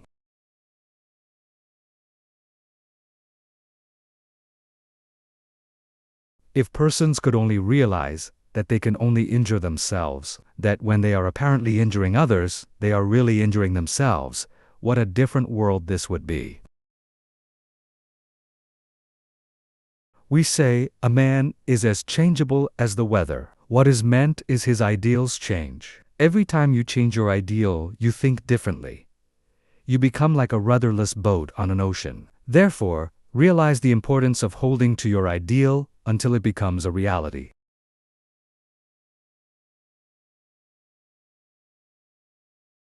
You get up in the morning determined that nothing will make you lose your temper. This is your ideal of a person of real strength and poise. Something takes place that upsets you completely, and you lose your temper. For the time being, you forget your ideal. If you had just thought a second of what a well-poised person implies, you would not have become angry.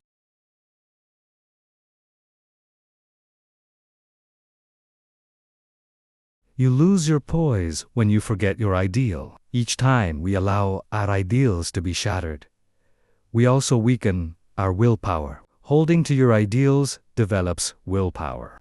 Don't forget this.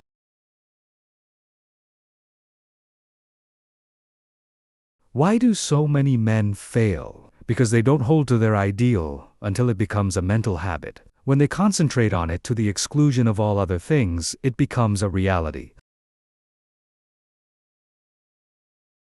I am that which I think myself to be. Ideals are reflected to us from the unseen spirit. The laws of matter and spirit are not the same. One can be broken, but not the other. To the extent that ideals are kept, is your future assured. It was never intended that man should suffer. He has brought it upon himself by disobeying the laws of nature. He knows them, so cannot plead ignorance. Why does he break them? Because he does not pay attention to those ideals flashed to him from the infinite spirit.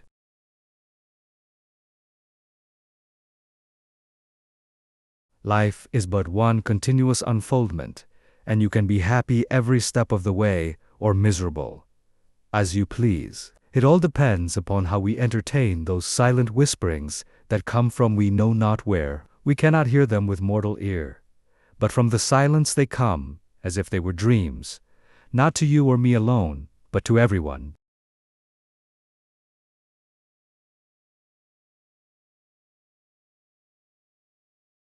In this way, the grandest thoughts come to us to use or abuse. So search not in treasured volumes for noble thoughts, but within, and bright and glowing vision will come to be realized now and here. You must give some hours to concentrated, consistent, persistent thought. You must study yourself and your weaknesses. No man gets over a fence by wishing himself on the other side. He must climb. No man gets out of the rut of dull, tiresome, monotonous life by merely wishing himself out of the rut. He must climb. If you are standing still or going backward, there is something wrong. You are the man to find out what is wrong. Don't think that you are neglected, or not understood, or not appreciated. Such thoughts are the thoughts of failure. Think hard about the fact that men who have got what you envy got it by working for it. Don't pity yourself, criticize yourself. You know that the only thing in the world that you have got to count upon is yourself. Lesson 18. Mental Control Through Creation. I attended a banquet of inventors recently. Each inventor gave a short talk on something he thought would be accomplished in the future. Many very much needed things were spoken of. One inventor spoke of the possibilities of wireless telephone. Distance, he said, would shortly be annihilated.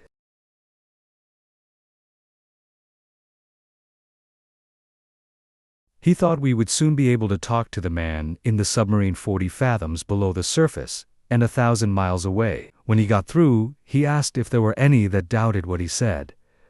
No one spoke up. This was not a case of tactful politeness, as inventors like to argue, but a case where no one present really doubted that the inventor's vision would, in the future, materialize.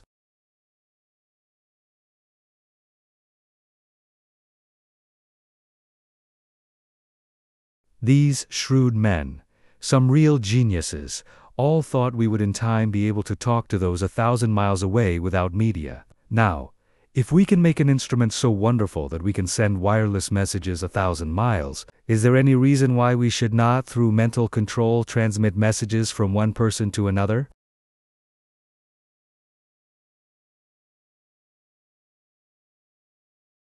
The wireless message should not be as easy to send as the projected thought.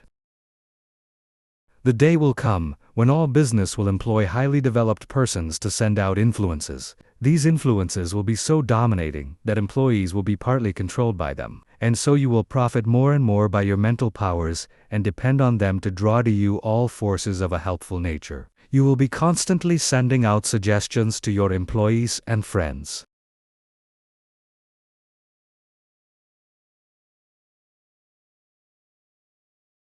They will receive these unconsciously, but in case yours is the stronger personality, they will carry them out the same as if you had spoken them. This is being done even today. A finely organized company secures the combined effort of all its men. They may be each doing a different kind of work, but all work to bring about the very best results. The whole atmosphere is impregnated with a high standard of workmanship. Everyone feels he must do his best. He could not be in such surroundings and be satisfied to do anything but his best work.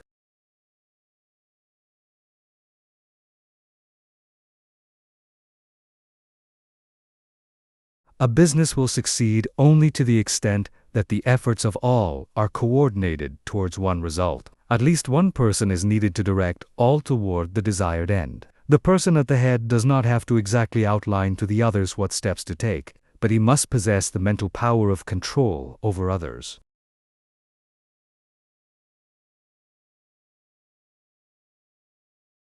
An up-to-date business letter is not written in a casual, commonplace way today. The writer tries to convey something he thinks the receiver will be interested to know. In this way, he awakens a responsive spirit. Sometimes, just the addition of a word or two will change a letter of the matter-of-fact style to one that compels a response.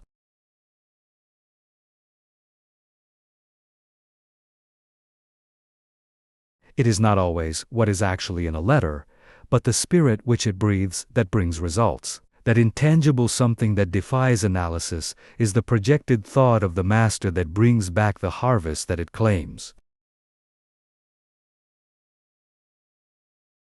But we should not always claim success for ourselves only. If you are anxious that some friend or relative should succeed, think of this person as becoming successful. Picture him in the position you would like to see him in. If he has a weakness, desire, and command that it be think of his shortcomings, which belong to his negative nature, as being replaced by positive qualities.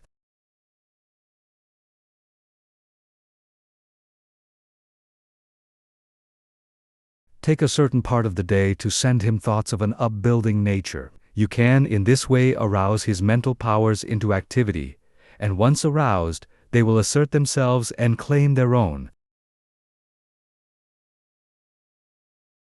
We can accomplish a great deal more than many of us are ready to believe by sending to another our direct, positive, and controlling suggestions of leadership. But whether a man is a success or not is greatly determined by the way he acts on the suggestions he receives.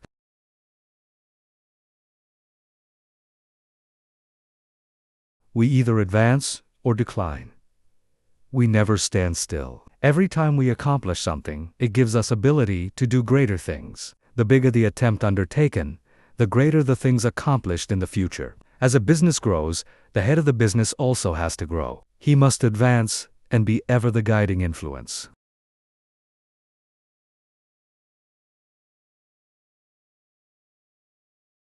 By his power to control, he inspires confidence in those associated with him. Often employees are superior to their employers in some qualities, and, if they had studied, instead of neglected their development, they could have been employers of more commanding influence than those whom they serve.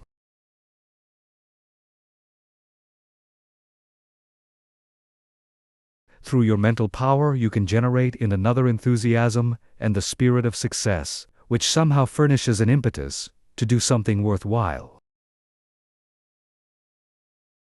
In concentrated mental control, there is a latent power more potent than physical force. The person becomes aware that the attitude of the mind has a power of controlling, directing, and governing other forces. He has been placed in an attitude capable of acquiring that which he desires.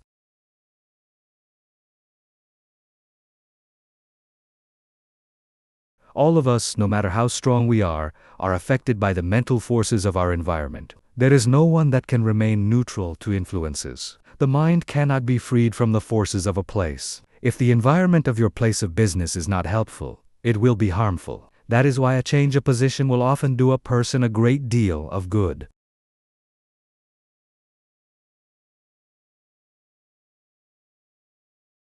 No person was ever intended to live alone. If you are shut up with only your own thoughts, you suffer from mental starvation. The mind becomes narrow. The mental powers weaken. Living alone often causes some of the milder forms of insanity. If children do not play with those their own age, but associate with only older people, they will take on the actions of the older people.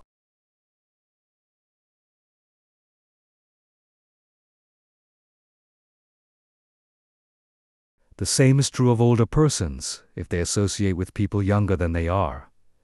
They take on the spirit of youth. If you wish to retain your youth, you need the influences of youth. Like attracts like all over the world. The thought element plays a great part in our lives. Every business must not only command physical effort, but it must also command thought effort. There must be coordination of thought. All employers should aim to secure employees that think along similar lines. They will work in fuller sympathy with each other. They will better understand each other.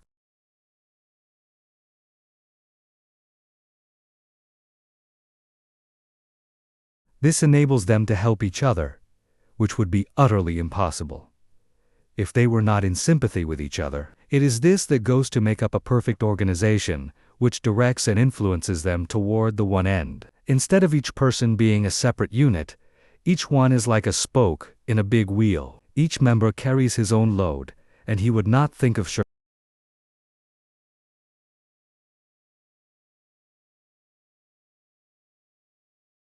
anyone working in such an atmosphere could not help turning out his best work. All great leaders must be able to inspire this cooperative spirit. They first secure assistants through their mental control. They then make their assistants realize the value of mental control. Soon there is a close bond between them. They are working toward a single purpose. They profit by their combined effort. The result is that they accomplish much.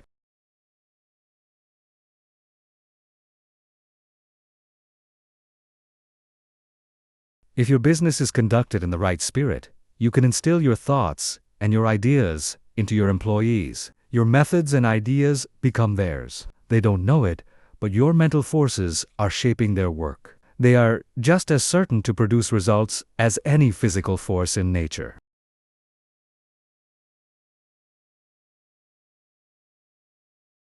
The up-to-date businessman of the future is going to take pains to get his employees to think and reason better. He will not want them to become depressed or discouraged. There is time that instead of being wasted, he will endeavor to have them use in concentrated effort that will be profitable to both employer and employed.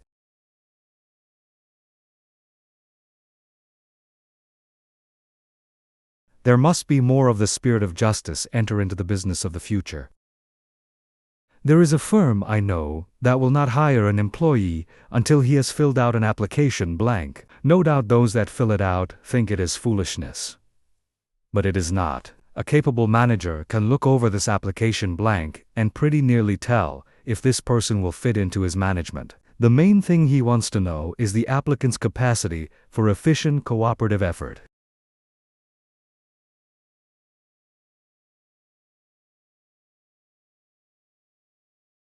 He wants persons that have faith in themselves. He wants them to realize that when they talk of misfortunes and become blue, they are likely to communicate the same depressing influence to others. The up-to-date manager wants to guard against hiring employees who will obstruct his success.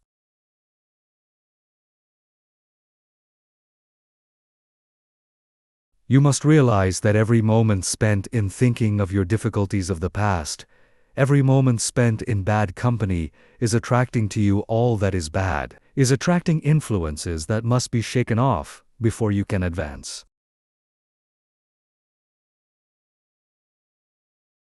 Many firms prefer to hire employees that never worked before, so that they have nothing to unlearn. They are then not trained, but have no bad business habits to overcome. They are more easily guided and grasp the new methods more effectively because they are not contrary to what they have already learned.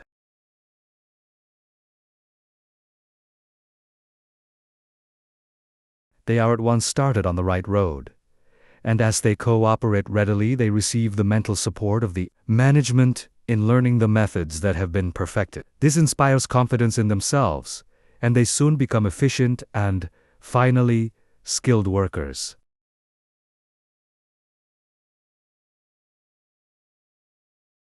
Most big business firms today employ efficiency experts. Each day or week, they are in a different department. They earn their money because they familiarize persons with very little business experience with plans that has taken the expert years of training and much money to perfect.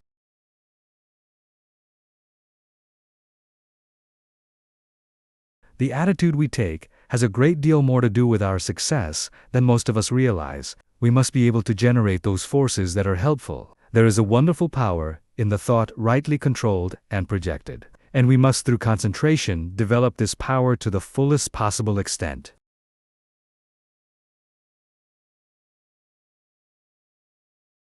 We are surrounded by many forces of which we know but little at present. Our knowledge of these is to be wonderfully increased. Each year we learn more about these psychic forces, which are full of possibilities, of which we are not even dimly conscious. we must believe in mental control, learn more about it, and use it. If we want to command these higher powers and forces, which will unquestionably direct the lives of countless future generations. Lesson 19A. Concentrated Will Development.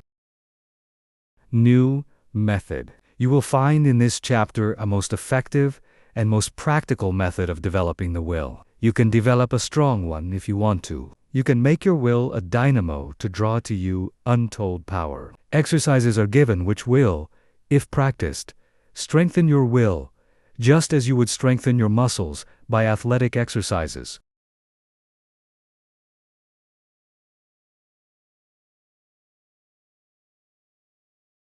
In starting to do anything, we must first commence with elementary principles. Simple exercises will be given. It is impossible to estimate the ultimate good to be derived from the mental cultivation that comes through these attempts at concentration. Even the simple exercises are not to be thought useless.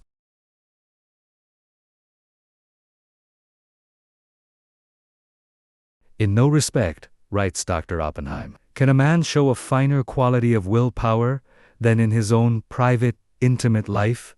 We are all subjected to certain temptations. The will decides whether we will be just or unjust, pure of thought, charitable in opinion, forbearing in overlooking others' shortcomings, whether we live up to our highest standard.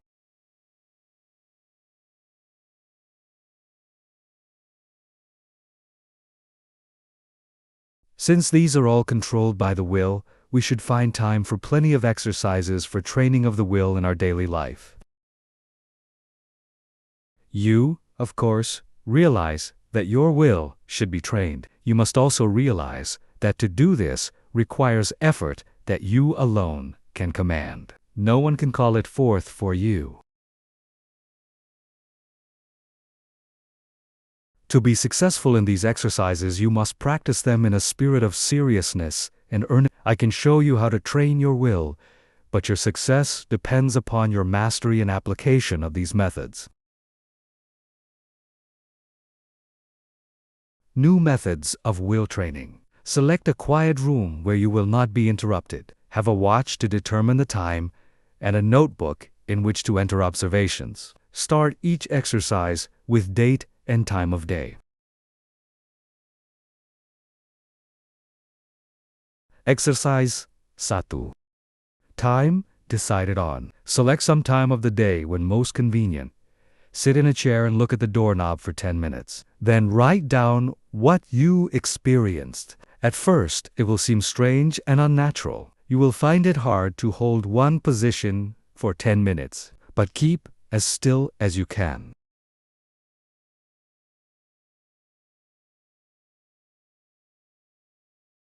The time will seem long, for it will probably be the first time you ever sat and did nothing for 10 minutes. You will find your thoughts wandering from the doorknob, and you will wonder what there can be in this exercise. Repeat this exercise for 6 days.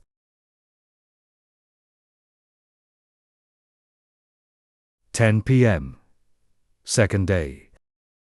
Notes: you should be able to sit quieter, and the time should pass more quickly. You will probably feel a little stronger because of gaining a better control of your will. It will brace you up, as you have kept your resolution. 10 p.m. Third day.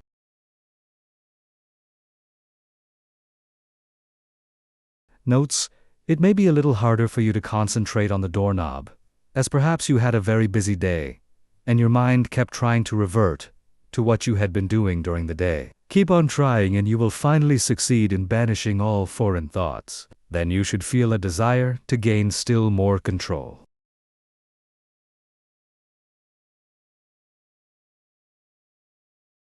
There is a feeling of power that comes over you when you are able to carry out your will. This exercise will make you feel bigger, and it awakens a sense of nobility and manliness. You will say, "I find that I can actually do what I want to and can drive foreign thoughts out. The exercise, I can now see, is valuable."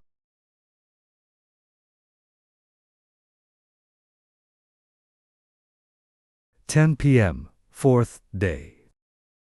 Notes: I found that I could look at the doorknob and concentrate my attention on it at once, have overcome the tendency to move my legs. No other thoughts try to enter as I have established the fact that I can do what I want to do, and do not have to be directed. I feel that I am gaining in mental strength. I can now see the wonderful value of being the master of my own will force.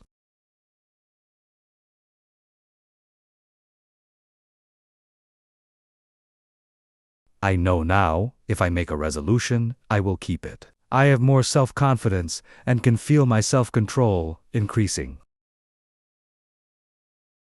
10 p.m., 5th day. Notes. Each day, I seem to increase the intensity of my concentration. I feel that I can center my attention on anything I wish. 10 p.m., 6th day. Notes. I can instantly center my whole attention on the doorknob, feel that I have thoroughly mastered this exercise, and that I am ready for another. You have practiced this exercise enough, but before you start another, I want you to write a summary of just how successful you were in controlling the flitting impulses of the mind and will. You will find this an excellent practice. There is nothing more beneficial to the mind than to pay close attention to its own wonderful, subtle activities.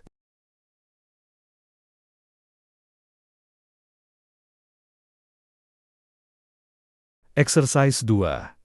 2. Secure a package of playing cards. Select some time to do the exercise. Each day at the appointed time, take the pack in one hand and then start laying them down on top of each other just as slowly as you can, with an even motion. Try to get them as even as possible. Each card laid down should completely cover the under one. Do this exercise for 6 days.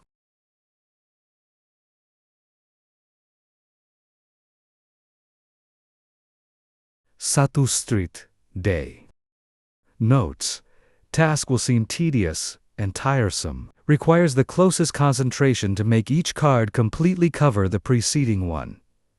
You will probably want to lay them down faster. It requires patience to lay them down so slowly, but benefit is lost if not so placed. You will find that at first your motions will be jerky and impetuous.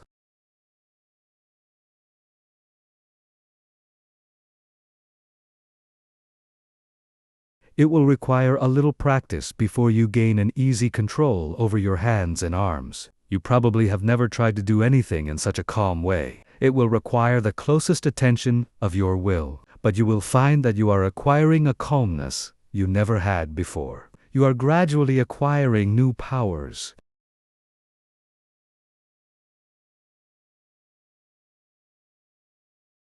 You recognize how impulsive and impetuous you have been, and how, by using your will, you can control your temperament. 2. End day. Notes. You start laying the cards down slowly. You will find that by practice, you can lay them down much faster. But you want to lay them down slowly, and therefore you have to watch yourself. The slow, steady movement is weird. You have to conquer the desire of wanting to hurry up. Soon, you will find that you can go slowly or fast at will.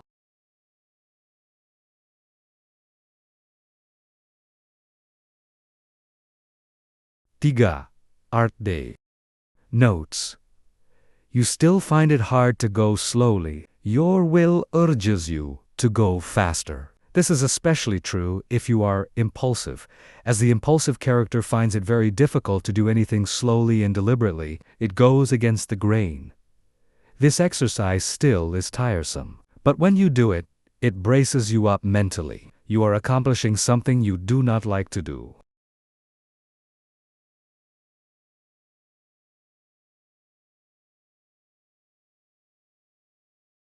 It teaches you how to concentrate on disagreeable tasks. Writing these notes down you will find very helpful.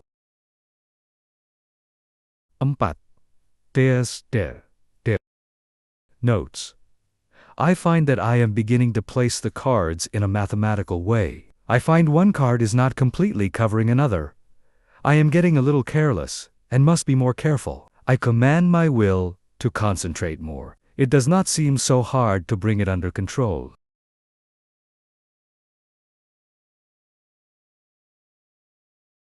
5. Tech Day. Notes. I find that I am overcoming my jerky movements, that I can lay the cards down slowly and steadily. I feel that I am rapidly gaining more poise. I am getting better control over my will each day, and my will completely controls my movements. I begin to look on my will as a great governing power. I would not think of parting with the knowledge of will I have gained.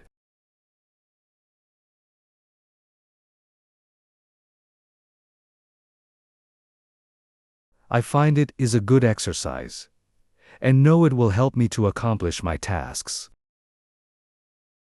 6. Tech Day. Notes. I begin to feel the wonderful possibilities of the will.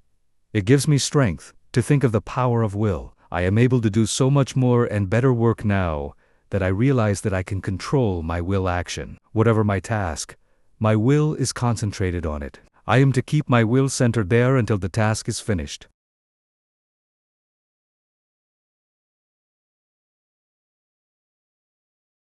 The more closely and definitely I determine what I shall do, the more easily the will carries it out. Determination imparts compelling force to the will. It exerts itself more. The will and the end act and react on each other.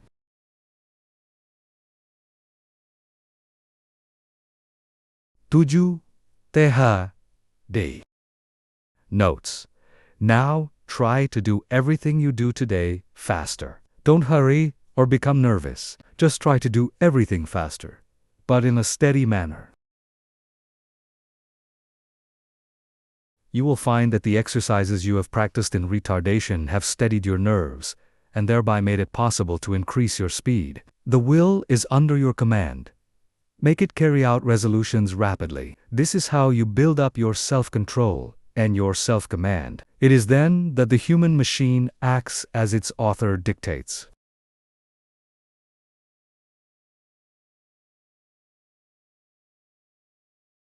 You certainly should now be able to judge of the great benefit that comes from writing out your introspections each day. Of course, you will not have the exact experiences given in these examples, but some of these will fit your case. Be careful to study your experiences carefully and make as true a report as you can. Describe your feelings just as they seem to you.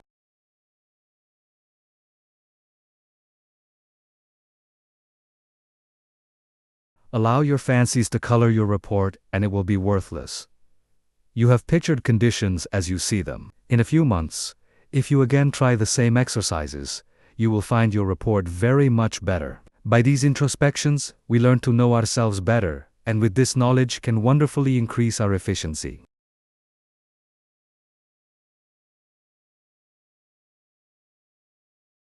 As you become used to writing out your report, it will be more accurate. You thus learn how to govern your impulses, activities, and weaknesses. Each person should try to plan exercises that will best fit his needs. If not convenient for you to practice exercises every day, take them twice or 3 times a week. But carry out any plan you decide to try. If you cannot devote 10 minutes a day to the experiment, start with 5 minutes and gradually increase the time. The exercises given are only intended for examples.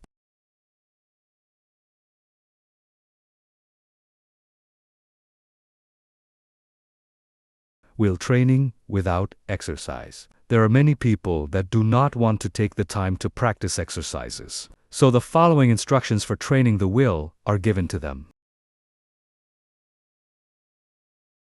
By willing and realizing, the will grows. Therefore, the more you will, the more it grows and builds up power. No matter whether your task is big or small, make it a rule to accomplish it in order to fortify your will. Form the habit of focusing your will in all its strength upon the subject to be achieved. You form in this way the habit of getting a thing done, of carrying out some plan.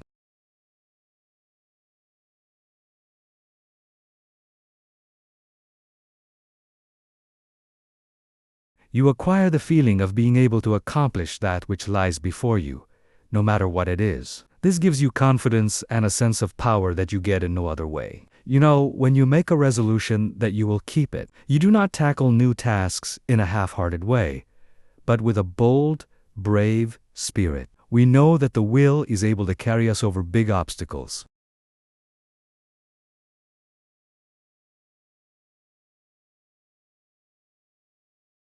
Knowing this, despair never claims us for a victim. We have wills, and are going to use them with more and more intensity, thus giving us the power to make our resolutions stronger, our actions freer, and our lives finer and better.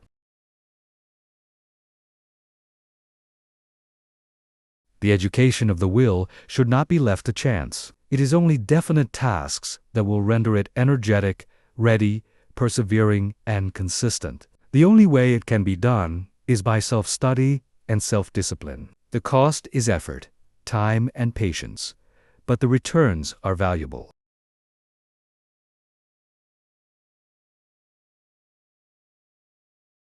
There are no magical processes leading to will development, but the development of your will works wonders for you because it gives you self-mastery, personal power, and energy of character. Concentration of the will to win. The adaptability of persons to their business environment is more a matter of determination than anything else. In this age, we hear a good deal of talk about a man's aptitudes. Some of his aptitudes, some of his powers, may be developed to a wonderful extent, but he is really an unknown quality until all his latent powers are developed to their highest possible extent. He may be a failure in one line and a big success in another.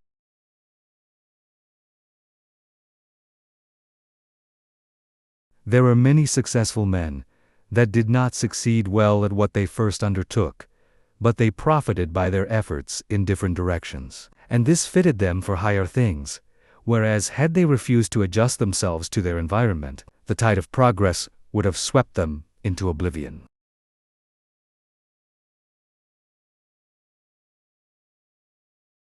My one aim in all my works is to try and arouse in the individual the effort and determination to develop his full capacities, his highest possibilities. One thing I want you to realize at the start, that it is not so much ability as it is the will to do that counts. Ability is very plentiful, but organizing initiative and creative power are not plentiful.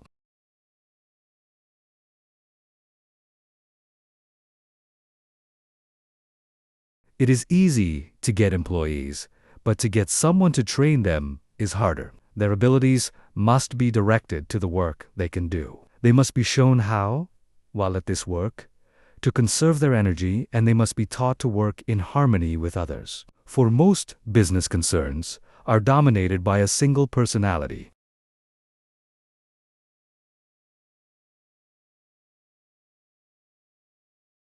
Concentrating on driving force within. We are all conscious, at times, that we have somewhere within us an active driving force that is ever trying to push us onward to better deeds. It is that force that makes us feel determined at times to do something worthwhile.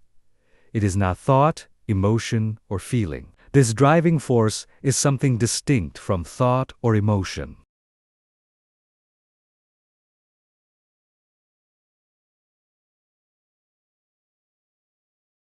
It is a quality of the soul, and therefore it has a consciousness all its own.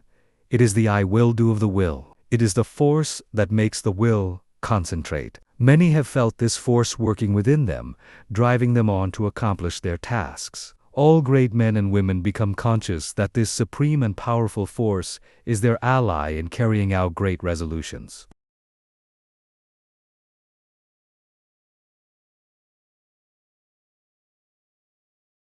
This driving force is within all.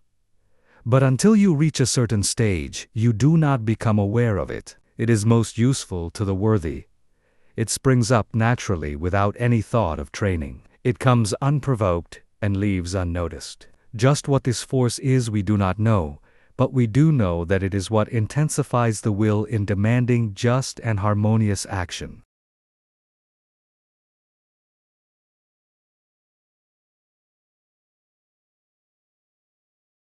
The ordinary human being, merely as merchandise, if he could be sold as a slave, would be worth $10,000. If somebody gave you a $5,000 automobile, you would take very good care of it. You wouldn't put sand in the carburetor, or mix water with the gasoline, or drive it furiously over rough roads, or leave it out to freeze at night.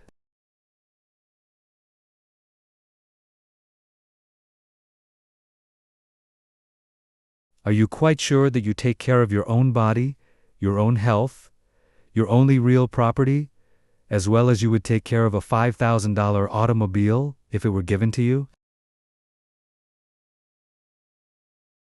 The man who mixes whiskey with his blood is more foolish than a man would be if he mixed water with gasoline in his car.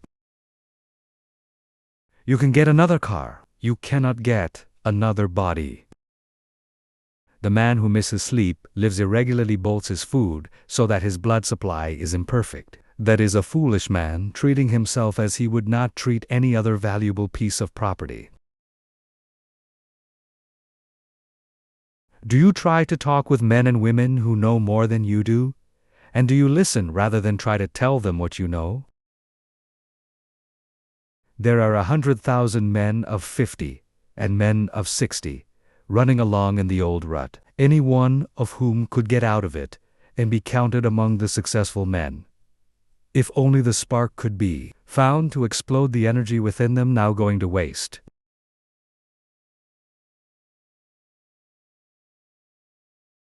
Each man must study and solve his own problem.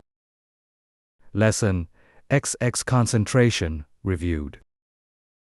In bringing this book to a close, I again want to impress you with the inestimable value of concentration, because those that lack this great power, or rather that fail to develop it, will generally suffer from poverty and unhappiness, and their life's work will most often be a failure, while those that develop and use it will make the most of life's opportunities.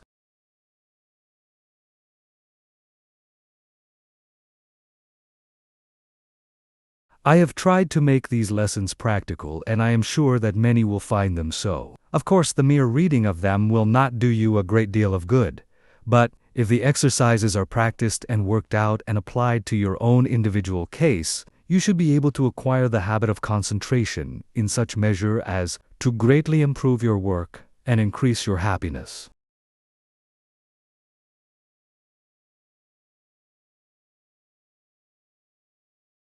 But remember, the best instruction can only help you to the extent to which you put it into practice. I have found it an excellent idea to read a book through first and then reread it. And when you come to an idea that appeals to you, stop and think about it. Then, if applicable to you, repeat it over and over, that you will be impressed by it.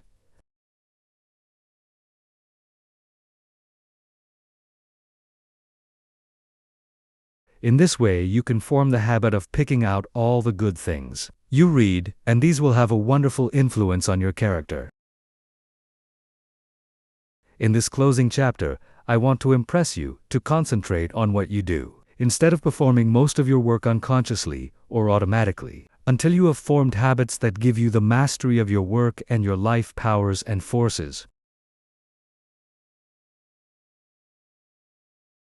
Very often the hardest part of work is thinking about it. When you get right into it, it does not seem so This is the experience of many when they first commence to learn how to concentrate. So never think it a difficult task, but undertake it with the I will spirit, and you will find that its acquirement will be as easy as its application will be useful.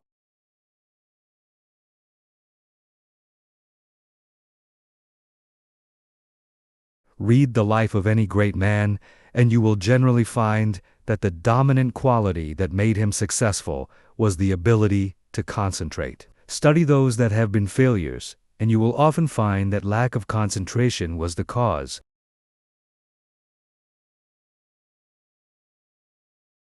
One thing at a time, and that done will, is a good rule, as I can tell. All men are not born with equal powers, but it is the way they are used that counts. Opportunity knocks at every man's door. Those that are successful hear the knock and grasp the chance. The failures believe that luck and circumstances are against them. They always blame someone else instead of themselves for their lack of success. We get what is coming to us, nothing more or less.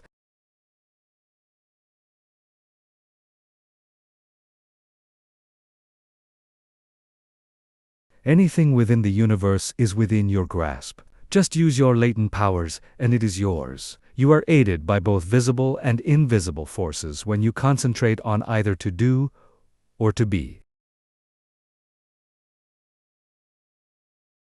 Everyone is capable of some concentration, for without it, you would be unable to say or do anything. People differ in the power to concentrate, because some are unable to will to hold the thought in mind for the required time. The amount of determination used determines who has the strongest will. No one's is stronger than yours. Think of this whenever you go against a strong opponent.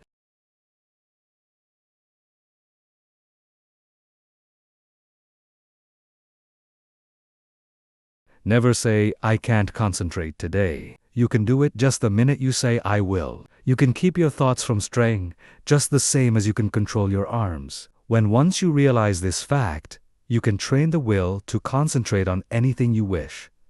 If it wanders as your fault, you are not utilizing your will. But don't blame it on your will and say it is weak.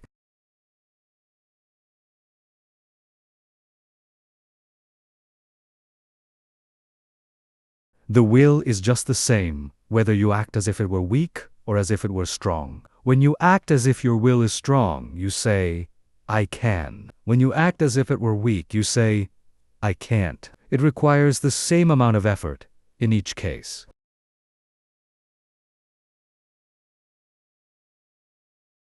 Some men get in the habit of thinking, "I can't," and they fail. Others think, "I can," and succeed. So remember, it is for you to decide whether you will join the army of "I can" or "I can." The big mistake with so many is that they don't realize that when they say "I can't," they really say, "I won't try." You cannot tell what you can do until you try. Can't means you will not try. Never say you cannot concentrate, for when you do, you are really saying that you refuse to try.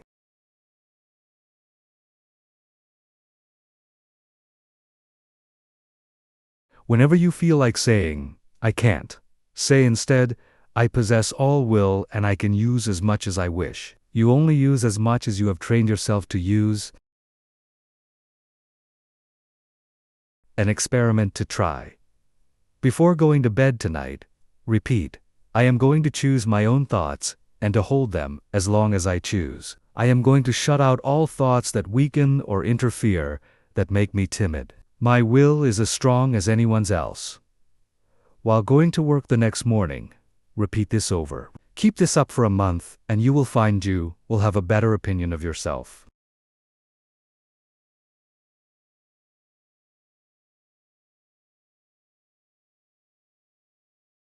These are the factors that make you a success. Hold fast to them always.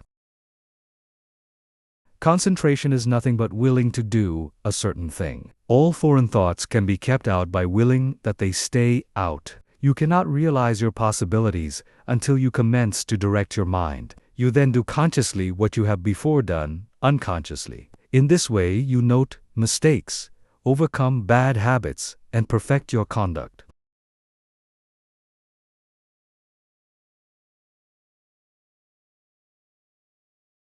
You have at times been in a position that required courage, and you were surprised at the amount you showed. Now, once you arouse yourself, you have this courage all the time, and it is not necessary to have a special occasion reveal it to you.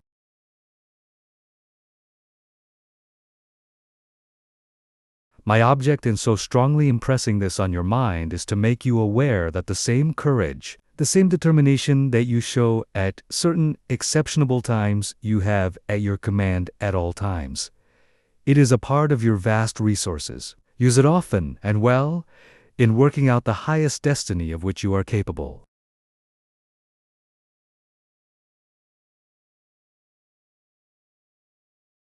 Final concentration instruction. You now realize that, in order to make your life worthy, useful, and happy, you must concentrate. A number of exercises and all the needed instruction has been given. It now remains for you to form the highest ideal that you can in the present and live up to that ideal, and try to raise it. Don't waste your time in foolish reading.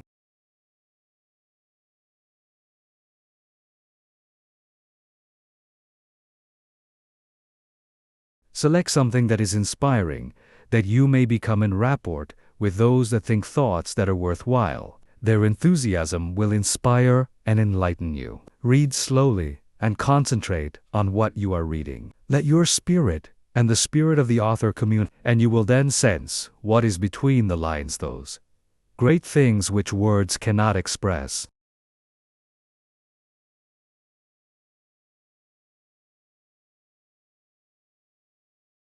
Pay constant attention to one and one thing only for a given time, and you will soon be able to concentrate. Hang on to that thought ceaselessly until you have attained your object. When you work, let your mind dwell steadily on your task. Think before you speak and direct your conversation to the subject under discussion. Do not ramble. Talk slowly, steadily, and connectedly.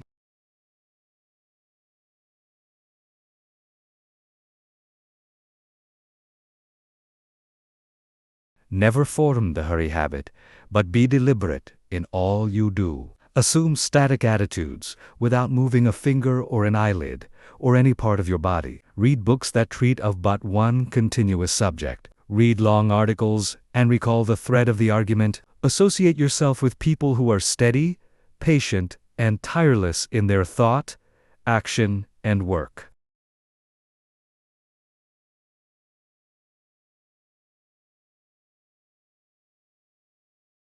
See how long you can sit still and think on one subject without interruption. Concentrating on the higher self.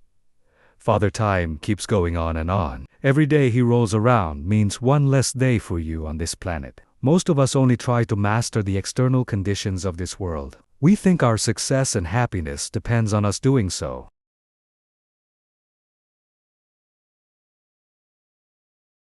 These are of course important, and I don't want you to think they are not. But I want you to realize that when death comes, only those inherent and acquired qualities and conditions within the mentality, your character, conduct, and soul growth will go with you.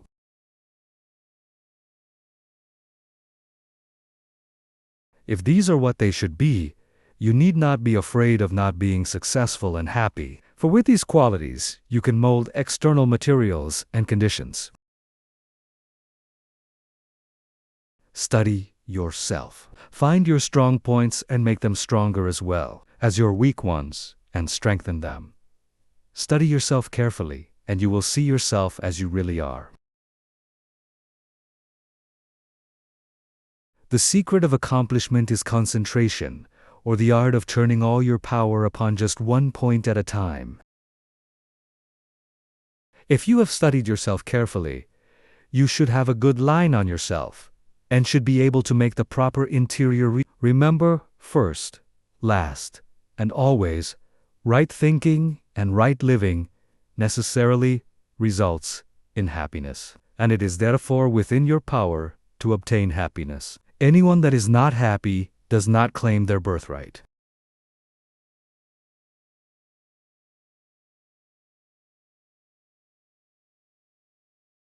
Keep in mind that someday you are going to leave this world, and think of what you will take with you. This will assist you to concentrate on the higher forces. Now start from this minute to act according to the advice of the higher self in everything you do. If you do, its ever harmonious forces will necessarily ensure to you a successful fulfillment of all your life purposes.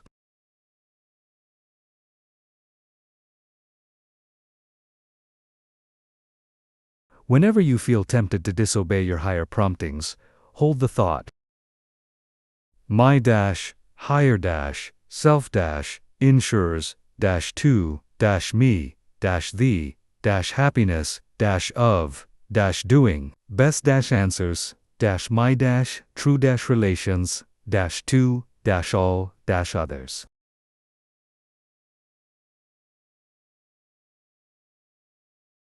You possess latent talents that, when developed and utilized, are of assistance to you and others. But if you do not properly use them, you shirk your duty, and you will be the loser and suffer from the consequences. Others will also be worse off if you do not fulfill your obligations.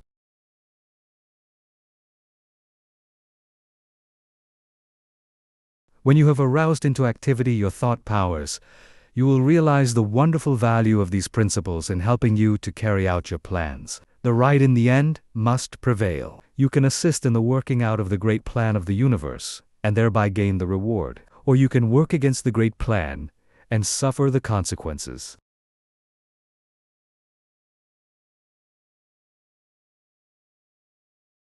The all-consuming fires are gradually purifying all discordant elements. If you choose to work contrary to the law, you will burn in its crucible. So I want you to learn to concentrate intelligently on becoming in harmony with your higher self.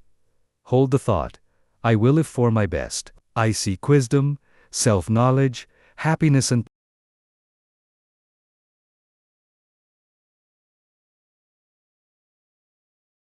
I-act-from-the-higher-self. Therefore-only-the-best-can-come-to-me. The more we become conscious of the presence of the higher self, the more we should try to become a true representative of the human soul in all its wholeness and holiness. Instead of wasting our time dwelling on some trifling external quality or defect,